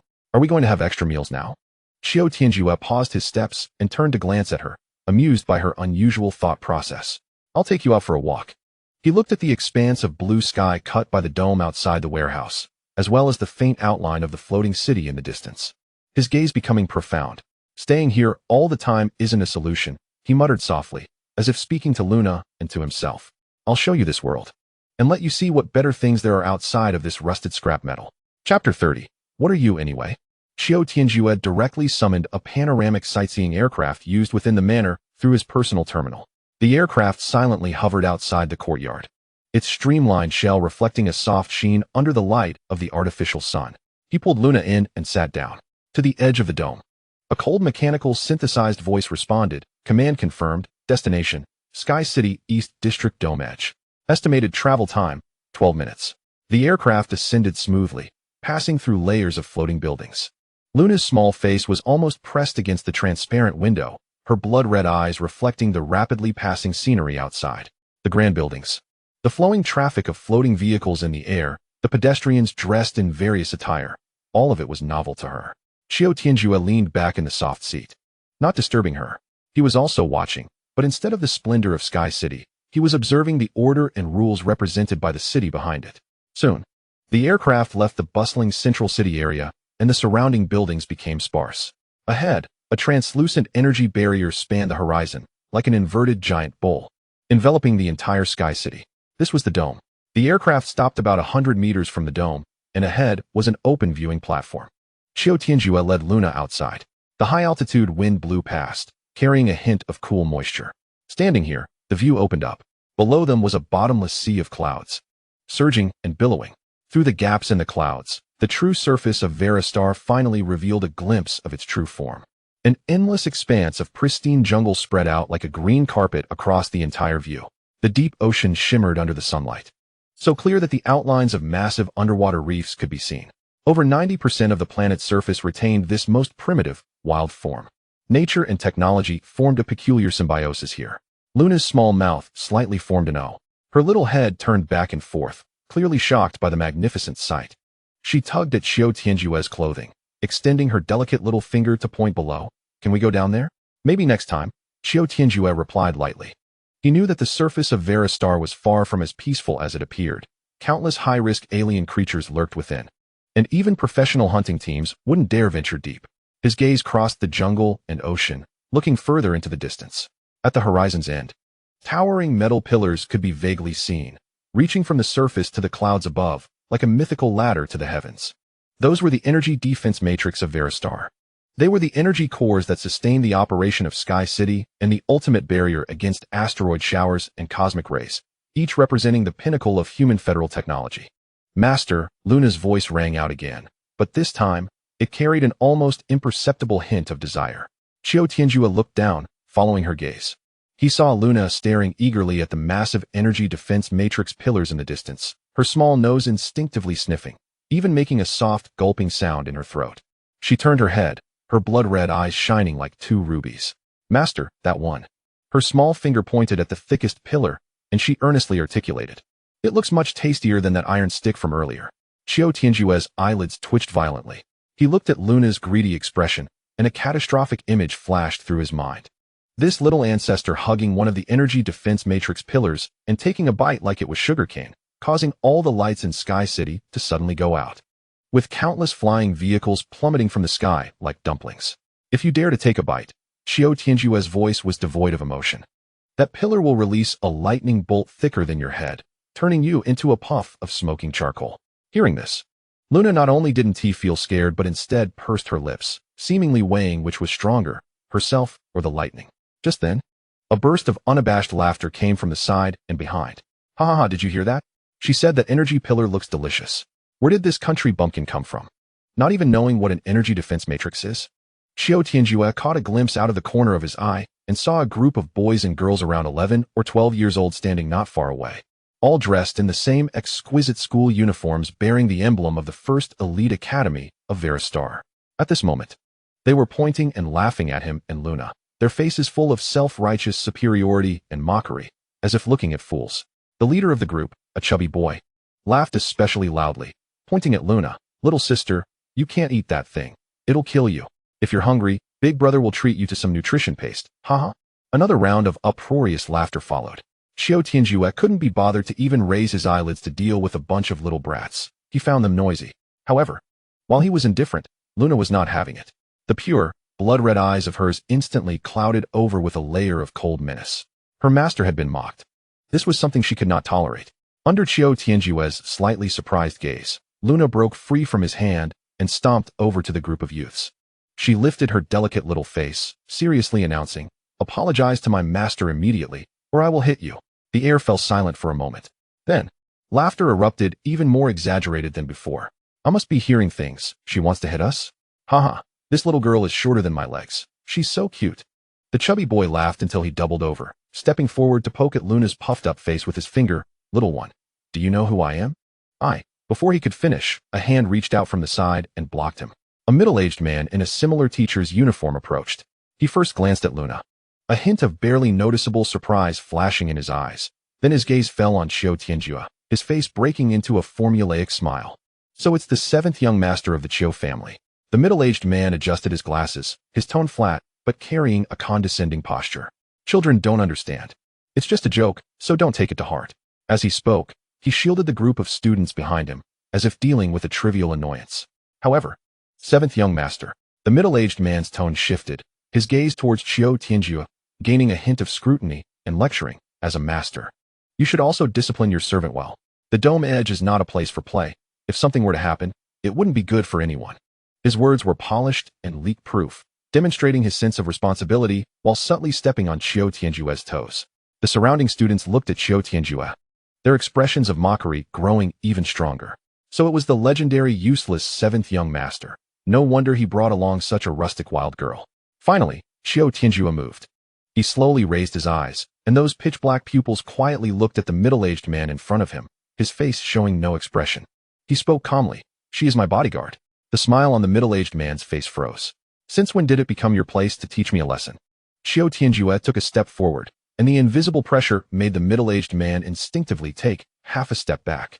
Also, Qiu Tianjue looked at him and asked word by word, "What are you?" Chapter 31, All Disabled. The middle-aged man's formulaic smile completely stiffened, and his eyes behind the glasses widened in shock at the blatant insult. He was a senior teacher at the elite academy of Veristar, usually surrounded by the rich and powerful, respected wherever he went. How had he ever been pointed at and insulted like this? Moreover, the one saying this was known to everyone in the Qiu family as a useless softy. A mix of shock and rage surged to his head, and he almost instinctively wanted to retort, elevating the other's rude behavior to a matter of family upbringing.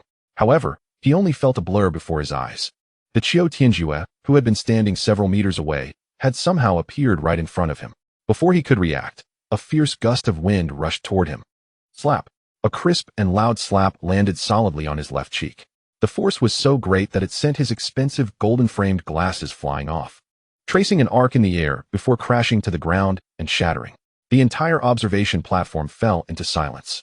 The students who had been watching the show froze, their mocking expressions solidifying as they widened their eyes, as if witnessing something that overturned their understanding. The middle-aged man was spun around half a circle by the slap, his cheek burning with pain, his head buzzing. He clutched the railing of the observation platform, struggling to steady himself, but his right cheek met another enlarged hand. Slap! Another even harsher slap. This time, he could no longer stand, and was knocked back several steps, landing on the cold ground with a thud. Blood oozing from the corner of his mouth. He covered his rapidly swelling cheek, staring in horror at Qiu Tianjue in front of him, wondering who the hell was spreading rumors. Was this cowardice? Luna! Qiu Tianjue retracted his hand, even too lazy to glance at the man on the ground, and simply said indifferently, "Anyone who spoke out earlier, make sure to beat them up." Okay. Luna, who had been holding back her anger, instantly beamed with an angelic smile upon receiving the order. She lightly lifted her cute little feet off the ground, and her small figure vanished like a red lightning bolt. In the next moment, she appeared in front of the chubby boy who had led the mockery. The chubby boy didn't have time to react. All he saw was a small, delicate face enlarging before him, followed by excruciating pain in his shins. Luna delivered a merciless low sweep, directly kicking his left leg. Crack! The sound of a bone breaking sent chills down the spines of the surrounding students. The chubby boy screamed, losing his balance and falling sideways to the ground. But before he could hit the ground, a small, pink fist appeared in front of him. The fist looked harmless, yet it carried a force that tore through the air. Bang! The punch landed squarely on his face. The chubby boy's scream was abruptly cut off, his eyes rolled back, and he fell unconscious without even struggling. This bloody and decisive scene completely stunned everyone. However, this was just the beginning. Luna's figure transformed into a black shadow, darting rapidly through the crowd. Each time she struck, she accurately targeted a student who had just been disrespectful. One girl barely managed to scream before Luna kicked her in the abdomen, sending her flying like a shrimp, crashing against the railing and bouncing back. "Don't come over." A boy, terrified, turned to run, but Luna caught up from behind, grabbed his hair, and delivered a brutal knee strike to his lower back. The The boy let out a muffled groan and collapsed to the ground. In an instant, the observation platform was filled with cries and the sounds of punches and bones cracking. Luna was like a hungry wolf storming into a flock of sheep. The once arrogant elite students were as fragile as paper dolls in front of her, none able to withstand a single strike. In just a few seconds, several students lay sprawled on the ground. The chaos finally drew the attention of the patrol guards from the dome. A low, rumbling engine sound echoed from all directions as teams of guards in silver exoskeleton power armor rapidly converged from the air and ground.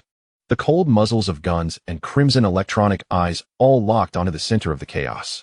Luna stepped on a boy's chest, looked up at the approaching armored figures, tilted her little head, and a glimmer of excitement flashed in her blood-red eyes. They seemed more delicious than those in the warehouse. Stop! A booming voice came from the head of the patrol armor.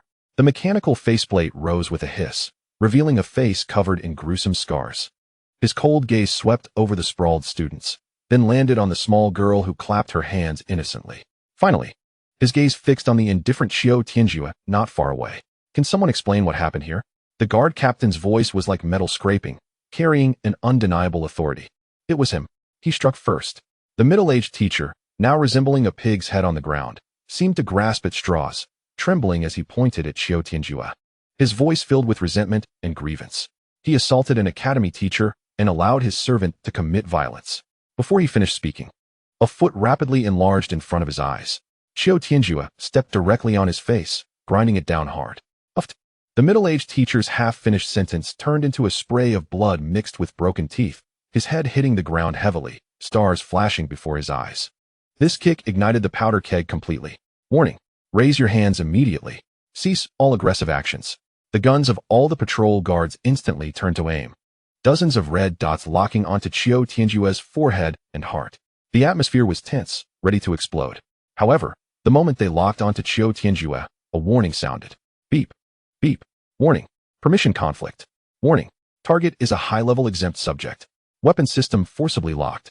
A blood-red insufficient permissions warning box popped up on the targeting interfaces of all the guards' power armor, rendering their weapons useless, no matter how they operated them. They could not fire. The guards were collectively stunned. What was going on? When had the defense system of the Sky City of Veristar encountered such a glitch? The scarred-faced captain's pupils constricted as he quickly accessed the internal permissions database, and when he saw the gilded family crest and name on the query results, the muscles on his face twitched violently. It's the direct line of the Qiu family. The scarred-faced captain took a deep breath, waved to signal all team members to stand down, and then quickly walked up to Qiu Tianjue, slightly bowing. Although his tone remained stiff, it carried a hint of respect. Young Master Qiu, I am Raymond, the captain of the Dome Patrol. May I ask what is happening here? Qiu Tianjue ignored him, simply lifting his foot and casually tapping the swollen face on the ground with his shoe tip. He looked down at the man as if he were a dead person. Now, apologize to me and my bodyguard. The middle-aged teacher trembled like a sieve, unable to comprehend, truly unable to comprehend, how that wasteful softy, who had spread throughout the upper circles and could be stepped on by even the lower class, had turned into this madman who would resort to violence at the slightest disagreement. Looking at those eyes devoid of any emotion sent a primal fear coursing through him, shooting straight from his tailbone to the crown of his head. He had no doubt that if he dared to utter a single word of defiance, the other party would really throw him down here, feeding him to the ravenous beasts lurking below. The desire to survive overwhelmed all dignity and resentment. I was wrong, he mumbled, his words escaping him like air leaking from a tire. Louder. I'm sorry, he shouted with all his strength, closing his eyes in humiliation. Qiu Tianjue finally nodded in satisfaction and withdrew his foot, as if he had merely stepped on some roadside trash. He didn't even glance at the mud on the ground again, pulling up Luna, who looked excited and seemingly still unsated from the fight, and turned to leave. Let us go home. Luna's bright blood-colored eyes swept over the distant giant energy pillar, then looked at Qiu Tianjue, her small face filled with entanglement, but in the end, she obediently followed him. Watching the figures of the large and small depart, Patrol Captain Raymond let out a long breath, feeling his back already soaked with cold sweat. He glanced at the moaning students on the ground, then at the still trembling middle-aged teacher, his eyes flashing with undisguised helplessness. Why provoke anyone else? But go and provoke someone from the Qiu family. The strange thing was that it was rumored that this seventh young master was not a timid and cowardly person. How could this be? Chapter 32. I want to be with my master. On the return flight. The atmosphere was so quiet that one could hear the faint hum of airflow brushing against the hull. Luna grew tired from fidgeting and curled up in the spacious seat. Her head bobbing slightly, silver strands of hair swaying with the slight turbulence of the aircraft. Qiu Tianjue leaned against the other side, eyes closed. Yet his brow was furrowed into a knot. He couldn't understand. After the middle-aged teacher recognized him as the seventh young master of the Qiu family, he showed no signs of awe. Instead, he became even more condescending, his lecturing demeanor resembling that of someone scolding a disobedient servant. How could a mere academy teacher have such audacity? As a direct descendant of the Qiu family, wasn't this identity supposed to be a protective talisman that silenced the majority? A wave of irritation swirled in his heart, forcing him to calm down and sift through the chaotic memories of the original owner. Soon, a series of scenes that made his temples throb were forcibly dredged up. At a family banquet, a side relative raised a glass and loudly mocked his hobby of picking up trash in front of everyone, claiming he brought shame to the Qiu family. The original owner's face turned red, fists clenched tightly, but in the end, he could only lower his head further, not daring to retort a single word. On another occasion, in his own courtyard, a somewhat attractive maid pretended to be casual while wiping the table, brushing her ample chest against his arm, and then covering her mouth with a giggle, her eyes filled with frivolity and mockery. The original owner, like a frightened rabbit, suddenly bounced away and fled in panic. One incident after another. Cowardice, timidity, submitting to adversity. These memories clung to him like maggots on bone, making Qiu Tianjue feel nauseated. Even in his past life, he had never endured such indignities. Qiu Tianjue suddenly let out a low laugh, a chill in his voice. He finally understood. The label of waste had been branded on him by the original owner, the unfortunate soul, over a decade, deeply ingrained in the minds of others. To the outside world, the identity of the seventh young master of the Qiu family represented not power, but rather a joke that could be easily manipulated. Someone with a bit of background, but no threat. To provoke him? As long as it wasn't too excessive, no one would take it seriously. His useless old man wouldn't care, and his siblings in the family would love to see him make a fool of himself. The only one who would protect him, Qiu Yutong, was far away, out of reach. Over time, anyone and everyone dared to step on him to showcase their courage. Just like today, the middle-aged teacher wasn't acting on impulse. It was habitual. Bullying the seventh young master of the Qiu family had even become a costless form of social entertainment in the upper circles of this planet. How absurd. Qiu Tianjue opened his eyes, his gaze a bottomless cold pool. It seemed the slap at the edge of the dome today had still been too light. To reverse such a deeply rooted impression, merely dealing with a few insignificant characters was far from enough. Something heavy was needed.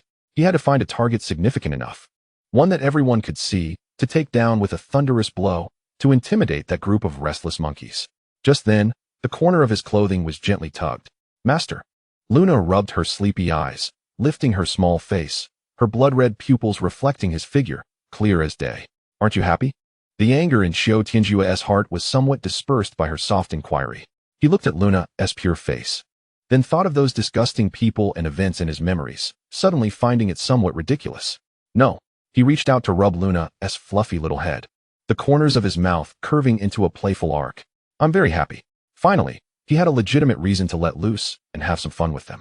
He looked out the window. The magnificent outline of the Qiu family manor was already in sight, especially the most luxurious courtyard belonging to his second brother, Qiu Rongzi, was clearly marked in his vision.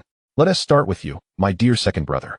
The events at the edge of the dome were like a stone thrown into the deep waters of the upper circles of Veristar, creating not towering waves, but strange ripples. The news spread swiftly as if it had grown wings, but the reactions of the listeners varied. Some were shocked, but many were puzzled. That wasteful seventh young master, who was so cowardly that even servants dared to mock him, dared to publicly slap a teacher from the elite academy, and even allowed an unknown little girl to beat a group of noble offspring into a howling mess? This story sounded even less credible than an overnight fortune for space pirates. Many dismissed it with a laugh, treating it as a new joke made up by some bored individual. After all, the image of the wasteful Qiu Tianjue had long been an unshakable knowledge in their minds. Of course, the news reached Qiu Miyuan's ears without missing a word. In the study, this interstellar giant listened to Uncle Fu's report without any change in expression. His eyes, like a deep well, revealing no joy or anger. He merely picked up the teacup beside him and gently blew on it. Got it. After a moment of silence, he added, the Dome Patrol team will have all their salary and bonuses for this month deducted. After speaking, he waved his hand. signaling Uncle Fu to withdraw. There were no praises, no reprimands, as if his son was not beating up a person outside. On the other side, Qiu Tianjue returned to his courtyard with little Luna. He pointed to an empty bedroom nearby. You'll live there from now on. However, Luna shook her little head like a rattle drum. No. She looked up at him, her blood-red eyes serious as she said, my task is to protect you. I can't be too far from you. So, Qiu Tianjue raised an eyebrow. So, I want to be with my master. When these words came out, Qiu Tianjue's brow instantly furrowed into a frown. Sharing a bed with a little girl? He hadn't fallen that low yet. However, facing those clear yet stubborn eyes, all his reprimands got stuck in his throat, unable to be uttered. Just as he was feeling troubled, he saw Luna dash out. Moments later, with a loud thud, the entire room shook. Qiu Tianjue's eyes twitched as he looked at Luna, a small figure who effortlessly carried the oval-shaped metal hibernation pod inside and casually tossed it beside his bed. In Qiu Tianjue's astonished gaze, Luna nimbly climbed into the hibernation pod, skillfully lay down, and the lid snapped shut with a click. Just before it closed, she threw a triumphant glance at Qiu Tianjue through the gap, conveying a message that she was right there and not going anywhere. Qiu Tianjue sighed helplessly, too lazy to care anymore. However, one question lingered in his mind. Just how strong is this little one? With a thought, he habitually activated Law Gold 10,000 song. Identification. A beam of golden light, imperceptible to others, swept over the metal lump. Name. Care of Saint Liliona, humanoid puppet. Owner. Qiu Tianjue. Strength. Nebula Realm Level 3, sealed. The previous information passed by quickly, which seemed normal. But when the last 3 words entered his eyes, even Qiu Tianjue's breath caught in his throat. Nebula Realm Level 3, and still sealed? The energy that had set off the highest alarm across the entire manor today was merely the tip of the iceberg? If all seals were lifted, what terrifying level of power would she reach? Qiu Tianjue's heart began to race uncontrollably. He stared at this tiny figure in amazement. Chapter 33, one of the 36 chaotic techniques. He truly wanted to meet the never-before-seen Saint Liliona. What kind of existence is this? If such care is so outrageous, then what terrifying power does this father possess? Thinking of power, Qiu Tianjue's gaze returned to himself. He extended his hand, looking at his fair palm. Aside from the strange blood-red rune in the center, these hands were no different from an ordinary person's. What does having a prestigious family matter? In this universe where the strong are revered, personal strength is the true passport. The unfortunate predecessor didn't care. But the current Qiu Tianjue, through his experiences during this time and fragments of the original owner's memories, caught a glimpse of the iceberg of this universe. Destroying a planet like Vela might just be a thought for those terrifying existences at the top of the pyramid. What planetary defense matrix? What sky city? All are jokes in the face of absolute power. Although there are primordial rules set by the Supreme 12 that divide star domains into 7 levels, making it difficult for high-level powerhouses to descend into lower star domains, exceptions always exist. What if some passing deity sneezes, and he inexplicably perishes alongside the planet? Then what is the meaning of living this life again? Since he was living again, he must become the strongest. His thoughts sank into his mind, looking at the shimmering, Law Gold 10,000 song. Although this thing was a money pit, each expenditure brought solid returns. It was like a crowbar, giving him a fulcrum to pry open the entire world. Qiu Tianjue's eyes flickered, his mind racing. Luna's strength was a trump card, but ultimately, it was external force. His own power was fundamental. If he was not strong enough, everything was meaningless. Qiu Tianjue understood very well that his ability to dominate here and make the patrol captain Raymond bow down was not due to himself, but the gilded Qiu character behind him. Once he lost the family's protection, he would be nothing. The betrayal in his past life had made him deeply understand that only the power in his own hands was the most reliable. Cultivation techniques for spiritual energy users were not something to be thought of in the short term. So now, what else could he cultivate? Qiu Tianjue's thoughts whirled rapidly. And soon, something he had long neglected surfaced from the depths of his memory. The longevity technique. That thing that burned through 100,000 star coins daily. Used to passively resist the side effects of the forbidden drug in his body. Could it be that this top-tier technique activated for 300 billion had only this little use? Qiu Tianjue sat cross-legged on the bed, his mind sinking into his body, carefully observing the strange energy that operated on its own. It was like a precise purification device, tirelessly wearing down the remnants of the forbidden drugs day after day, while slowly nourishing the essence of this body. Apart from that, it had no other use. Qiu Tianjue did not believe it. Law Gold 10,000 song. He silently recited in his heart. The next moment, deep within his consciousness, That familiar golden question mark that made his teeth itch reappeared. Here it comes again. Qiu Tianjue pouted, already prepared to be fleeced, and without thinking. He was about to confirm the payment. But at the last moment before he pressed down, his thought suddenly halted. Wait a minute. Qiu Tianjue's eyes fixed on the string of numbers. He instinctively rubbed his eyes, leaned in, and began counting 10 at a time. 1, 10, 100, 1,000, billion. 10 billion. Damn. A curse escaped his lips before he could hold it back. Did this damn thing miscalculate? Wasn't it always a million to take a look before? Why did it jump 100 times this time? This isn't how you rob someone. Qiu Tianjue's face darkened completely, his molars grinding audibly. He stared at the golden question mark that flashed with a greedy light, caught in an internal struggle. 10 billion star coins, just to see the user manual? But then he thought, although Law Gold 10,000 song was unscrupulous, it never made mistakes. 100-fold price increase might also mean that the secrets hidden behind it were far beyond his previous imagination. Gamble it. Qiu Tianjue steeled himself, feeling a pang in his heart as he screamed inwardly. Buy? As a terrifying number instantly evaporated from his account balance, the golden question mark exploded, transforming into a dazzling golden torrent that surged into his mind. This time, it was no longer simple text. Instead, it was grand, ancient, and vast sounds of the Tao that resonated directly in the depths of his soul. The longevity technique is also known as the eternal life technique, one of the 36 chaotic techniques, originating from the chaos of creation at the dawn of the universe. A few simple lines of text seem to contain the profound truths of the universe's birth and demise, each word carrying an unparalleled weight. Qiu Tianjue's breath suddenly halted. He felt as if he had been struck by a thunderbolt, his mind blank. Chaotic techniques? At the dawn of the universe? This is a bit too grand. A wave of ecstasy erupted within him like a volcanic explosion, instantly engulfing his entire being. However, before he could recover from this enormous surprise, the last line of golden text slowly appeared, pouring down like a bucket of cold water. Learning this technique will subject you to the power of obfuscation. What the hell? Power of obfuscation? The ecstasy on Qiu Tianjue's face froze instantly. He certainly didn't think that this power of obfuscation would be a good thing. Just as he realized this information, the third-level star domain, the exile land. This was the graveyard of stars, where light and heat had long perished. Only eternal darkness and silence remained. A bizarre planet, larger than a star, quietly floated in the center of this darkness. Its surface had no mountains or oceans, only billions of ancient stone monuments that reached to the heavens and the earth, like a silent grove of tombs. Suddenly, one of the stone monuments, engraved with twisted spiral patterns, began to hum without warning.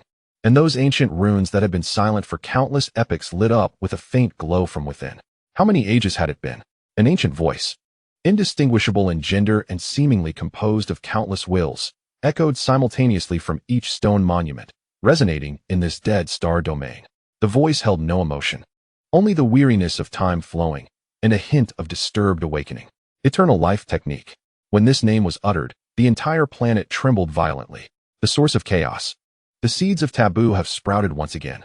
An ancient voice carries an undeniable judgment, seeking the anomalies of cause and effect, eradicating the rebellious disciples of cultivation, severing the roots of existence. 3 commands, like the highest laws, are imprinted in the void. Boom. The surface of the planet slowly cracks open, revealing 12 bottomless massive chasms. This is not the fracturing of rock, but the fault of space itself. From the abyss beneath that is deeper than darkness, 12 bizarrely shaped ancient ships silently and slowly rise to the surface. They are entirely made of a black substance that is neither metal nor stone. Their elongated hulls resembling ancient earth-sailing ships, yet their sails are tattered, as if woven from the remnants of nebulae. The ancient ghost ships. As soon as they appear, each locks onto a golden thread connecting to the past, invisible to mortal eyes. Among them, one thread is the thinnest, the weakest, yet also the most fresh. Whoosh. The sails of the ghost ships suddenly flutter, without causing any ripples, the hulls instantly turning into phantoms, merging into the void, disappearing without a trace.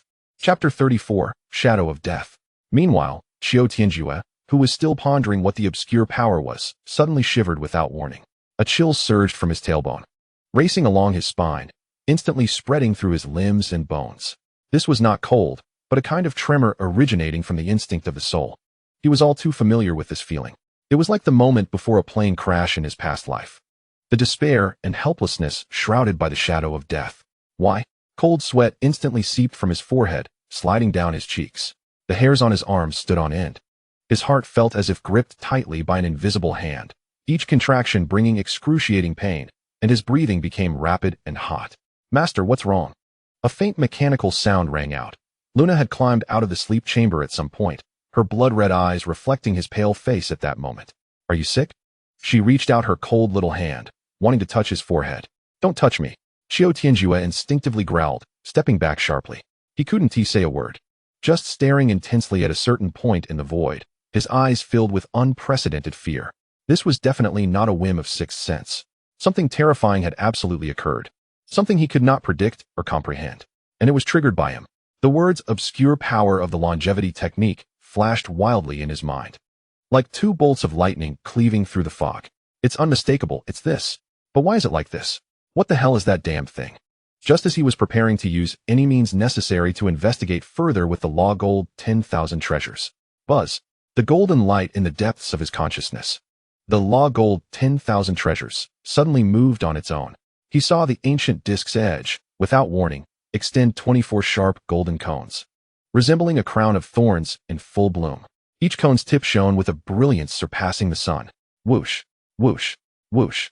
24 beams of golden light, refined to the extreme, did not shoot into the sky, but seemed to pierce through dimensions, tearing apart space, instantly vanishing into an unknown void, disappearing without a trace. After doing all this, the Law Gold 10,000 treasures retracted its brilliance, returning to its original harmless ancient appearance. Yet those 24 sharp cones still stood there, emitting a faint golden light. And with the shooting out of those 24 beams of golden light, that deadly feeling of being shrouded by the shadow of death actually dissipated like smoke. It came abruptly, and left equally strangely. Qiu Tianjue gasped heavily, his back already soaked with cold sweat, his whole being still in a daze of having survived a calamity. After a while, he finally felt that chill penetrating his bones dissipate somewhat. He exhaled a long breath of turbid air, his hand propping against the wall still trembling slightly. Is this it? He didn't believe it. The 24 angry golden spikes of the Law Gold 10,000 treasures still hovered in the depths of his consciousness, silently indicating that everything that just happened was not an illusion. This was the first time this money-hungry thing had taken the initiative. What does this indicate? It indicates that the unknown threat just now had reached a level that could take his life. Even the Law Gold 10,000 treasures determined that if it did not act, he would be done for. But what was that thing? Where did it come from? Bang! Qiu Tianjue slammed his fist down hard on the alloy table beside him, the dull thud making the entire room shake. Luna, who was squatting on the ground watching him, was startled by the noise and jumped up from the ground. She stared blankly at her master, then glanced at the slightly dented tabletop, her blood-red eyes filled with confusion, her little head unable to comprehend. Is the master crazy? Qiu Tianjue ignored her, diving back into his mind, staring intently at the Law Gold 10,000 treasures. No new information emerged. Everything about the longevity technique, everything about that damned, obscure power, was like a book turned to its last page, finished. In an instant, Qiu Tianjue's heart sank little by little. He understood. The longevity technique was a key that opened the door to the pinnacle of the cosmic pyramid for him. But at the same time, it was a death warrant. From the moment he learned this technique, an invisible butcher's knife had been hanging over his head, ready to fall at any moment. And he didn't even know what the enemy holding the knife looked like.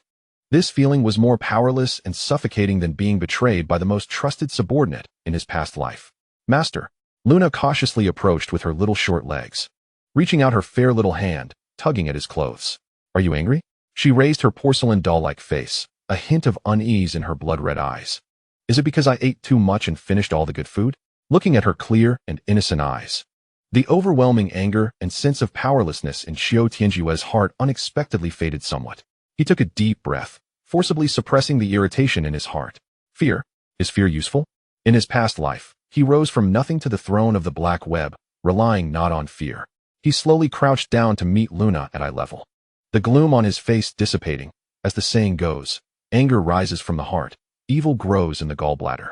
A trace of mad laughter appeared at the corner of his mouth. No, I'm very happy. He reached out, pinching Luna's puffy face, not with much force, but carrying an undeniable meaning. Luna, do you want to eat something better than those iron rods? Luna's eyes lit up instantly, her little head nodding like a garlic peeler. Yes. Qiu Tianjue slowly stood up, his gaze sweeping outside the window. In his deep eyes, not a trace of fear remained, only a sickly chill and excitement. The enemy is strong? Strong enough for him to not comprehend. So what? Since they dared to place a knife at his throat, they should be prepared to be chewed up and swallowed whole by him. Want my life? I'll play with you to the end. In the next 2 days, Qiu Tianjue did not go out again. He locked himself in his room, using his personal terminal to frantically scour for any information he could find. That death threat hanging over him, which could fall at any moment, was like a whip harshly striking him, driving his desire for power to an unprecedented heat. And in this universe, money is the most direct form of power. In his past life, he rose in the black web by precisely controlling information and human nature. Now, he applied this skill to the underground network world of Velastar. Soon, an inconspicuous piece of news was dredged up from the massive data by him. A group of interstellar pirates, disguised as traders, arrived at Velastar on a standard day and quietly started their business in the lower levels of the Sky City. In the mixed district, Qiu Tianjue looked at the intelligence marked with the habits of the pirate gang, trading characteristics, and approximate activity range. And a cold glint flashed in his eyes. A fat piece of meat delivered to my door. It would be a shame not to eat it. He turned off the holographic screen, stood up, and Luna, who was nearby, immediately sensed it, poking her little head out of the sleep chamber. Her blood-red eyes sparkling as she looked at him. Master, are we going out again? No. Qiu Tianjue ruffled her fluffy silver hair. I'm taking you to eat something good. Just as he was about to take Luna out, a hurried sound of footsteps came from outside the courtyard gate. Young Master 7, Ruan Tiangang, accompanied by 2 other guards, blocked the entrance with an anxious expression. Where are you going? Please be sure to take us with you.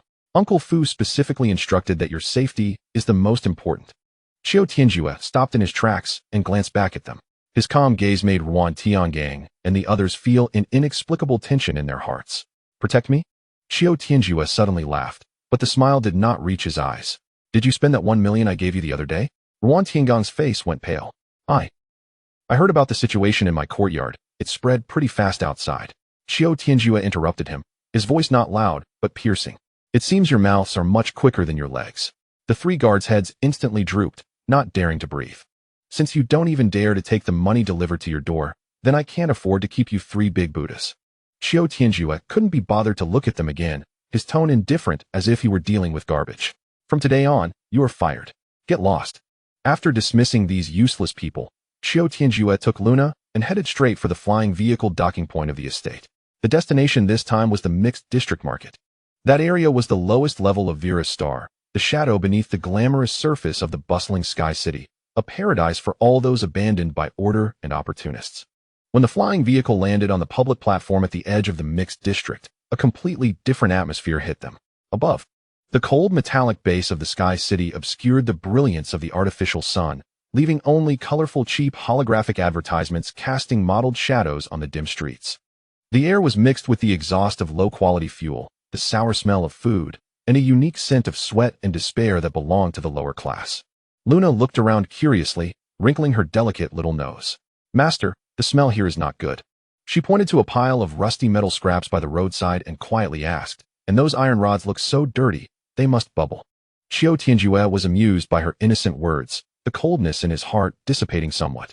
Don't worry, we won't eat that today. He held Luna's little hand and walked into the bustling street, his demeanor standing out sharply against the surrounding environment, immediately attracting a number of probing gazes. Some were greedy, some were cautious, and more were scrutinizing him like prey. Qiu Tianjue completely ignored them, his eyes scanning the makeshift stalls like radar. Just then, a stall adorned with exotic trinkets caught his eye. The stall owner was a one-eyed man with a face full of flesh, idly wiping an exaggeratedly styled energy dagger with a dirty cloth. A slight smile curled at the corner of Qiu Tianjue's mouth. He had found it. Chapter 35, The Black Sail Pirate Group. He led Luna to stop in front of the one-eyed man's stall. This stall was inconspicuous in the mixed district, displaying only some shoddy metal trinkets, rusty and exuding a sense of cheapness.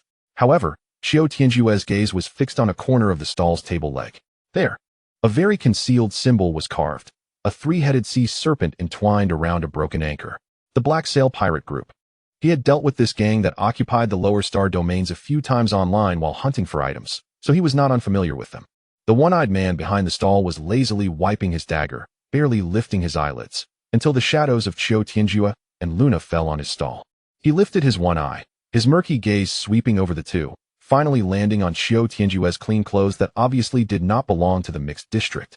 A malicious smile spreading across his face. "Customer, what are you interested in?" He waved the dagger in his hand. "I don't sell pretty toys for kids here." Qiu Tianjue ignored his words and simply pointed at the three-headed sea serpent symbol. "Black sale," he said lightly. "Are you still doing business?" The one-eyed man's hand abruptly froze in its motion of wiping the dagger. A vigilant cold light suddenly shot from his one eye, and his demeanor shifted from that of a lazy vendor to a poised beast ready to pounce. He stared hard at Qiu Tianjue, seemingly trying to find some flaw in his face. Qiu Tianjue couldn't be bothered to play the staring game with him. He knew this gang had what he wanted, such as the Beastmaster's soul shackles he had anonymously purchased last time, which was a decent item. He directly stated his name, Qiu Tianjue. As soon as those three words were spoken, the one-eyed man visibly froze. He looked at Qiu Tianjue with suspicion, as if saying, "Are you kidding me?" In front of Qiu Tianjue, he opened his personal terminal and quickly operated it. A few seconds later, as the search results popped up, the one-eyed man's expression changed dramatically. His facial flesh first stiffened, then twitched violently a few times, finally squeezing out a smile that was more grotesque than crying. He slapped the dagger down on the table, rubbed his hands together, and bent slightly at the waist. "Oh, so it's the seventh young master of the Qiu family. I've long heard of your great name." Qiu Tianjue's eyelids twitched. "Long heard of your great name? Is it the reputation of the Junk King that has long heard of?" He couldn't be bothered to retort, simply waving his hand impatiently. "Stop the nonsense and show me your good stuff." "All right, please wait a moment." The one-eyed man nodded and bowed, turning to clap his hands at the curtain behind the stall. The curtain lifted, and a graceful figure silently emerged. It was a woman with a purple veil. But what attracted attention was the pair of fluffy, slightly quivering white fox ears on her head, and the fluffy long tail that swayed restlessly behind her. A fox person? Before Qiu Tianjue could think further, the fox woman had already walked up to him and performed a graceful bow. The curve of her bent waist perfectly showcased the stunning figure outlined by her tight leather outfit, fully revealing it to Qiu Tianjue's gaze. The corners of her mouth curled up slightly beneath the veil, her charming eyes like silk, carrying a hint of seduction. Clearly, she was prepared to start with seduction. Just then, the corner of her garment was gently tugged. Qiu Tianjue looked down to see Luna gazing up at him with her little face, her blood-red eyes sparkling as she stared at the swaying fox tail, eagerly asking in a soft voice, "Master, that looks tastier than the iron rods." Qiu Tianjue, the fox woman's ears clearly twitched, her enticing demeanor instantly freezing as she stared at the little girl in shock. Qiu Tianjue rubbed his temples, completely ignoring the fox woman's seductive act, his gaze returning to the one-eyed man, his voice growing colder. "All right, stop playing these boring tricks. Take me to see your goods this time." He paused, adding a sentence to let this gang of pirates know he was not an outsider. "Don't try to pull any tricks, don't waste my time." The one-eyed dragon and the fox girl both froze for a moment with their flirtatious smiles. The one-eyed dragon's murky eye stared at Qiu Tianjue for 3 seconds, his facial flesh twitching, and eventually he forced out a smile that looked worse than crying. "Hee. The seventh young master is straightforward, so I won't beat around the bush with you, old mo." He stopped wasting words, stepped aside to clear the way to the position behind the curtain, and made a gesture of invitation, adopting a very low posture. The nearby fox girl also retracted her alluring pose, stepped forward, and gracefully lifted the greasy curtain. The moment she lifted the curtain, she glanced back at the one-eyed dragon. The one-eyed dragon looked at the lower-class people coming and going in the mixed area, then gazed at the prosperous upper district in the distance. A flicker of struggle passing through his eyes, but in the end, he subtly shook his head. The fox girl's eyes flashed with understanding, and she nodded slightly. Qiu Tianjue entered directly with Luna. The curtain fell, isolating the noise and light from the outside. A pungent smell mixed with engine oil, rust, and some chemical reagents hit him in the face. It was darker here than the stalls outside, with only a few energy lamps casting dim light on the mountains of assorted goods. Here was the true mobile warehouse of the Black Sail Pirate Group. Qiu Tianjue's mind stirred, and the ability of Fajin Wanzong quietly activated. In his eyes, streams of golden light that others could not perceive swept over the goods before him like ripples. Identification, level 3 energy battery, core slightly damaged, value, 50 Stardust coins. Identification, Python Type 3 explosive energy pistol, barrel excessively worn, risk of explosion, value, 20 Stardust coins. Identification, imitation antique, modern assembly line product, value, 5 Stardust coins. As he scanned through, Qiu Tianjue's brow furrowed tighter. Garbage. All worthless junk. It seems this group of pirates really didn't get anything good this time. Master, Luna tugged at his clothes, her little nose wrinkling as she pointed at a half-person high, rusty oxygen tank with a look of disdain. These iron rods look worse than those in a junkyard. The fox girl, following behind, visibly twitched her mouth at this comment. Just then, a heavy metallic scraping sound came from the shadows deep within the warehouse. Clang, clang. A tall figure emerged from the darkness. It was a half-human, half-mechanical cyborg. The left side of its body completely replaced by rough, grotesque mechanical components, with exposed cables pulsing like veins on its metal skeleton. And its left arm was a massive hydraulic claw. The only remaining human eye was devoid of life, while the mechanical eye flickered with a cold red glow. The red light swept over Qiu Tianjue and finally landed on Luna behind him, seemingly more interested in the delicate little girl. I'll take it from here. The cyborg spoke, its voice sounding like two pieces of metal grinding together, dry and harsh. The fox girl immediately bowed and stepped aside obediently. Qiu Tianjue looked at the cyborg exuding danger. His expression unchanged and directly said, "Don't try to fool me with this junk." He paused, his pitch-black eyes locking onto the flickering red eye. "Take me to see something even you don't recognize." Chapter 36, The Fear of Moise. The cyborg Moise's crimson mechanical eye flickered, and the subtle sound of gears turning came from within, as if reassessing the target before it. After a moment, a smile that was even uglier than crying twisted across his face, made of metal and substandard synthetic skin, his voice crackling with electrical noise. "Guest, your thoughts are very dangerous." "Dangerous?" Qiu Tianjue instead smiled, a faint smile that carried a coldness that chilled the surrounding air. "For those without power, it is dangerous. For those with power, it is an opportunity." He took a step forward, staring directly into the cold mechanical eye. "I just happen to be the latter." Moise remained silent, the crimson eye locking onto Qiu Tianjue, as if trying to scan him from the inside out. This rumored useless seventh young master, whom even servants could bully, had no trace of energy fluctuations on him, yet that certainty and madness, as if he had crawled out from a sea of corpses and blood, made even this bloodthirsty pirate feel uneasy. "Good." After a long time, Moise stiffly uttered a word. He stopped wasting words and turned to walk deeper into the warehouse, the heavy mechanical legs making a dull thud on the metal floor with each step. The further they went in, the colder the air became, the mixed smell of oil and rust gradually fading into a prison-like chill. At the end of the passage was an astonishingly heavy alloy blast door. Moise pressed his intact human hand on a scanner and aimed his mechanical eye at another scanning port. After a series of complicated verification procedures, the blast door slowly opened inward with a muted hissing sound. Behind the door was a pure white room. In the center of the room, separated by a faint blue light barrier that looked like flowing water waves, was a high-energy particle barrier. Qiu Tianjue's gaze pierced through the barrier, and his pupils suddenly constricted. Inside, a coffin lay quietly, a luxurious yet eerie Western-style black coffin. The coffin was entirely made of a black metal that seemed to absorb light, with countless complex and mysterious twisted patterns carved on its surface. Those patterns were not simply decorative, they resembled a kind of seal. Thick black chains, thicker than fingers, extended from the ground and ceiling, deeply embedded in the coffin, binding it firmly in place. "We found this while exploring the Pisa star domain." From an abandoned interstellar transport ship, Moise's voice echoed in the silent room. Qiu Tianjue sneered inwardly. "Abandoned? Perhaps it was you who turned it into waste." "We have checked a lot of information, but only obtained a vague clue." Moise's mechanical eye glowed red. "What is sealed inside is an ancient species that has been extinct for countless epochs." He paused and slowly pronounced the name. "Vampire." Qiu Tianjue's breath momentarily halted. "Vampire?" Those dark creatures that existed in movies and stories in his original world actually existed in this world? A sense of novelty and excitement surged from the depths of his heart. Moise had been observing his expression, and seeing him show interest, he added, "This thing is very dangerous. According to analysis, if released in a 7th-level star domain, it could cause species mutation and extinction on a civilized planet." "What about in our 6th-level star domain?" Qiu Tianjue suddenly asked, a hint of playfulness on his face. Moise was taken aback by the question. He really couldn't answer it. The suppression of star domain levels was a cosmic law.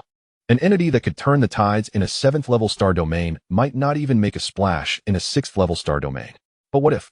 Just then, Luna, who had been quietly following behind, suddenly tugged at Qiu Tianjue's clothes. Qiu Tianjue looked down to see her tilting her little head, her pure red eyes fixed on the black coffin without blinking, her delicate little nose sniffing hard. Then she leaned close to Qiu Tianjue's ear and whispered in a voice only the two of them could hear, filled with anticipation, "Master, this big iron box has a nice smell." She smacked her lips, as if savoring the flavor. Sweet. Hearing this response, the corner of Qiu Tianjue's mouth stiffened for a moment. He looked down at Luna's blood-red eyes filled with curiosity and appetite, suddenly unsure of what expression to wear. Sweet. What kind of structure is this little foodie's sense of taste? Next to him, Moise's crimson mechanical eye suddenly flickered with high-frequency red light, accompanied by a buzzing sound of electrical overload. He was fixated on Luna, his expression as if he wanted to dismantle her right then and there to see what was inside. The scanning beam fell into a void, receiving no data feedback. This little girl's body seemed like an absolute black hole, capable of swallowing all probing. Moise's face, made of metal and low-quality synthetic skin, twitched violently. He suddenly felt that this exquisitely delicate, harmless little girl might be more dangerous than whatever was in that coffin. Instinctively, he moved his mechanical limb to the other side. Another glance at the calm Qiu Tianjue beside him extinguished the last flicker of hope in Moise's heart. Indeed, an abnormal fool was accompanied by an abnormal monster. Qiu Tianjue had grown tired of considering the pirate captain's psychological activities. His attention was entirely focused on the black coffin in front of him. His thoughts sank into his mind. Identification. A familiar golden light flashed by. Name: Royal Coffin of Ferocious. Sealed object: Ferocious Olivier. Race: first-generation blood clan, one of the 13 royal holy clans. Status: severely damaged, dormant. Strength: Stardust Realm, 6th stage. Value: inestimable. A series of information emerged. When he saw the terms first-generation blood clan and royal holy clan, a barely perceptible lift of his brow indicated his interest. It seemed this group of pirates wasn't bragging. They indeed had a big catch. However, when the final line stating strength, Stardust Realm, 6th stage came into view, the flicker of interest in his eyes instantly faded. Stardust Realm? He turned his head to glance at the little Luna, who was tiptoeing and gazing eagerly at the black coffin, a hint of sparkling drool already forming at the corner of her mouth. One at the 3rd stage of the Nebula Realm, sealed. One at the 6th stage of the Stardust Realm. Qiu Tianjue suddenly found it somewhat ridiculous that this group of pirates was guarding this item with such fanfare, as if facing a formidable enemy. Were they still vampires? Still worried about species extinction? A trace of undisguised disdain flashed in Qiu Tianjue's eyes. They couldn't even handle his hungry little glutton at home, yet dared to call themselves an ancient species? How embarrassing. With this thought, he couldn't be bothered to waste more words. Qiu Tianjue turned around, casually raised a finger towards Moise's still flashing red mechanical eye, and then pointed at the black coffin. This thing, I want it. Moise was taken aback. And before he could speak, Qiu Tianjue's cold voice sounded again. 50 million star coins. 6 words, devoid of any emotion. As flat as if he were buying the cheapest nutrient solution on the roadside. But these 6 words fell into Moise's half-mechanical ears like a thunderclap. 50 million? He had thought that if he could offload this hot potato for a few million star coins, he would be lucky, after all. Buyers daring to touch such a bizarre item were rarer than when he found this thing. He had just brought it here to take a chance, hoping some unsuspecting fool would take a liking to it. Unexpectedly, today he encountered such a fool, who was not only naive but also ridiculously wealthy. A flame of greed surged from the depths of his heart, almost breaking through his reason. Could 50 million go even higher? Just as he was about to speak, the words, "Can the price be negotiated?" hadn't even made it to his throat before he met Qiu Tianjue's gaze. That gaze seemed to say, "If you dare to say another word, you can keep this thing to play with yourself." The red light in Moise's mechanical eye flickered wildly, and the internal microgears emitted a creaking sound of overload.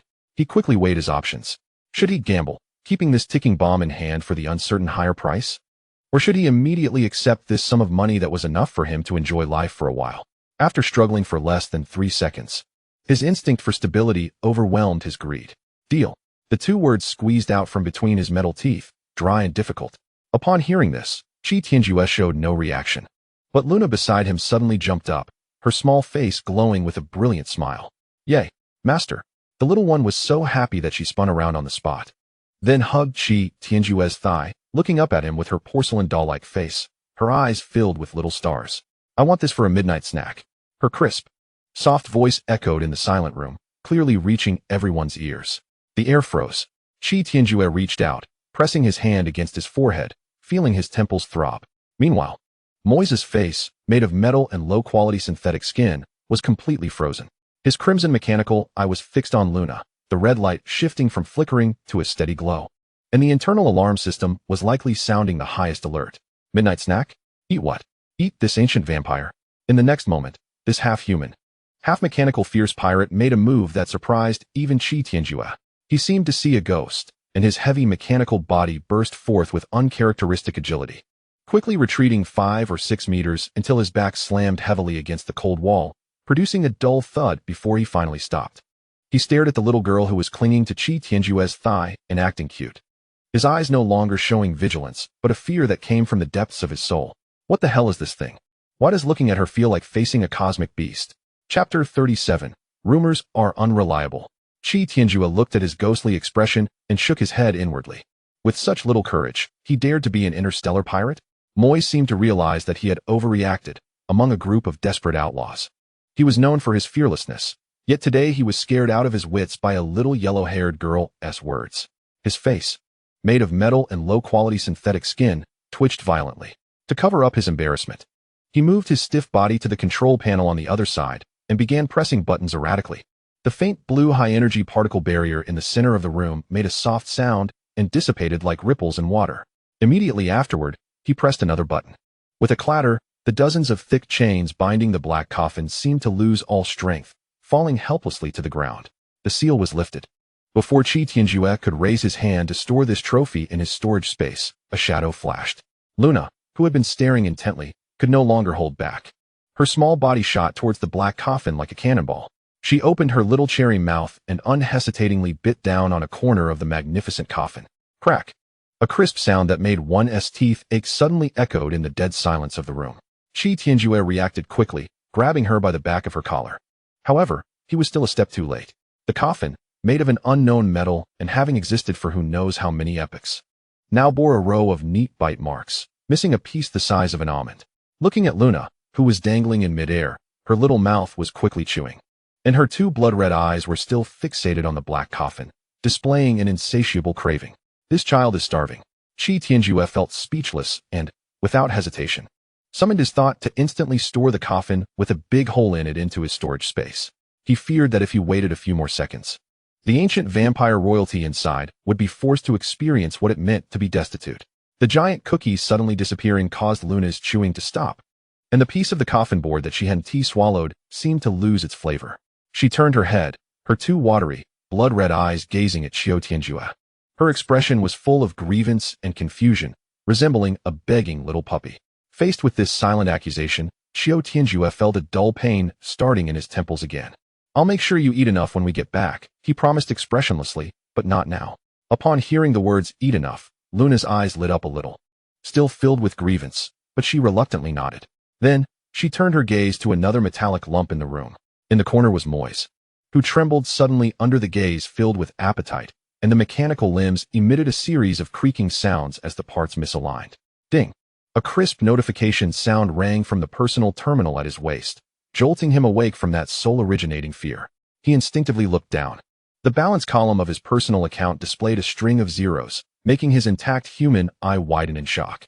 50 million Stardust coins. Not a penny less. This huge sum was like a shot of adrenaline, instantly injected into his half-mechanical body, forcing the bone-chilling coldness to dissipate considerably under the heat of money. The creaking mechanical joints seemed to have become much smoother due to the influx of this windfall. Qiu Tianjue took in this scene without hurrying to leave. He watched the pirate leader, who had just been terrified, now calmed by money, and spoke indifferently. Why do you think I offered you such a high price?" Moise's greedy expression froze, and he abruptly raised his head, the red light in his mechanical eye flashing violently. "Right, why? This coffin, though eerie, is definitely not worth this price. Could it be that this legendary wasteful 7th young master is really a fool with money?" But looking into the other's unfathomable eyes, Moise instinctively denied this thought. "Because I need something else." Qiu Tianjue's voice was devoid of any emotion, yet it struck Moise's heart like a hammer. For example, some people who cannot appear in public, or some goods that cannot be seen in the light. "You've been in this line of work for so long. You should know quite a few, right?" He paused, his pitch-black eyes staring directly at Moise. "This 50 million is not only for the coffin, but also for the introduction fee." Moise was completely stunned. So that's how it is. This realization caused his half-mechanical brain to momentarily malfunction. The other party was not a fool. On the contrary, he was extremely shrewd. He wasn't buying an item. He was using money to buy a ticket to the underground world. And he was the one collecting the fee. Understanding this, Moise's gaze towards Qiu Tianjue completely changed. The person before him was no longer a foolish young master with money, but a mysterious benefactor with heavy gold and a ruthless approach. Now I understand. He nodded heavily, his attitude doing a complete turnaround, even speaking with a hint of respect. Seventh young master, rest assured, I, old Moise, may not have other skills, but I have a few friends in this line of work. Saying this, he took the initiative to lead Qiu Tianjue to the other side of the warehouse, where other spoils from his recent raid were piled up.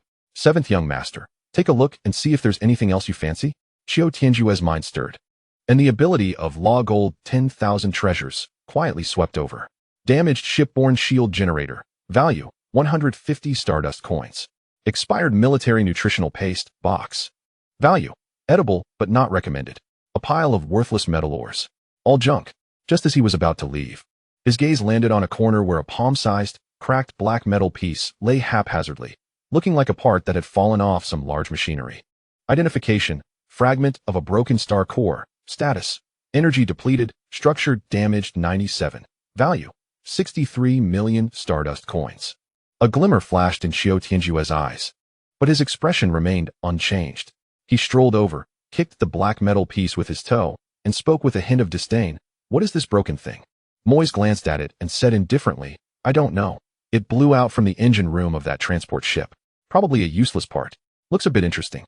Qiu Tianjue squatted down, picked it up, weighed it in his hand, and then casually tossed it to Luna behind him, telling her to use it as a teething stick.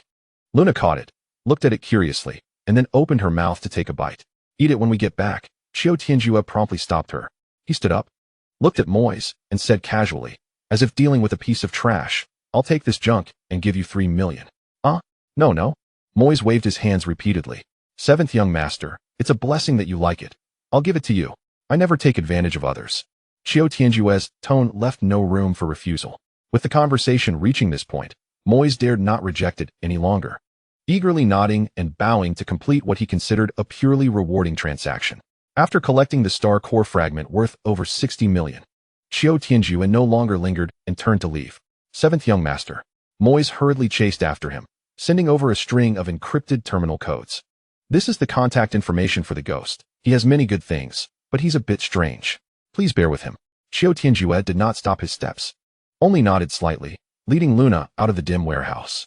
It was not until the large and small figures completely disappeared into the shadows of the junk district that Moise let out a long breath, feeling the synthetic skin on his back had already soaked with cold sweat.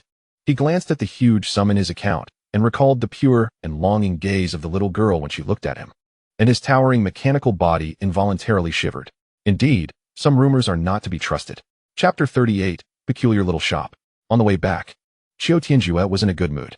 50 million bought him an early-generation vampire relic and a star core fragment worth over 60 million. This deal was quite good. With his good mood, Luna, who was looking at him eagerly, also seemed more pleasing to the eye. Although the junk district was dilapidated, what it lacked the least was various metal scraps.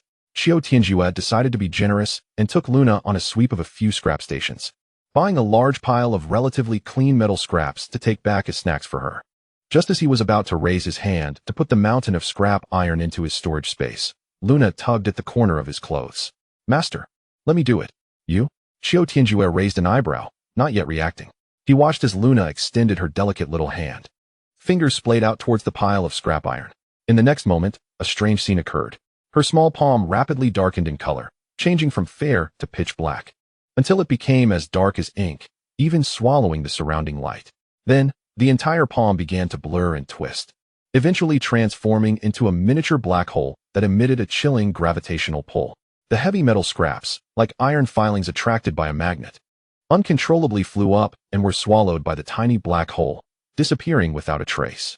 In just a few seconds, that little mountain vanished into thin air. Luna retracted her hand, and her small hand returned to its fair appearance. She even clapped her hands, as if she had just accomplished a trivial task. Qiu Tianjue's heart skipped a beat. He once again reassessed this little one's abilities. Does she have a built-in storage space? Or is it a space ability? What else can you do? Qiu Tianjue squatted down, looking her in the blood-red eyes. Luna tilted her little head, seemingly thinking very seriously. I can connect to the network. She extended her little finger and swiped in the air, and a standard personal terminal screen materialized before her, displaying the public news channel of Veristar. Qiu Tianjue was completely stunned. A puppet, not only equipped with spatial abilities, but also with personal terminal functions, and even capable of connecting to the internet autonomously. This thing has surpassed the realm of technology, resembling more of theology. If it were an AI robot, that would be one thing, but he is a puppet. He looked at Luna's innocent expression and suddenly had a mischievous thought. He opened his terminal, added her as a friend without saying a word, and directly transferred a sum of money to Luna's account.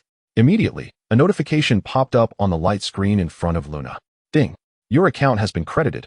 100,000,000 star coins. Looking at that long string of zeros, Luna blinked, seemingly still trying to process it. She extended her little finger and counted one by one. 1, 10, 100,000. Halfway through, she seemed to finally understand how enormous this number was, and her blood-red eyes lit up like shining stars. Master. The little one suddenly leaped into Qiu Tianjue's arms, rubbing her little head against him, excitedly shouting, I have money now? I can buy so many iron rods to eat. If you're hungry, just buy it yourself. Qiu Tianjue patted her little head, a playful smile tugging at the corners of his mouth. Buy whatever you want. And if it's not enough, just tell me. Yay. Luna jumped 3 times in excitement, then proudly opened her terminal, frantically tapping away. Moments later, Qiu Tianjue's terminal chimed as well. He looked down to see a transfer notification. Your account has been credited, 1 star coin. Accompanied by a soft and sticky message, for the master's pocket money. Oh, Qiu Tianjue, looking at that lonely 1 star coin. And then at the little one clinging to his thigh, wearing a proud expression as if to say, aren't I generous? Praise me. Qiu Tianjue found himself momentarily speechless. Why did it feel like he had gained a leaky little cotton-padded jacket? In his past life, filled with deceit and treachery, he dared not show any weakness, let alone have children. He feared that would become a knife handed to him by his enemies. Unexpectedly, coming here, he had gained such a being out of thin air. His mood inexplicably lifted quite a bit. He took Luna's little hand and continued to wander through the mixed area. Anyway, he had stocked up on snacks, and wasn't he in a hurry to go back? Just then, a sign that clashed with the colorful holographic billboards around caught his eye. It was a real wooden plaque, exuding an antiquated charm, with several large characters carved on it. Antique. Antique. What the hell, it's an antique. Qiu Tianjue's mouth twitched violently. The stark contrast hit him like a jolt, causing his brain to momentarily crash. If it were called something like Treasure Pavilion or Precious Goods Hall, he could accept it, no matter how cliché. But what kind of ridiculous name is this? Is it a legitimate shop? Or is it some mental patient's performance art exhibition? He even had a momentary impulse to directly open his terminal and complain about this shop disturbing the urban landscape. But thinking twice, he decided against it. Just because of this name, he wanted to go in and take a look. If it didn't bring him any surprises. He decided he would drown this tasteless owner in spit. Pushing open the creaking wooden door, a blend of musty and woody scents rushed to meet him.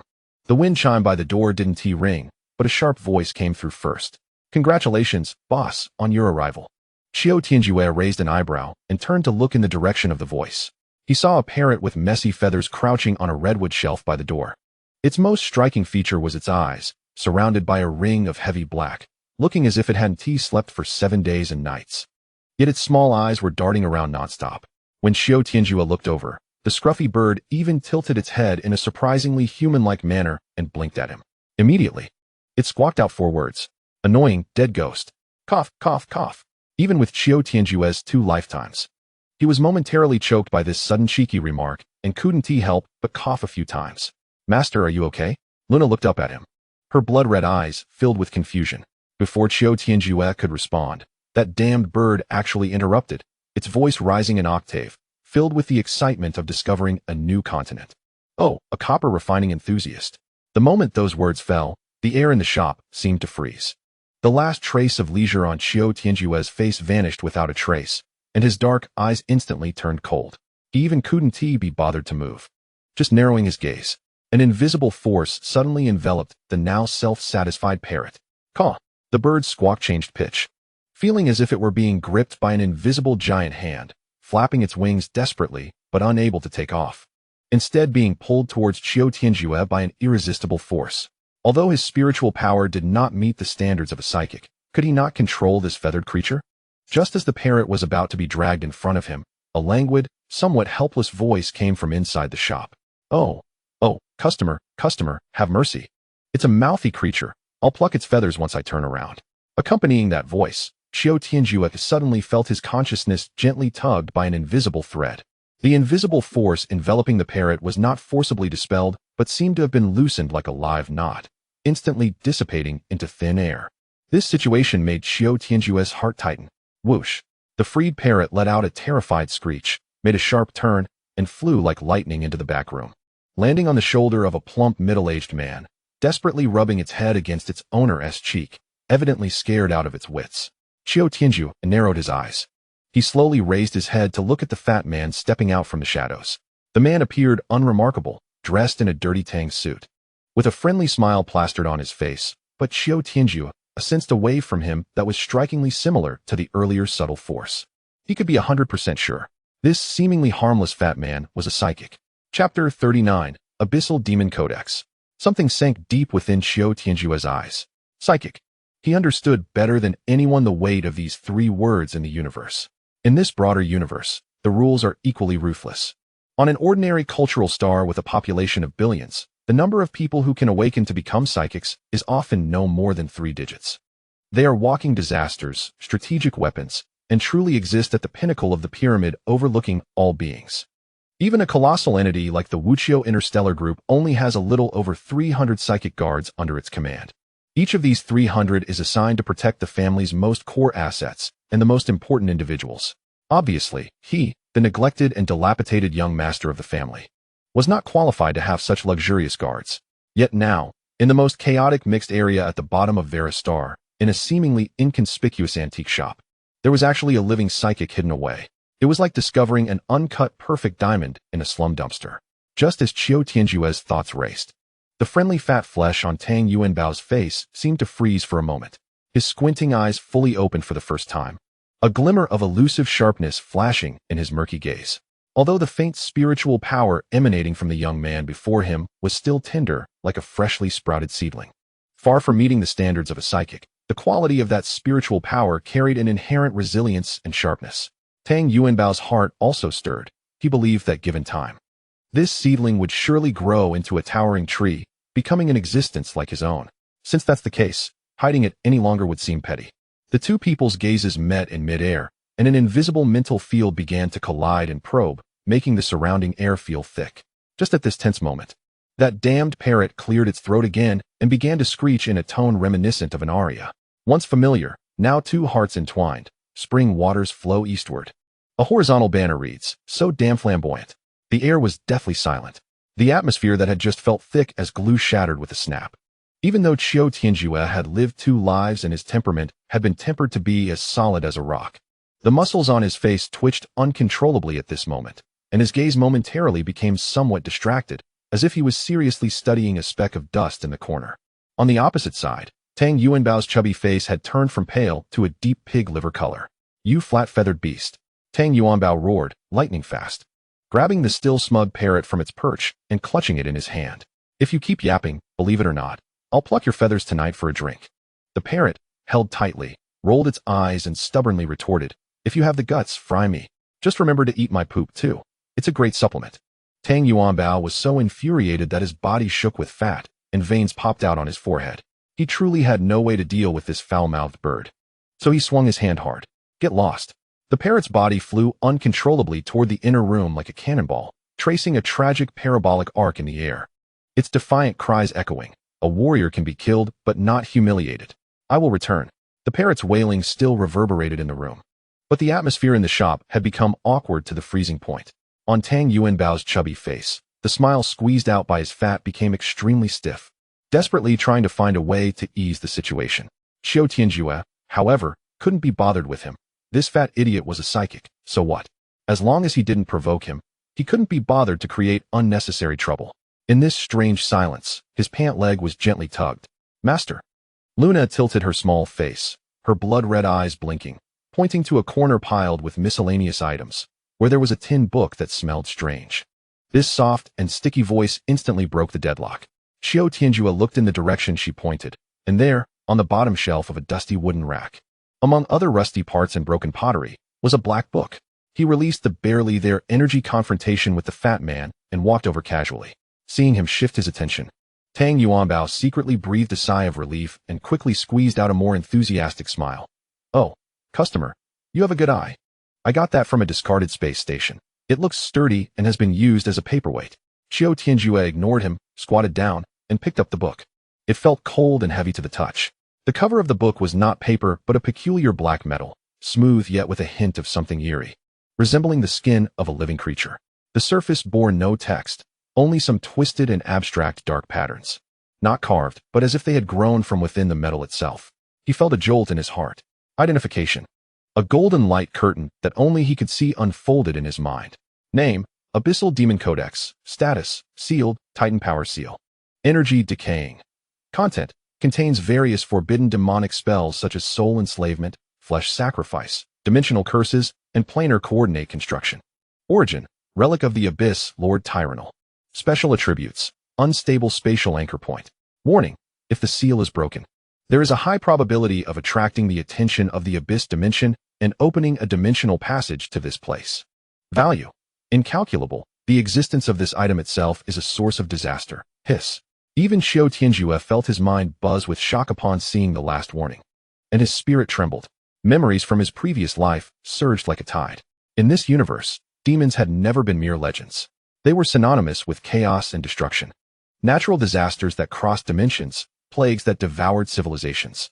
These creatures were cunning, cruel, and bloodthirsty, even capable of perfectly disguising themselves as any species, spreading distrust and panic within the target civilization, ultimately disintegrating it from within.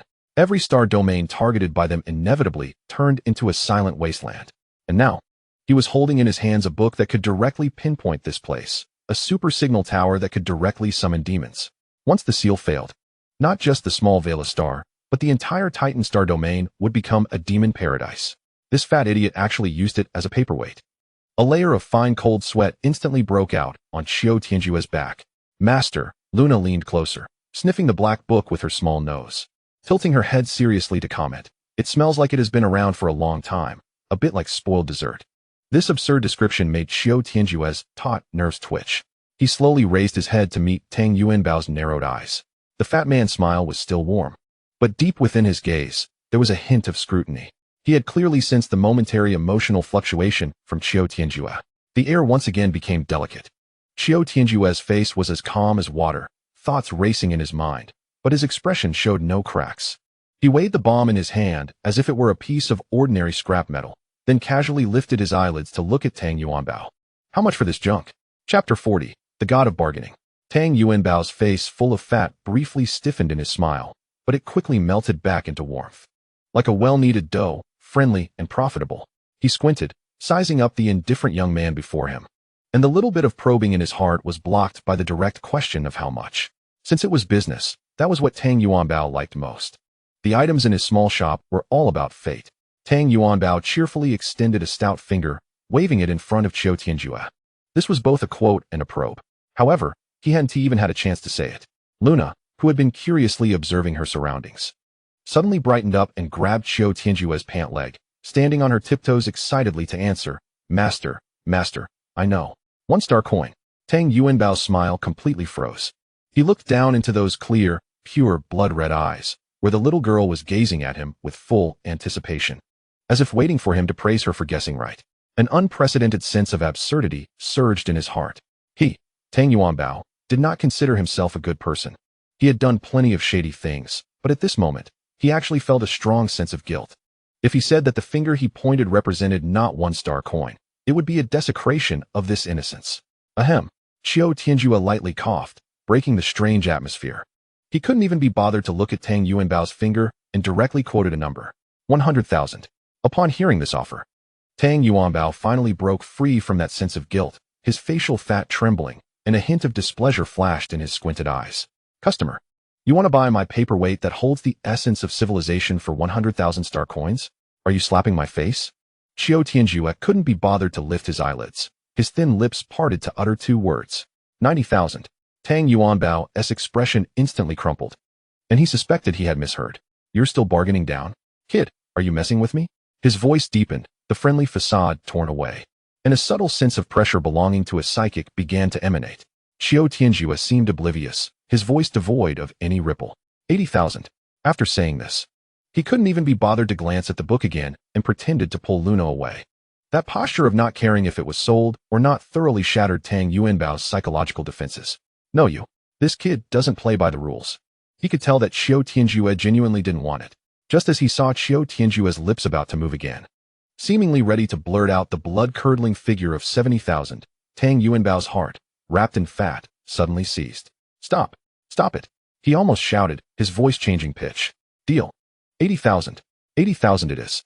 Tang Yuanbao's chubby face turned the color of pig liver, pointing at Qiu Tianjue, his fingers trembling, counting himself unlucky for having this friend. Ding! The successful transaction notification almost arrived immediately. Qiu Tianjue expressionlessly held the abyssal grimoire, which could trigger a world-ending disaster, in his hand as if it were a worthless piece of scrap metal, casually handing it to Luna beside him. Here is your new toy. Take care of it. Luna happily accepted it, rubbing her small face against the cold metallic cover. Watching this scene, Tang Yuanbao felt pain in his heart, liver, spleen, lungs, and kidneys. He was at a loss, losing big time. Just then, a sharp screech came from the inner room. Big loss, you fool. Tang Yuanbao's face instantly darkened like a pot bottom. He glared fiercely in the direction of the inner room, mentally torturing that mouthy bird 1,000 times before managing to squeeze out a friendly smile. My dear friend. He looked at Qiu Tianjue, almost squeezing out the word friend through gritted teeth. What else do you need? Qiu Tianjue seemed to have completely ignored the tone of his words, his gaze already passing over him and falling deep into the store. The ability of Legal Gold Vault silently unfolded. Beams of gold light imperceptible to mortals swept over the dusty clutter on the shelves. Identification, antique wine cup from a third-level civilization, with slight radiation residue. Value, 80 star coins. Identification, damaged interstellar navigation log recorder, core data destroyed. Value, 50 star coins. Identification, unknown creature's leg bone. Can be used for soup, but not recommended for consumption. Value, 10 star coins. Junk, still a pile of junk.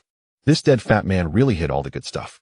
Just as Qiu Tianjue's patience was about to run out and he prepared to leave, his gaze suddenly froze. He saw another book. That's right, another damn book. It was carelessly stuffed among a pile of scrap metal, the edges of the pages glimmering with a dark golden sheen. The pattern on the cover, Qiu Tianjue was completely stunned.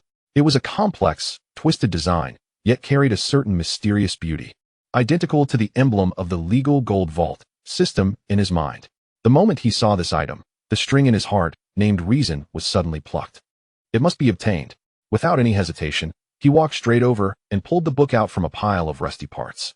It felt slightly heavy, with a metallic texture. The moment his fingers touched the cover, the Legal Gold Vault system in his mind trembled violently, like never before. A series of golden cursive characters cascaded down like a waterfall. Warning. Source core detected. Name, Legal Gold Canon. First commandment. Money is power. You shall exchange money for supreme strength. Second commandment. Money is speed. You shall use money to buy time. Third commandment. Money is life.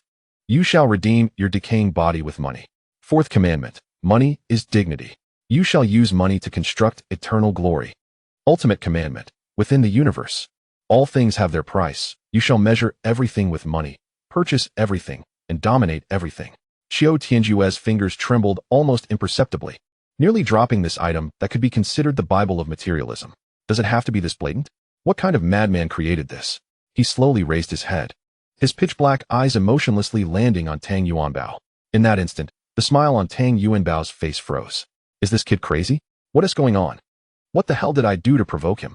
Tang Yuanbao felt a chill in his heart, instinctively puffing out his plump belly, trying to regain his composure with momentum. How much is this? Qiu Tianjue's cold voice interrupted his train of thought. Tang Yuanbao was momentarily stunned, then his mind raced. He had just sold a paperweight that could suppress a literary genius's luck for 80,000, and he still felt his heart bleeding. This kid has his eyes on this broken book, and his reaction is even bigger than before. There must be something fishy about this. I can't lose any more. No matter what, I have to recover my losses today. With this thought, Tang Yuanbao's heart, wrapped in fat, instantly hardened. He cleared his throat, putting on a sincere face. Oh, so you fancy this book, huh? This is my prized possession. Since we're friends, I want to make a profit off you. Just give you the cost price. Tang Yuanbao extended 2 fat fingers, signaling 8, then doubled it, finally just extending a single finger. One price, 1 billion. I want to complain about it being too much. He stared hard at Qiu Tianjue, ready to enjoy the shock and disbelief on his face. However, Qiu Tianjue merely glanced at him quietly before looking down at the legal gold cannon in his hand. What a character. All they care about is money. 1,000,000 star coins. He spoke indifferently. Uffed. Tang Yuanbao nearly spat out a mouthful of blood, his eyes wide as saucers. Big brother. Brother. Friend. He even changed his titles, waving his hands anxiously. Bargaining is fine, but not like this. You're cutting from the main artery. My small business can't withstand this kind of turmoil. Qiu Tianjue remained expressionless, not even bothering to raise an eyelid. 900,000. Tang Yuanbao's face began to twitch uncontrollably. He pointed at Qiu Tianjue, his lips quivering. Are you still going lower?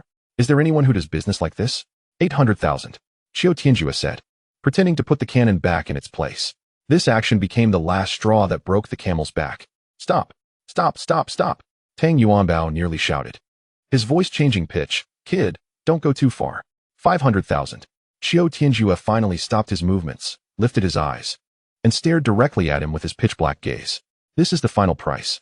He paused, the corner of his mouth curling into a cold arc. His voice not loud, but clearly reaching Tang Yuanbao's ears. Additionally, I will tell you for free what the paperweight you have truly is. Chapter 41. Bewildered Tang Fatty. Upon hearing this, Tang Yuanbao's squinted eyes nearly became a line. He looked at Qiu Tianjue, his chubby face interweaving greed and vigilance. After a moment, he grinned, his smile oily enough to scrape off a layer of grease. Interesting, I'd like to hear what exactly my paperweight is. He shifted his tone, extending a fat finger to point at the legal gold cannon in Qiu Tianjue's hand, the flesh on his face shaking. But, this book you want to buy now. 1,000,000 star coins, not a single cent less. This was his final stubbornness. He felt he had just been scammed, and now had to reclaim his dignity. Looking at Tang Yuanbao's fierce facade, a faint smile appeared on Qiu Tianjue's face. All right, it's a deal. Ding. The transfer notification sounded crisp and clear. 1,000,000 star sky coins, instantly credited. Looking at the long string of zeros that appeared on his personal terminal, Tang Yuanbao's face finally broke into a wide grin, his eyes squinting into slits. How could he not be happy?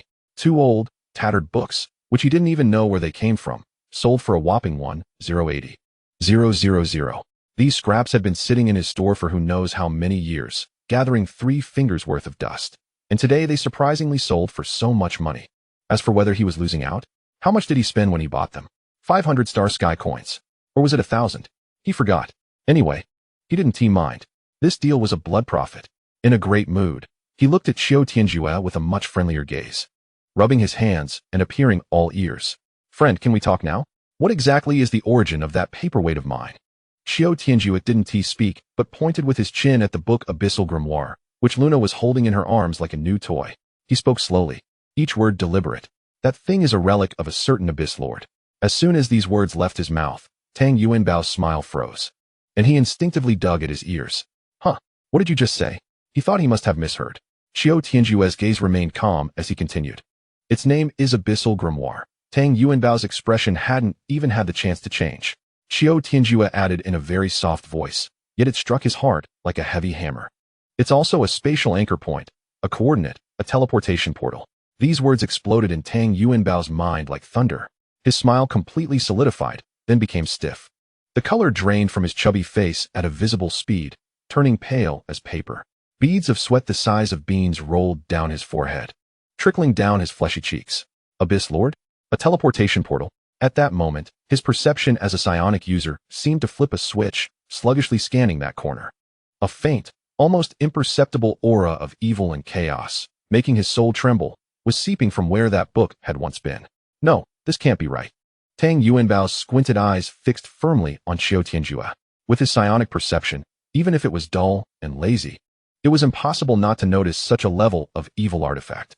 That thing had been in his store for at least a few years. If it were truly that dangerous, he would have sensed it long ago. Unless a thought, like a cold current, surged through his entire body of fat. Unless the evil nature of this thing was originally sealed. And this young man before him, at the moment he picked it up, used a method he couldn't comprehend to briefly pierce through that layer of sealing. Tang Yuanbao's breath hitched sharply. He thought of an even more terrifying possibility. Had this kid completely unsealed it? At this thought, he shivered, a chill rushing from his tailbone straight to the top of his head. He was indeed a psionic user. But he was lazy. He was greedy. He had no interest whatsoever in fighting or saving the world. If he had that kind of spare time, would he go to great lengths to disguise himself as an ordinary fat man, hiding in a remote place like Veristar, running a shabby antique shop just to scrape by. All he sought was a life where he could eat meat every meal, sleep until he naturally woke up every day, and occasionally swindle a fool to improve his meals. But now, Tang Yuanbao's gaze uncontrollably drifted toward that cluttered corner. From here to his comfortable big bed was only a few dozen steps. And just a few dozen steps away, he had unwittingly left behind a thing that could drag the entire star domain into an irretrievable abyss. He had even used it to weigh down a cup of instant noodles. Fear, unparalleled fear. Tang Yuanbao's complexion had changed from pale to a sickly purple, his breathing becoming heavy, his chest heaving violently. When he looked at Qiu Tianjue again, his expression had completely changed. His squinted eyes were locked onto Qiu Tianjue, the flesh around his eyes tightening. A person who could see through the essence of this thing. Would they be a good person? Qiu Tianjue met his gaze, appearing utterly indifferent, even shrugging. It was easy to tell what this fat man was thinking. He had merely read a few descriptive phrases in an ancient text by chance. He casually explained with an extremely plain tone. Hearing this utterly dismissive explanation, Tang Yuanbao's flesh twitched violently. I don't believe you. As a psionic user, how could he not know how many coincidences in this universe were man-made? What ancient text was so amazing that it could precisely describe an abyss relic and just happened to have this kid stumble upon it in the remote corners of Veristar?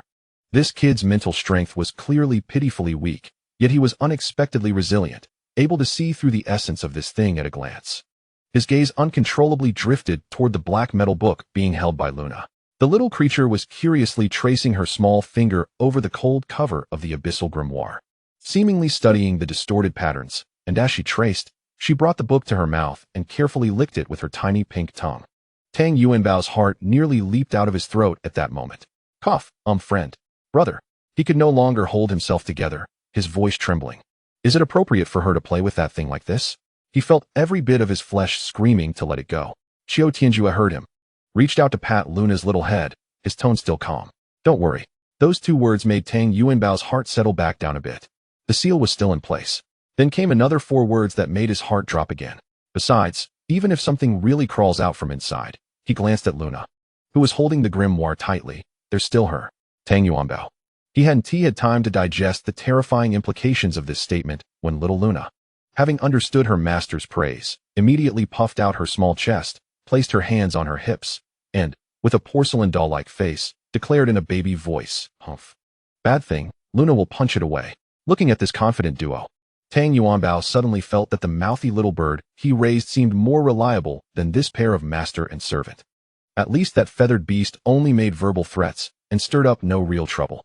But these two before him, one was a madman who dared to treat the abyssal grimoire as a toy, and the other was a little lowly who said she would punch the demon away. Why had he come to a backwater like Veristar?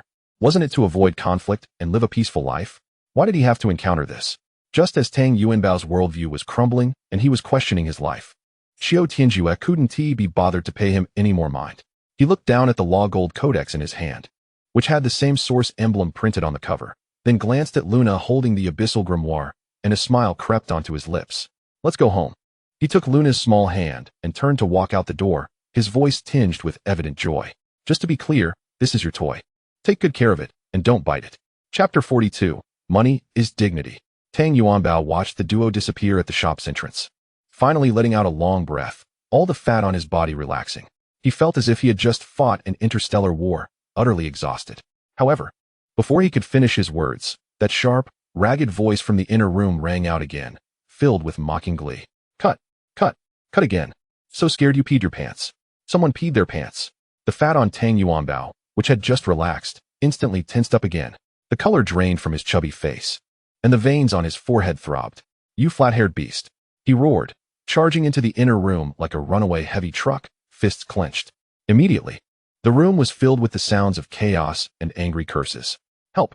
Killing birds. A warrior can be killed, but not humiliated. If you have the guts. Eat shit too. On the other side, Qiu Tianjue returned to his villa with Luna.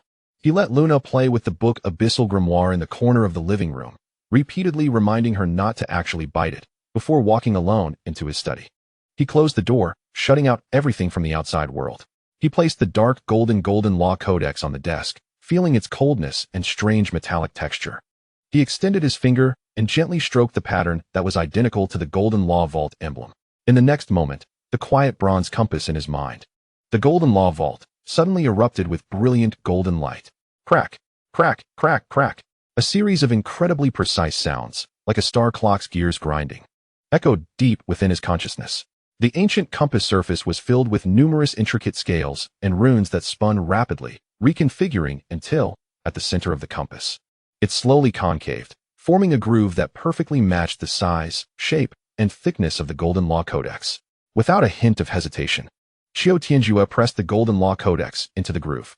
The moment they touched, they fit perfectly together.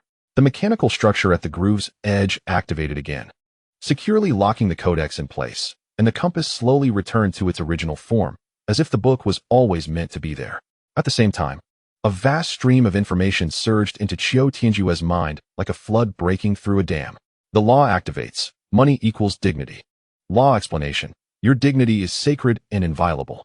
Any attempt to oppress or lock the host using mental, momentum, coercion, seduction, or similar forms is a provocation against money. Passive effect. The host will be exempt from all external negative mental locks and will exert counteracting pressure on the source. Trigger costs. Depending on the intensity and duration of the suppression, the host's account balance will be automatically deducted. Money equals dignity. Qiu Tianjue's eyes narrowed slowly. He immediately thought of the scene at the airport VIP channel, confronting Uncle Fu. At that time, to resist the pressure from that old man who was half a step into the nebula realm, his account balance had indeed evaporated rapidly. It turned out that it wasn't the system randomly deducting fees, but rather triggering this not fully activated law. He focused his thoughts and pulled up his personal terminal, opening the detailed transaction history of his bank account. His fingertips scrolled back in time to a few days ago. A clear expenditure record lay quietly there. Expenditure, 9,800,000 star coins. Transaction note, dignity maintenance. Looking at this note, and recalling the law that had just been activated in his mind, a cold smile crept onto Qiu Tianjue's face. So that's how it is. This is the price of dignity. Facing a powerhouse who had 1 foot in the nebula realm, the cost of maintaining his master's dignity was nearly 10 million star coins. Is it expensive? For the old Qiu Tianjue, it was an astronomical figure. But for the current him, it was merely a slight fluctuation in a string of numbers in his account. In other words, as long as he had enough money. Even if the legendary Lord of the Star Domain stood before him, no mere momentum could make him bow. This deal was not a loss. He looked at the Golden Law Codex that had already been absorbed by the Golden Law Vault, and deep in his consciousness, those few lines of glowing golden text still shimmered. Money equals power. Money equals speed. Money equals life. And that ultimate law. In the universe, everything has its price. One codex activated one law. Then the remaining 4 laws presumably meant there were 4 identical Golden Law Codexes scattered in some unknown corner of the vast universe.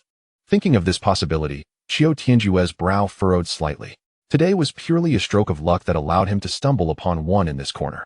If his luck had been a bit worse, he might have never known of its existence. Searching for the other 4 in the vast universe would be like finding a needle in a haystack. He shook his head, temporarily suppressing this thought.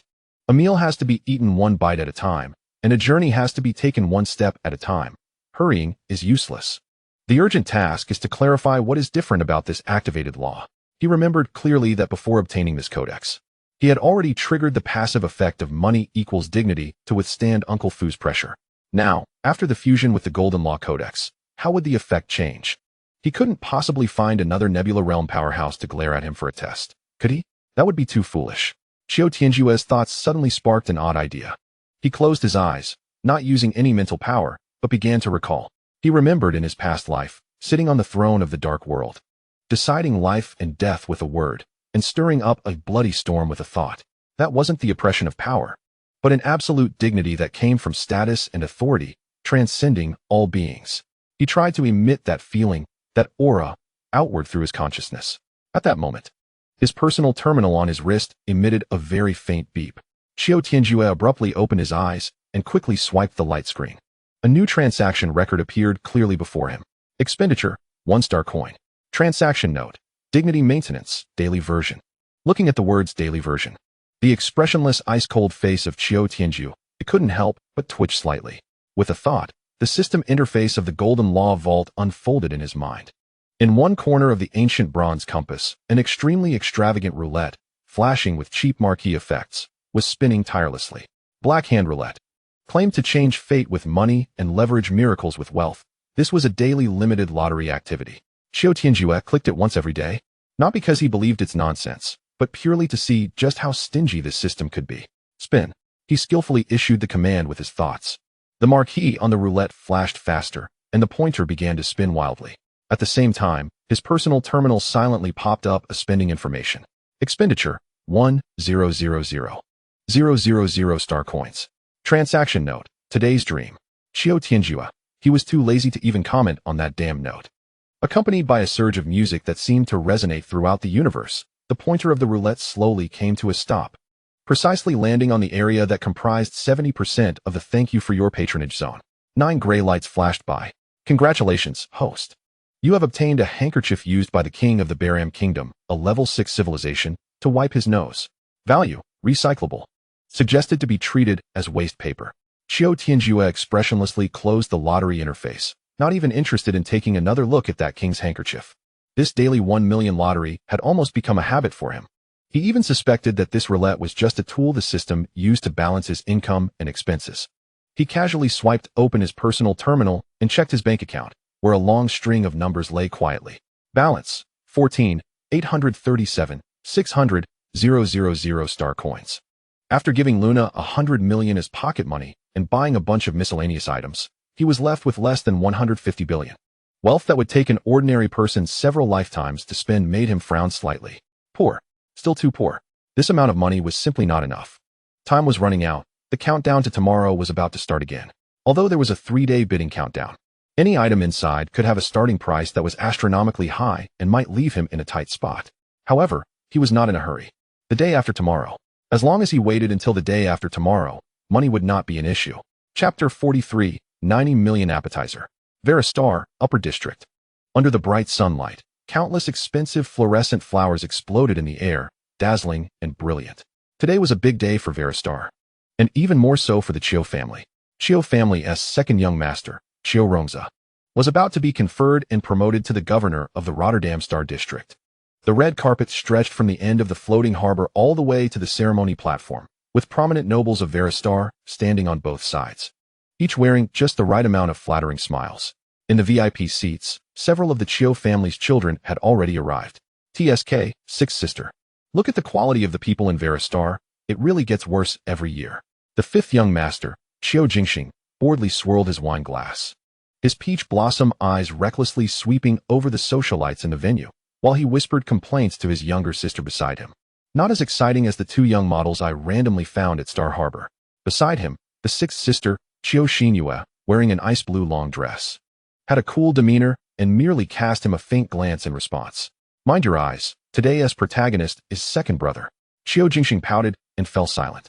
Not far away, the fourth sister, Qiu Shuaying, sat gracefully, as the national goddess of the Titan star domain. Her smile was perfect like a painting, effortlessly handling the scorching gazes directed at her from the surroundings. Further away was the third sister, Qiu Manchu, who had hurried back from the Telemon star domain with her husband and child. Her attention was entirely on her mischievous son, showing little interest in this family honor ceremony. Except for the eldest brother, Qiu Tsangming, who was far away on an alien battlefield and unable to attend, nearly all the younger generation of the Qiu family had gathered. Just then, a low gasp arose from the crowd.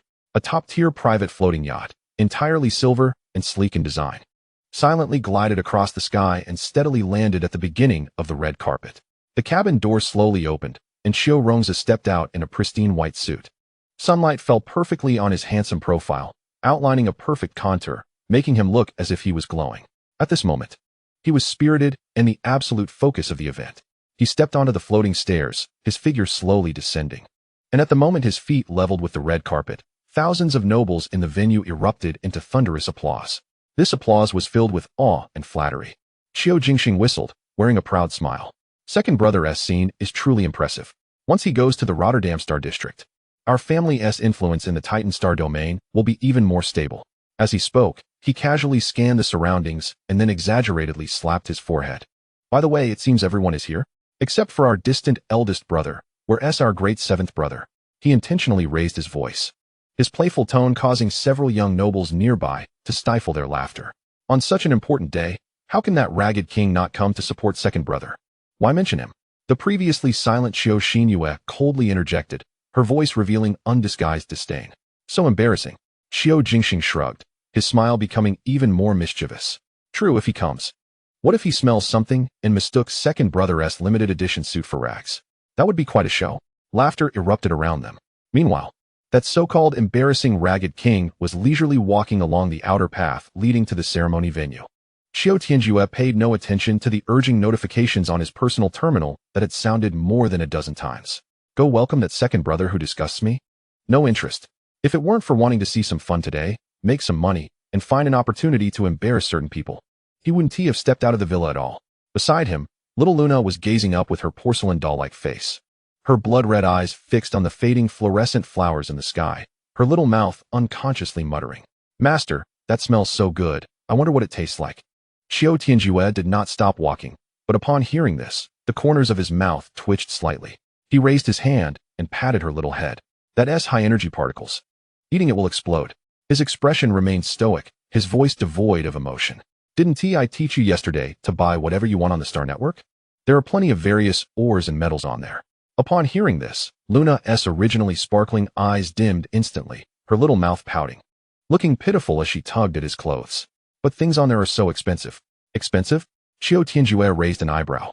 He remembered clearly that he had transferred 100 million star coins to her as pocket money.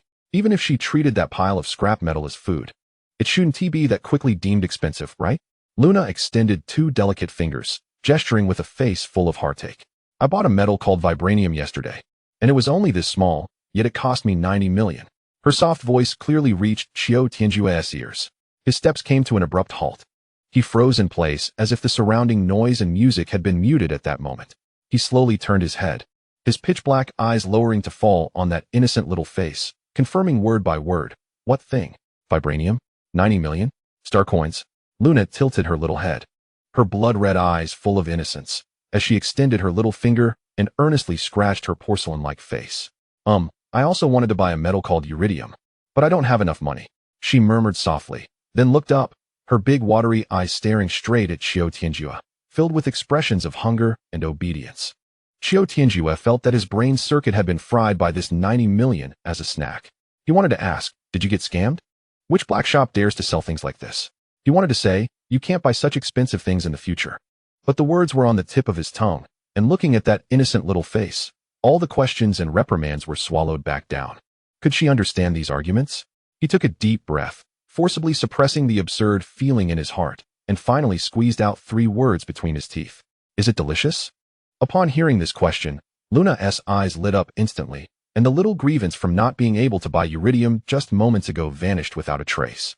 She jumped up excitedly, her small hands clenched into fists and raised in front of her chest, nodding her little head vigorously. Yes, it's so delicious.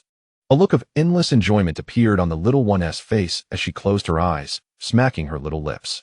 It's like swallowing a warm little sun that melts in your mouth, sweet, numbing, and it even tastes a bit like thunder. She tried hard to describe it, finally spreading her small hands to gesture, just a tiny bit. I hadn't even tasted the second flavor when it was gone. Qiu Tianjue was completely speechless.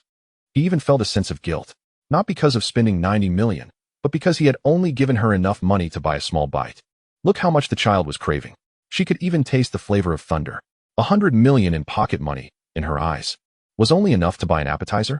At this moment, Qiu Tianjue had a deep doubt about the long string of zeros in his account for the first time. Poor. He wasn't just a little poor. He was poor to the point of not being able to make ends meet. At this moment, from the direction of the ceremony platform, more enthusiastic cheers and applause erupted, and the host's voice resonated throughout the venue through the microphone. Now, let's give the warmest applause to welcome the pride of our Wayla star, the Qiu family's prodigy, Mr. Qiu Rongza, who is about to take office as the governor of the Rotterdam Star Zone, to deliver his inaugural speech. Qiu Rongza slowly raised his head. His gaze swept through the crowd, over the nauseatingly sycophantic smiles, and precisely landed at the end of the VIP seats. There should have been a position representing the family's disgrace. It was completely empty. A hint of imperceptible stiffness appeared on Qiu Rongza's perfect smile. Today was the most glorious moment of his life. The future of the entire Rotterdam Star Zone would be written by him, and the fates of countless planets were tied to his every thought. He enjoyed all of this, relishing every inch of the spotlight and the awe-filled, greedy gazes of the nobles. But this perfect picture was missing the most unnoticeable, yet most crucial touch of green. His 7th brother, who was treated as a laughingstock by the family and rolled around in garbage all day, was not there. How dare he not come? What Qiu Rongzi wanted was not his blessing. He wanted him to witness and personally feel it. He wanted that ways to see the vast difference between them. Both bloodlines of the Qiu family. He wanted to see Qiu Tianjue, standing in the corner like a rat afraid of the light, gazing up at him. Unable to open his eyes because of his own brilliance. His existence should have been the most perfect footnote to this grand ceremony. The most humble shadow beneath Qiu Rongzi's supreme glory. But now, this shadow had unilaterally absented itself. Second brother, what are you looking for? The teasing voice of the fifth brother, Qiu Jingxing, floated over from beside him. Are you looking for our great scrap king, the seventh brother? If he really came. I fear he wouldn't be able to control his profession and would evaluate your outfit right on the spot. A few people around stifled their laughter. The temperature in Qiu Rongzi's eyes suddenly dropped. Waste. Did he even want to give up the qualification to be his stepping stone? He slowly withdrew his gaze, suppressing the nameless anger rising in his heart, and was about to speak into the microphone, delivering the inaugural speech he had rehearsed countless times. At that moment, an unusual commotion came from the direction of the entrance. The commotion was small but instantly attracted everyone's attention, like a drop of water falling into hot oil. The crowd automatically parted to create a passage. A figure was walking in, leisurely, holding a porcelain doll-like little girl. He wasn't even wearing a formal suit, dressed casually. Completely out of place in this resplendent occasion, as if he was just taking a stroll after a meal and happened to drop by to watch the fun.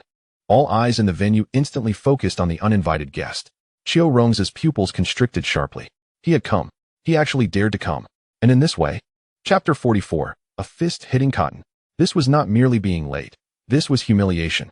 It was a blatant trampling of Qiu Rongzi's most glorious moment in front of the entire high society of Weyla Star. Not only was he late, but he even couldn't be bothered to wear a decent outfit. Most importantly, when Qiu Rongzi's sharp gaze swept over, ready to appreciate the other party's flinching expression, what he saw instead was a face that was calm to the point of indifference, and a pair of eyes that were so calm they felt blinding to him. A hint of imperceptible stiffness appeared on Qiu Rongzi's perfect smile. No way. How dare he? How dare he meet his gaze? In the past, whenever his sight swept past, this waste would instinctively lower his head and shrink his neck like a dog with its tail stepped on, without him even needing to speak. But this time, no. Not only did the other party not dodge, but he also met his gaze directly, with eyes that held no reverence, no fear, and not even a hint of emotional fluctuation. What kind of gaze was that? It was like looking at a clown performing desperately, yet receiving no applause. Oh, second brother, don't say, our seventh brother has grown some courage today, came the light-hearted voice of Qiu Jingxing from the VIP seats. He even dares to look you in the eye, what a rare guest. Beside him, Qiu Xinyue snorted coldly, too lazy to look at the other party even once. As if looking one more time would dirty her eyes. Yet standing on the ceremony platform, Qiu Rongzi could no longer hear any sounds around him. That calm gaze felt like a cold steel needle piercing into his heart. Anger surged like lava, instantly filling him. That gaze, that damn gaze. It was both unfamiliar and so familiar it made his scalp tingle. Boom. A long-sealed memory surfaced in his mind. He remembered. It was on the day when that woman, Qiu Yutong, arrived at the estate. He was looked at with such eyes. The owner of those eyes did nothing but stand there quietly, making him feel a shiver from the depths of his soul, as if everything he was proud of had turned into ridiculous dust in front of her. That day became an everlasting shadow in his heart. And now, years later, this shadow had reappeared from the wasteful brother he despised the most. No, identical. Damn it. In an instant, Qiu Rongzi's carefully groomed handsome face twisted completely. Veins crawled out from deep within his white eyes, quickly taking over his entire eyeball. An uncontrollable, nearly tangible violent aura erupted from within him. That invisible pressure shattered the enthusiastic yet hypocritical atmosphere at the scene like a boulder thrown into a lake. On both sides of the red carpet, the smiling faces of those sycophantic nobles froze, feeling a chill rise from their feet, their hearts racing uncontrollably, as if they were being stared at by a ferocious beast that preys on humans. The music on the ceremony platform seemed to be distorted by this pressure. Damn it. In the VIP seats, the fifth brother, Qiu Jingxing, who had just been fanning the flames, suddenly lost his frivolous smile, his mouth opening and closing unconsciously. Unable to close for a long time. He felt like he was dying, unable to breathe. What was happening? It was just a joke. Why did second brother look like he wanted to kill someone? Beside him, Qiu Xinyue's face turned pale as she instinctively took a step back. She felt it more clearly than Qiu Jingxing. This was not an illusion. It was killing intent. At his most glorious coronation ceremony, in front of the entire high society of Wayla Star, he actually bore murderous intent toward his own brother. She turned sharply, her gaze like a knife, shooting toward the culprit behind it all. But when she saw Qiu Tianjue's reaction, her heart jolted. That waste actually didn't even raise an eyebrow. He didn't even bother to look at his uncontrollable second brother on the platform. Instead, he lowered his head, speaking softly to the porcelain doll-like little girl beside him, seemingly oblivious to everything. That posture was not attending a ceremony. It was clearly playing with a pet in their own backyard. So casual, so indifferent. This extreme disregard was more heart-wrenching than any resistance or provocation. One's honor is shared. One's disgrace is shared. Qiu Tianjue's expression darkened completely. She knew that if she didn't stop this, the Qiu family would be utterly disgraced today.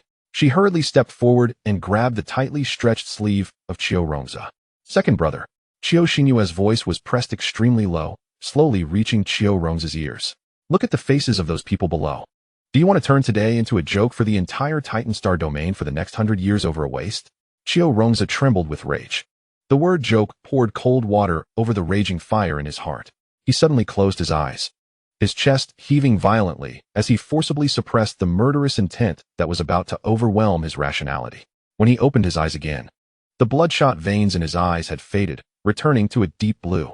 His twisted face regained its flawless smile, as if everything that had just happened was merely an illusion. He even raised his hand, gently patting Qiu Tianjue's hand that was gripping his sleeve, his movement elegant, as if he were comforting a frightened little sister. But only Qiu Tianjue knew that the bulging veins on the back of his hand and the slight twitching of his jaw muscles proved the volcano within him could erupt at any moment.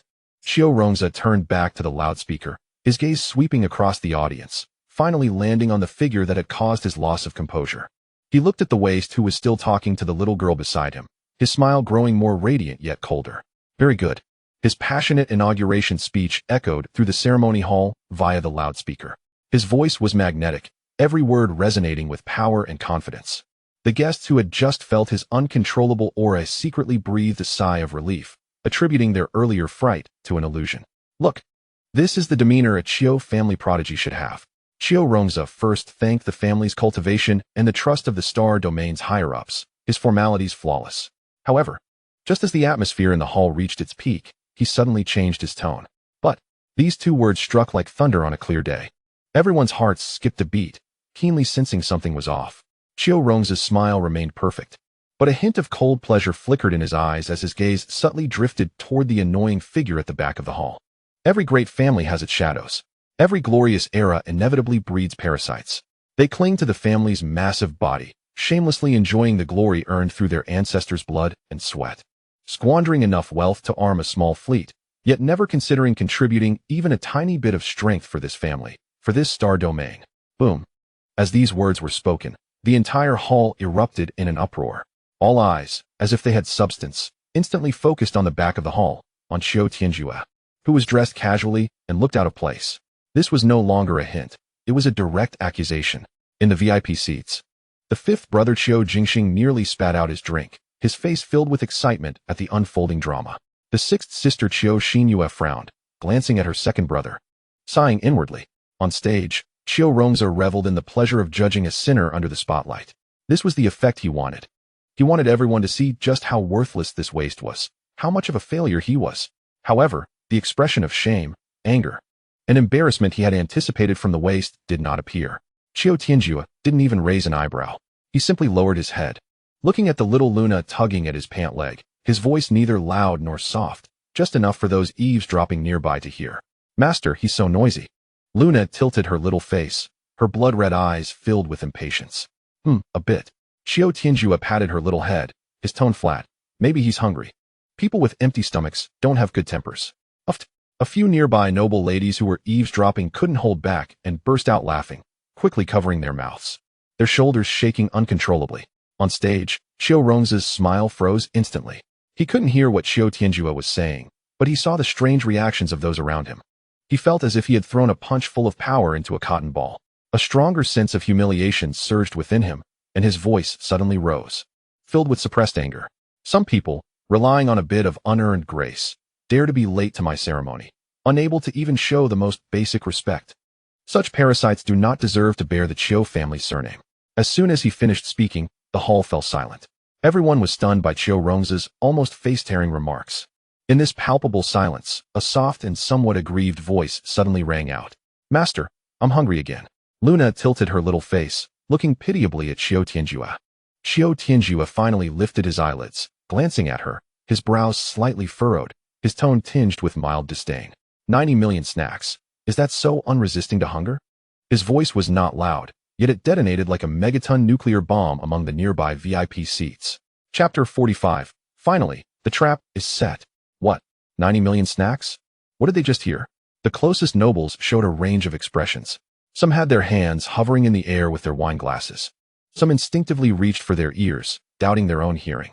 But Qiu Tianjue's nonchalant expression of disdain and Luna's innocent gaze left no doubt that this was real. 90 million. A noblewoman murmured in a daze, instinctively touching the necklace around her neck, the so-called Tear of Starlight, which had cost her husband 8 million to acquire. In an instant, the starlight dimmed and tears dried up. This news spread like a deep water bomb thrown into a pond, rippling out at an eerie speed. At first, it was just whispers. But the figure of 90 million seemed to carry a magical power, drowning out all background music and polite exchanges in the hall. Did you hear? That seventh young master. Snacks, 90 million. People's gazes shifted from mere disdain and amusement to something more complex. The disdain remained, even intensified, as it perfectly confirmed the parasite image Qiu Rongza had painted. Yet, deep within that disdain, a burning emotion named jealousy began to breed. They had worked their whole lives, painstakingly managing their family's finances, and perhaps the entire liquidity of their family wouldn't even be enough to buy a snack for that little girl. This absurd reality was like a silent slap, striking every self-proclaimed highborn noble present. In the VIP seats, Qiu Jingxing was the first to crack, bursting into laughter. Spilling his drink, he leaned toward Qiu Xinyue, lowering his voice, his tone dripping with schadenfreude. "Sixth sister, did you hear? Our seventh brother just bought his little pet snacks worth 90 million. TSK, this kind of spending has stolen the limelight from second brother today." Qiu Xinyue's face grew colder, and the look she cast at Qiu Tianjue was filled with not only disdain, but also a hint of complexity she herself was unaware of. Meanwhile, the third sister Qiu Manchu was completely dumbfounded. She looked at her innocent son in her arms, momentarily unsure of how to react. Little Qiming looked up, curiously tugging at her clothes. "Mom, what do 90 million snacks taste like?" "Qiming wants to eat." His innocent words pierced Qiu Manchu's temples like a needle, making them throb. Just as she was at a loss, a gentle figure approached. Fourth sister Qiu Shuang squatted down, gently stroking little Qiming's head. Her voice soft enough to melt ice and snow. "Qiming, that snack is what bad kids eat. It'll give you a tummy ache.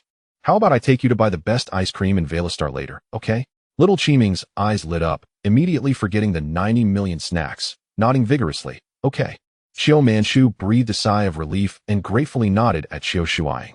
After calming the child, Qiu Shuang stood up, her autumn-like eyes gazing towards Qiu Tianjue's direction, a hint of complexity passing through them. Then, she looked at the nearly furious second brother on the stage and gently shook her head. This farce was ignited by the second brother himself. At this moment, Qiu Rongza on the podium felt like a joke, a huge joke, his carefully prepared speech, his proud glory, his imminent, glorious career. All of it was shattered by that line about 90 million snacks. He could even hear his own heavy breathing through the microphone. All the gazes, all the discussions, all the attention of the audience had shifted from him, the main character, to that worthless person he despised the most. He was supposed to be the protagonist today. He was supposed to be the pride of the Qiu family. But now, he had become the background for that wasteful display of wealth. An overwhelming sense of humiliation mixed with raging anger surged to the top of his head. Qiu Rongza gripped the edge of the podium so hard that his knuckles cracked. He stared fiercely at the culprit. The other party didn't even bother to give him a glance, still lowering his head, as if comforting the little mixed breed that cried out for food. That nonchalant posture drove him crazier than any direct provocation. "Waste. Just wait. This matter is far from over." Qiu Rongza took a deep breath, and his nearly twisted face forced out a smile that looked worse than crying, his voice hoarse as he continued his already ignored speech. "My speech is over." The last few words were almost squeezed out through his teeth. Following his words, there should have been thunderous applause. But now, the applause was sparse, and everyone's minds were clearly still on those 90 million snacks. In this extremely awkward atmosphere, Qiu Tianjue finally moved. He took Luna's little hand and turned to walk towards the exit. He was leaving to go home for dinner. His posture suggested that he had come only to say those few words and then leave. He hadn't even planned to stay until the end of the ceremony. This action became the last straw that broke the camel's back. Stop! A roar, suppressed to the extreme, erupted from the stage. Hearing those two words, Qiu Tianjue smiled. He didn't even turn around. Finally, couldn't he hold it in anymore, huh? I was already prepared to leave. It's you who insisted on stretching your face over here. This wasn't my initiative. He thought to himself, but his movements were unhurried as he slowly turned around. A hint of confusion genuinely appeared on his usually expressionless face, as if he truly didn't understand why the other party had called him back. What? Qiu Tianjue's tone was as calm as asking for directions. Second brother, the ceremony is over. Do you still want to invite me to dinner? This sentence completely ignited the string of reason in Qiu Rongza's mind. He let out a suppressed snicker from deep within his throat, sending a chill down everyone's spine. Qiu Rongza smiled, his handsome face appearing somewhat grim due to extreme anger, paired with his expensive white suit, creating an indescribable oddity. He fixed his gaze on Qiu Tianjue and said slowly, "My dear seventh brother, I've heard you've had a keen eye lately and have found quite a few good things." He deliberately paused, his eyes sweeping across the audience, his voice suddenly rising with a judgmental delight. "We all know you said Uncle Fu wasn't qualified to see your collection. So what about now?" He extended his hand. Fingers spread wide, sweeping over the faces of those below, filled with shock, curiosity, and greed. "Now, we have so many people here.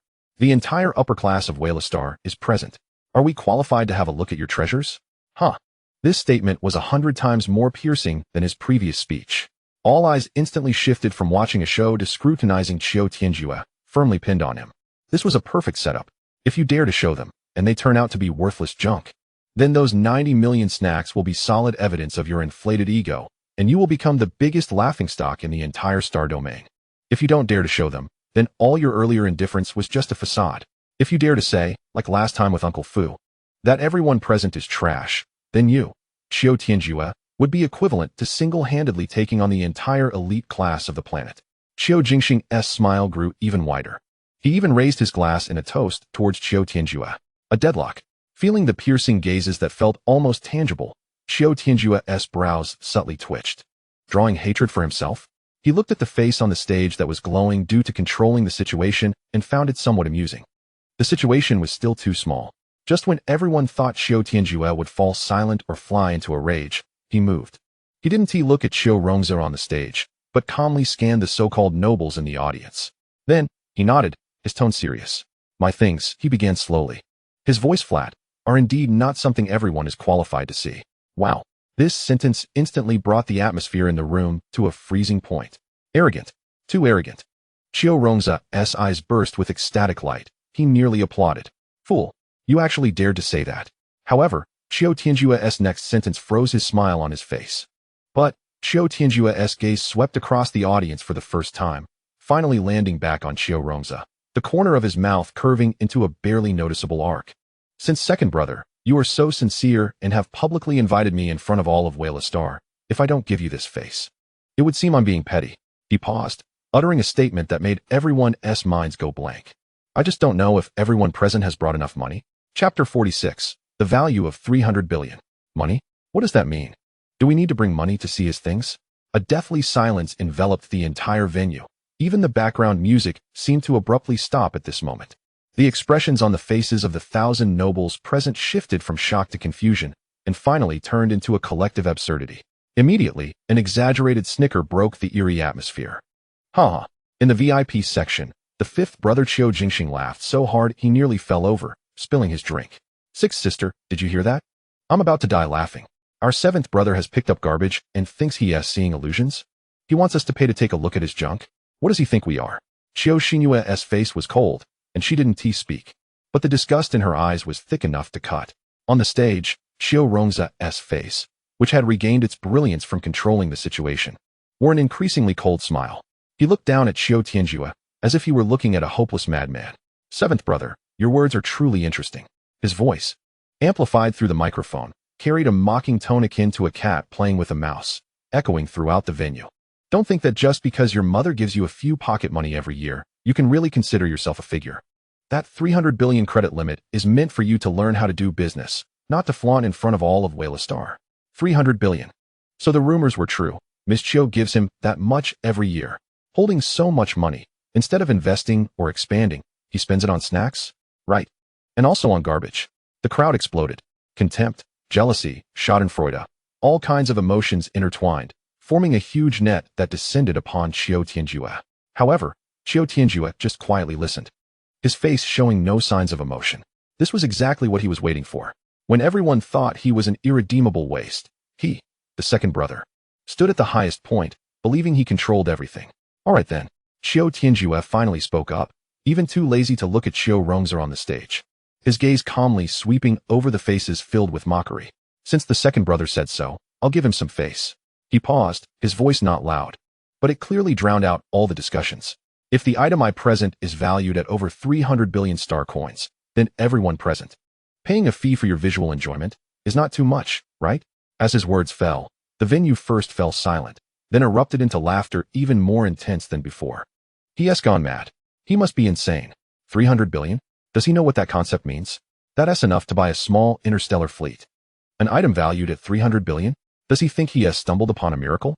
Even the usually composed fourth sister, Qiu Shuang, slightly furrowed her brows, her gaze toward Qiu Tianjue, carrying a hint of worry.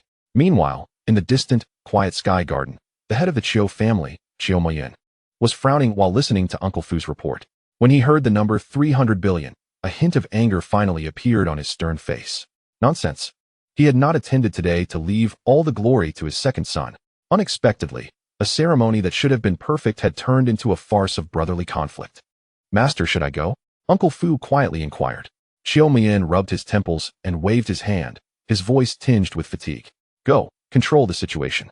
Don't let them ruin the Qiu family's reputation in front of the entire Titan star domain. Yes. Uncle Fu bowed and quickly left.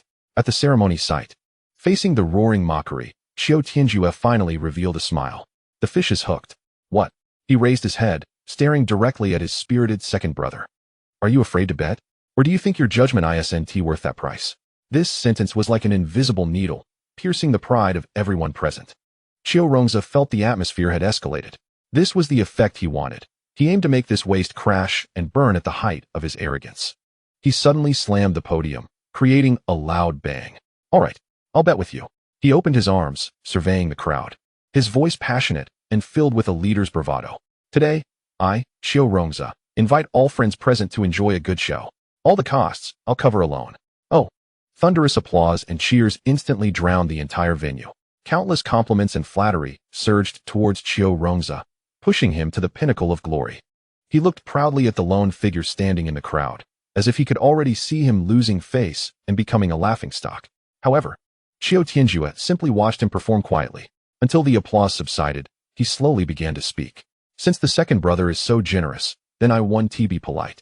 He lifted his eyes, and for the first time, his pitch-black pupils glimmered with a hint of amusement. The viewing fee isn't much. Just consider it a favor for my second brother. Let us give a discount. He raised 5 fingers, speaking slowly under the astonished gazes of everyone. Each person, 50 million star coins. In an instant, applause, cheers, and discussions, all sounds vanished. The entire world fell into dead silence. The heroic smile on Qiu Rongzi's face froze completely. He has gone mad. 50 million star coins per person? Does he think this money falls from the sky? How many people are here? Removing the guards and unrelated personnel, there are still over 1,900 prominent figures present. 1,900 multiplied by 50 million. How much is that? 950 billion. Gasp. Someone in the crowd inhaled sharply, the sound startlingly clear in the silent venue. Qiu Rongzi felt his scalp tingle. Even he, as the second young master of the Qiu family and future governor of the Star District, would find it difficult to come up with nearly 1,000 billion in liquid funds all at once. This waste is truly insane. But then, a thought struck him like lightning, cutting through his chaotic thoughts. No, Qiu Rongzi suddenly realized. His seventh brother is trying to con him. He quoted an astronomical figure he couldn't possibly come up with, just to force him to back down. As long as he said it was too expensive, then he could logically withdraw and turn the tables, saying that as an older brother, he couldn't even afford that little bit of money, thus not qualified to see his item. In that case, it would be him, not Qiu Rongzi, who would lose face. What a clever tactic of retreating to advance. With this realization, Qiu Rongzi's heart, previously stunned by the numbers, settled down instantly. So that's it, he thought. A waste who spends all day with garbage has no real confidence. After all this, he was just bluffing. Looking at Qiu Tianjue's calm face, the anger of being played with surged again in Qiu Rongza's heart, but a cold, controlling smile returned to his face. Huh. He let out a meaningful cold laugh, his voice clearly reaching everyone's ears through the microphone. Seventh brother, are you going crazy over money? In the crowd, the fifth brother, Qiu Jingxing, also reacted, suddenly realizing as he clapped his hands, lowly laughing at Qiu Xinyue beside him. Clever. Really clever. This tactic of pulling the rug out from under him almost fooled the second brother. Qiu Xinyue's face remained cold, not speaking. But her eyes looking at Qiu Tianjue were filled with even more disdain. On stage, Qiu Rongza took a step forward, looking down at the figure who had repeatedly made him lose composure, his voice laden with undisguised mockery. However, since you're so confident, as your older brother, I can't let you lose face. He shifted his tone, his gaze suddenly sharp. A treasure worth 300 billion is not something just any Tom, Dick, or Harry can possess. You keep saying it's worth that price, so do you dare to tell us in front of the entire Veristar what this treasure is? Qiu Rongza's voice suddenly rose, like a hammer of judgment, striking down fiercely. What pile of garbage did you dig this item out from? Chapter 47. Are you playing me? A pile of garbage? Facing Qiu Rongza's judgment-like questioning, Qiu Tianjue seemed to have heard some irrelevant joke, and he actually chuckled softly. This light laugh sounded incredibly jarring in the silent venue. No. He shook his head, calmly meeting the slightly twisted face of his second brother filled with pride. You're mistaken, second brother. This is not a cheap item you can find in a garbage heap.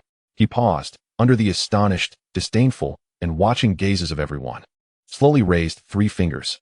This item was bought by me for 300 billion star coins. Time seemed to freeze at that moment. The venue, which had been bustling with mockery and laughter just a second ago, fell into a silence so profound that a pin drop could be heard. 300 billion? What did he just say? 300 billion. In the audience, a glamorous noblewoman, holding a wine glass prepared to watch the show, trembled at the mention of this number, spilling the crimson liquid all over her expensive white gown, but she remained oblivious. In the VIP seats, the fifth brother, Qiu Jingxing's wild laughter froze, his mouth agape as if it could fit an egg, his previously smug expression turned into that of a statue instantly petrified. Even Qiu Xinyue, who had always kept a cold face, had her pupils suddenly constrict. This number was far too real, much more tangible than that elusive 300 billion. Gulp. Someone in the crowd swallowed hard.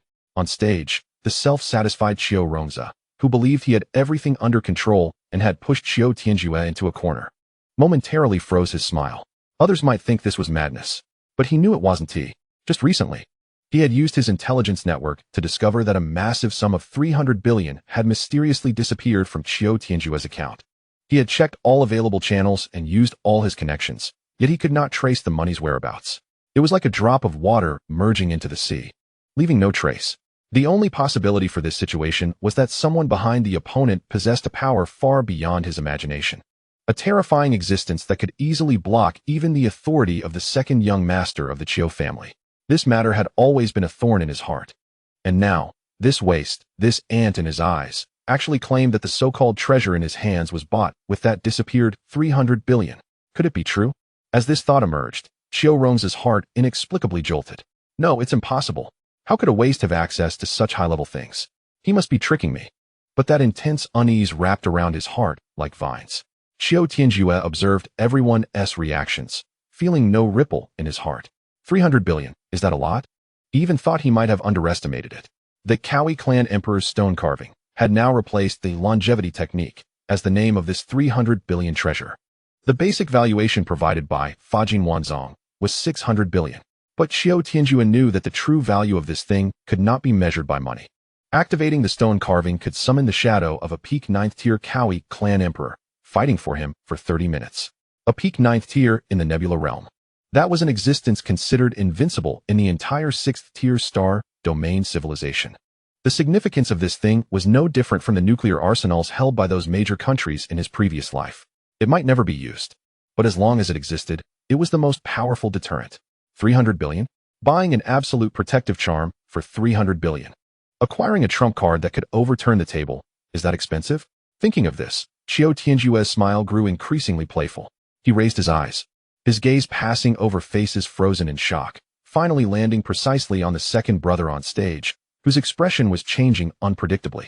His voice was not loud, but it struck everyone's hearts like a heavy hammer.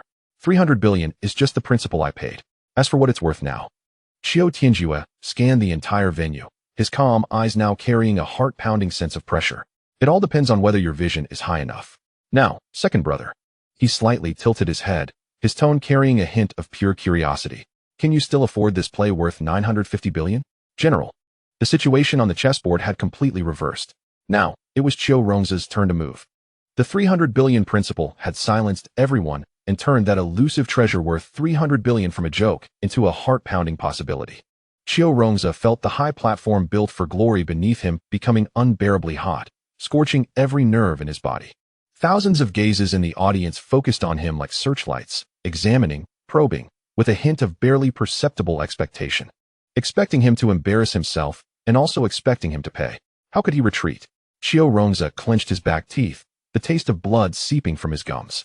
His bloodshot eyes fixed on Qiu Tianjue, every word forced out as if squeezed from his chest. Good. Very good.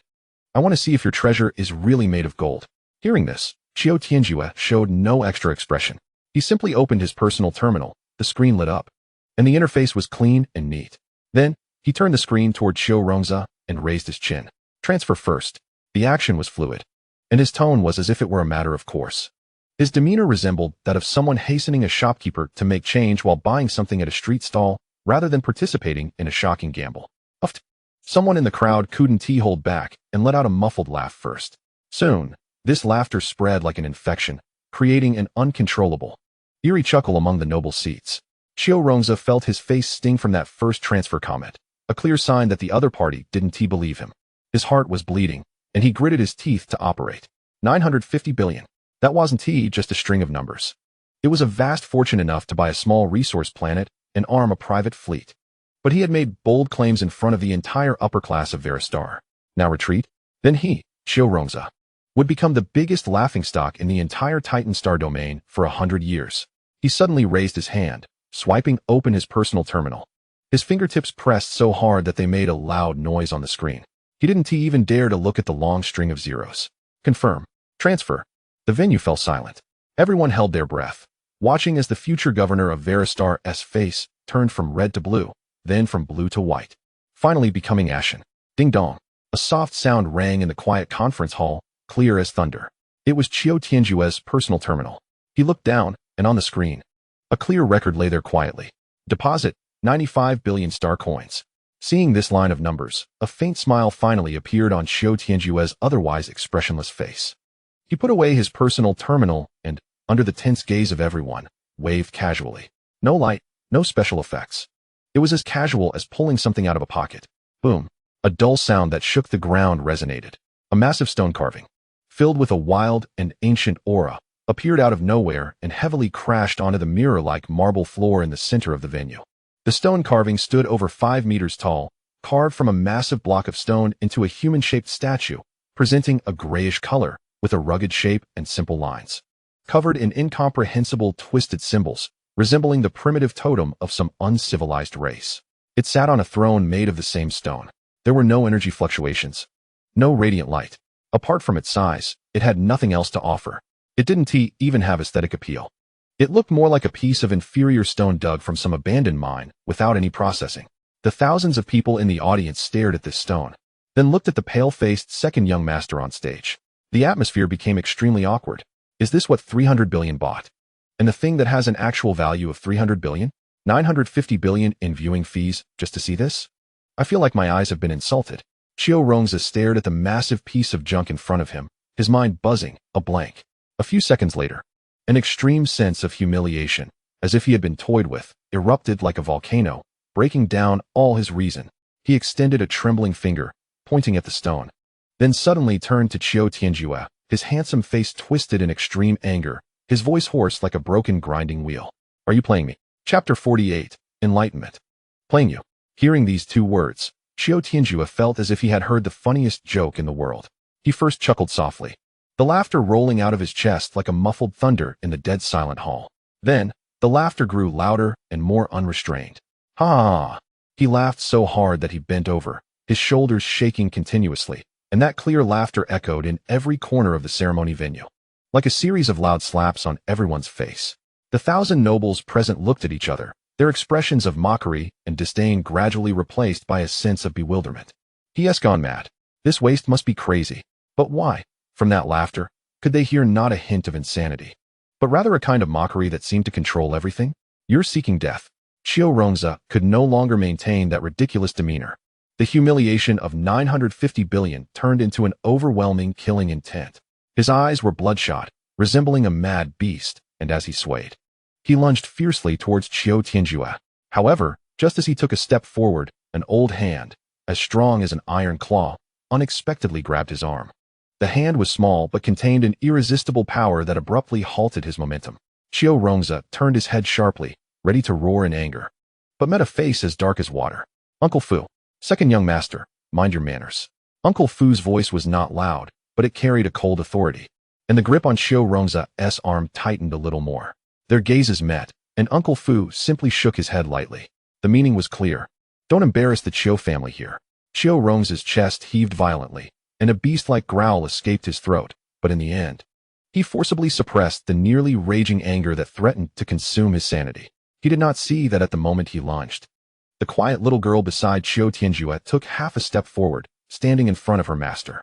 In the depths of her pure blood-red eyes, a terrifying red glow flashed like lava from the depths of hell. Qiu Tianjue gently patted Luna's head, signaling her to step back. Then, he raised his head and looked at Uncle Fu, whose face had turned extremely unpleasant, revealing a brilliant smile. "Oh, Uncle Fu, what brings you here?" His surprised expression was sincere, as if he had met a relative. Just in time, just in time." Qiu Tianjue enthusiastically extended his hand towards the huge, ugly stone. His voice neither too loud nor too soft, just enough for those nearby to hear clearly. "Please, come and enjoy this. This is my second brother, who spent a whopping 950 billion Stardust coins to show all the friends of Veristar this good thing." The corner of Uncle Fu's eye twitched violently. Qiu Tianjue, however, seemed not to notice and smiled even more happily. "You're in for a treat today. Free viewing." Hearing these three words, the pale face of Qiu Rongzi instantly turned a pig liver color, and the anger that Uncle Fu had just forcibly suppressed was once again provoked. His chest heaved violently, his teeth grinding, and his eyes seemed to want to swallow Qiu Tianjue alive. But Qiu Tianjue didn't even raise his eyelids, still wearing that annoyingly cheerful expression, as if admiring an interesting piece of art. Uncle Fu tightened his grip on Qiu Rongzi's arm a little more, then turned his head, and his ancient, expressionless face darkened. "Seventh young master." His voice was not loud, but it clearly overshadowed all the noise in the venue. "Since the item has already been brought out, why not let everyone know?" Uncle Fu's gaze swept over the ugly stone and finally fixed on Qiu Tianjue's face. "And let us hear about this treasure you bought for 300 billion and claim to be worth 3,000 billion. What exactly is its origin?" As soon as these words were spoken, the guests watching the spectacle perked up, nodding in agreement. Even the nearly furious Qiu Rongzi seemed to have found an outlet, staring intently at Qiu Tianjue, waiting for him to embarrass himself. Under the gaze of thousands, Qiu Tianjue slowly extended a finger and pointed at the huge stone, finally announcing its name. Qiu Clan Emperor Stone Carving. The moment the name left his lips, the anticipated gasps did not occur. Instead, there was a wave of confusion. The 1,000 nobles present looked at each other, their faces filled with bewilderment. "Qiu Clan? What is that? Emperor Stone Carving? Sounds impressive. But this thing looks like an unprocessed piece of broken stone." After a brief silence, a rustling sound arose from the crowd.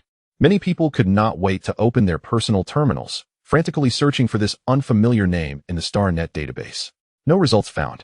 Did he mispronounce it? Or is he just making it up?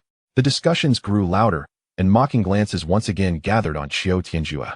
In the VIP seats, the fifth brother Qiu Jingxing almost burst out laughing, exchanging glances with Qiu Xinyu. "Sixth sister, did you see that? He can't even make up a good story. This is going to be fun." Uncle Fu also furrowed his brow. His authority was far greater than ordinary people's. But even accessing the Qiu family's internal database yielded nothing. He discreetly sent the image and name of the carving to the family head, who was far away in the Sky Garden. The moment the message was sent, an image popped up on Qiu Miyuan's personal terminal.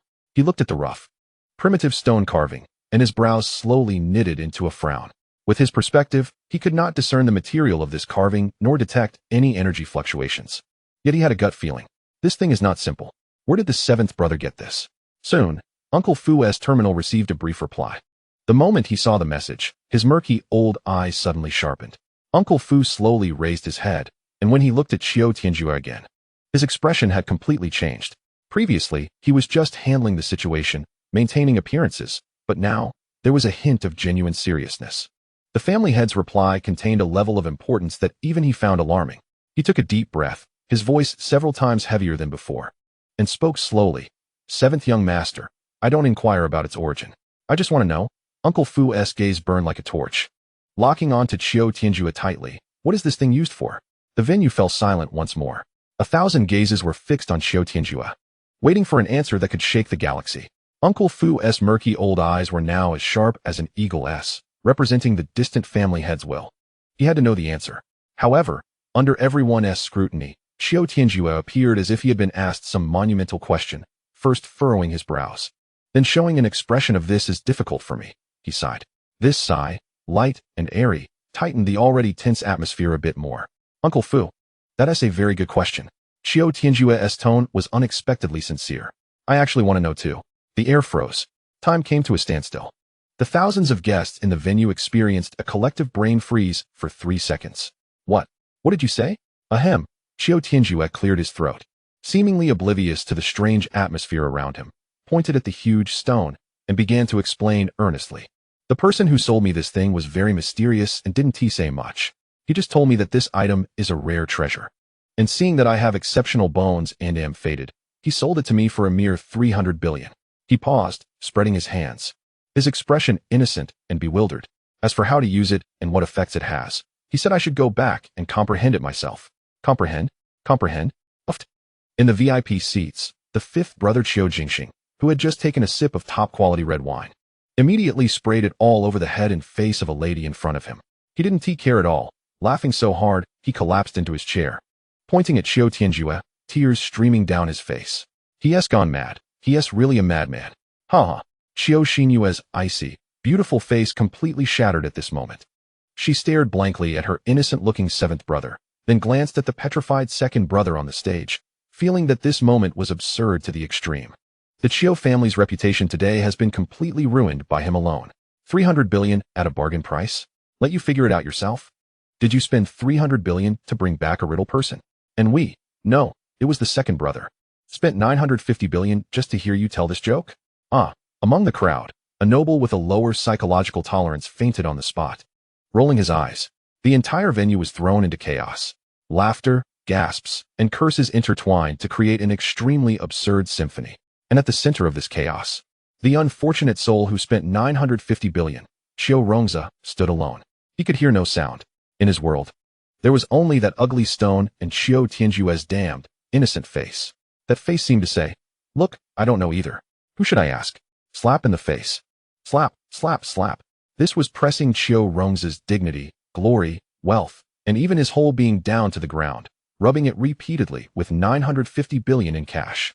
He felt a wave of sweet and bitter blood rising in his throat, as if 1,000 starry beasts had trampled over his chest, making it hard for him to breathe. He stared fiercely at Qiu Tianjue, the blood vessels in his eyes bursting one by one, his handsome face twisting like a demon from hell. He wanted to roar, to curse, to rush over and tear that bastard apart. But when he opened his mouth, not a single word came out. A surge of blood rushed up from his chest. Pooh! In front of everyone, this pride of the Vela Star, the Qiu family's prodigy, the future governor of the Star District, suddenly spat out a mouthful of blood. The bright red mist, under the dazzling lights, splattered across the pure white suit and the smooth podium. Then, his eyes rolled back, his body softened, and he fell straight backward.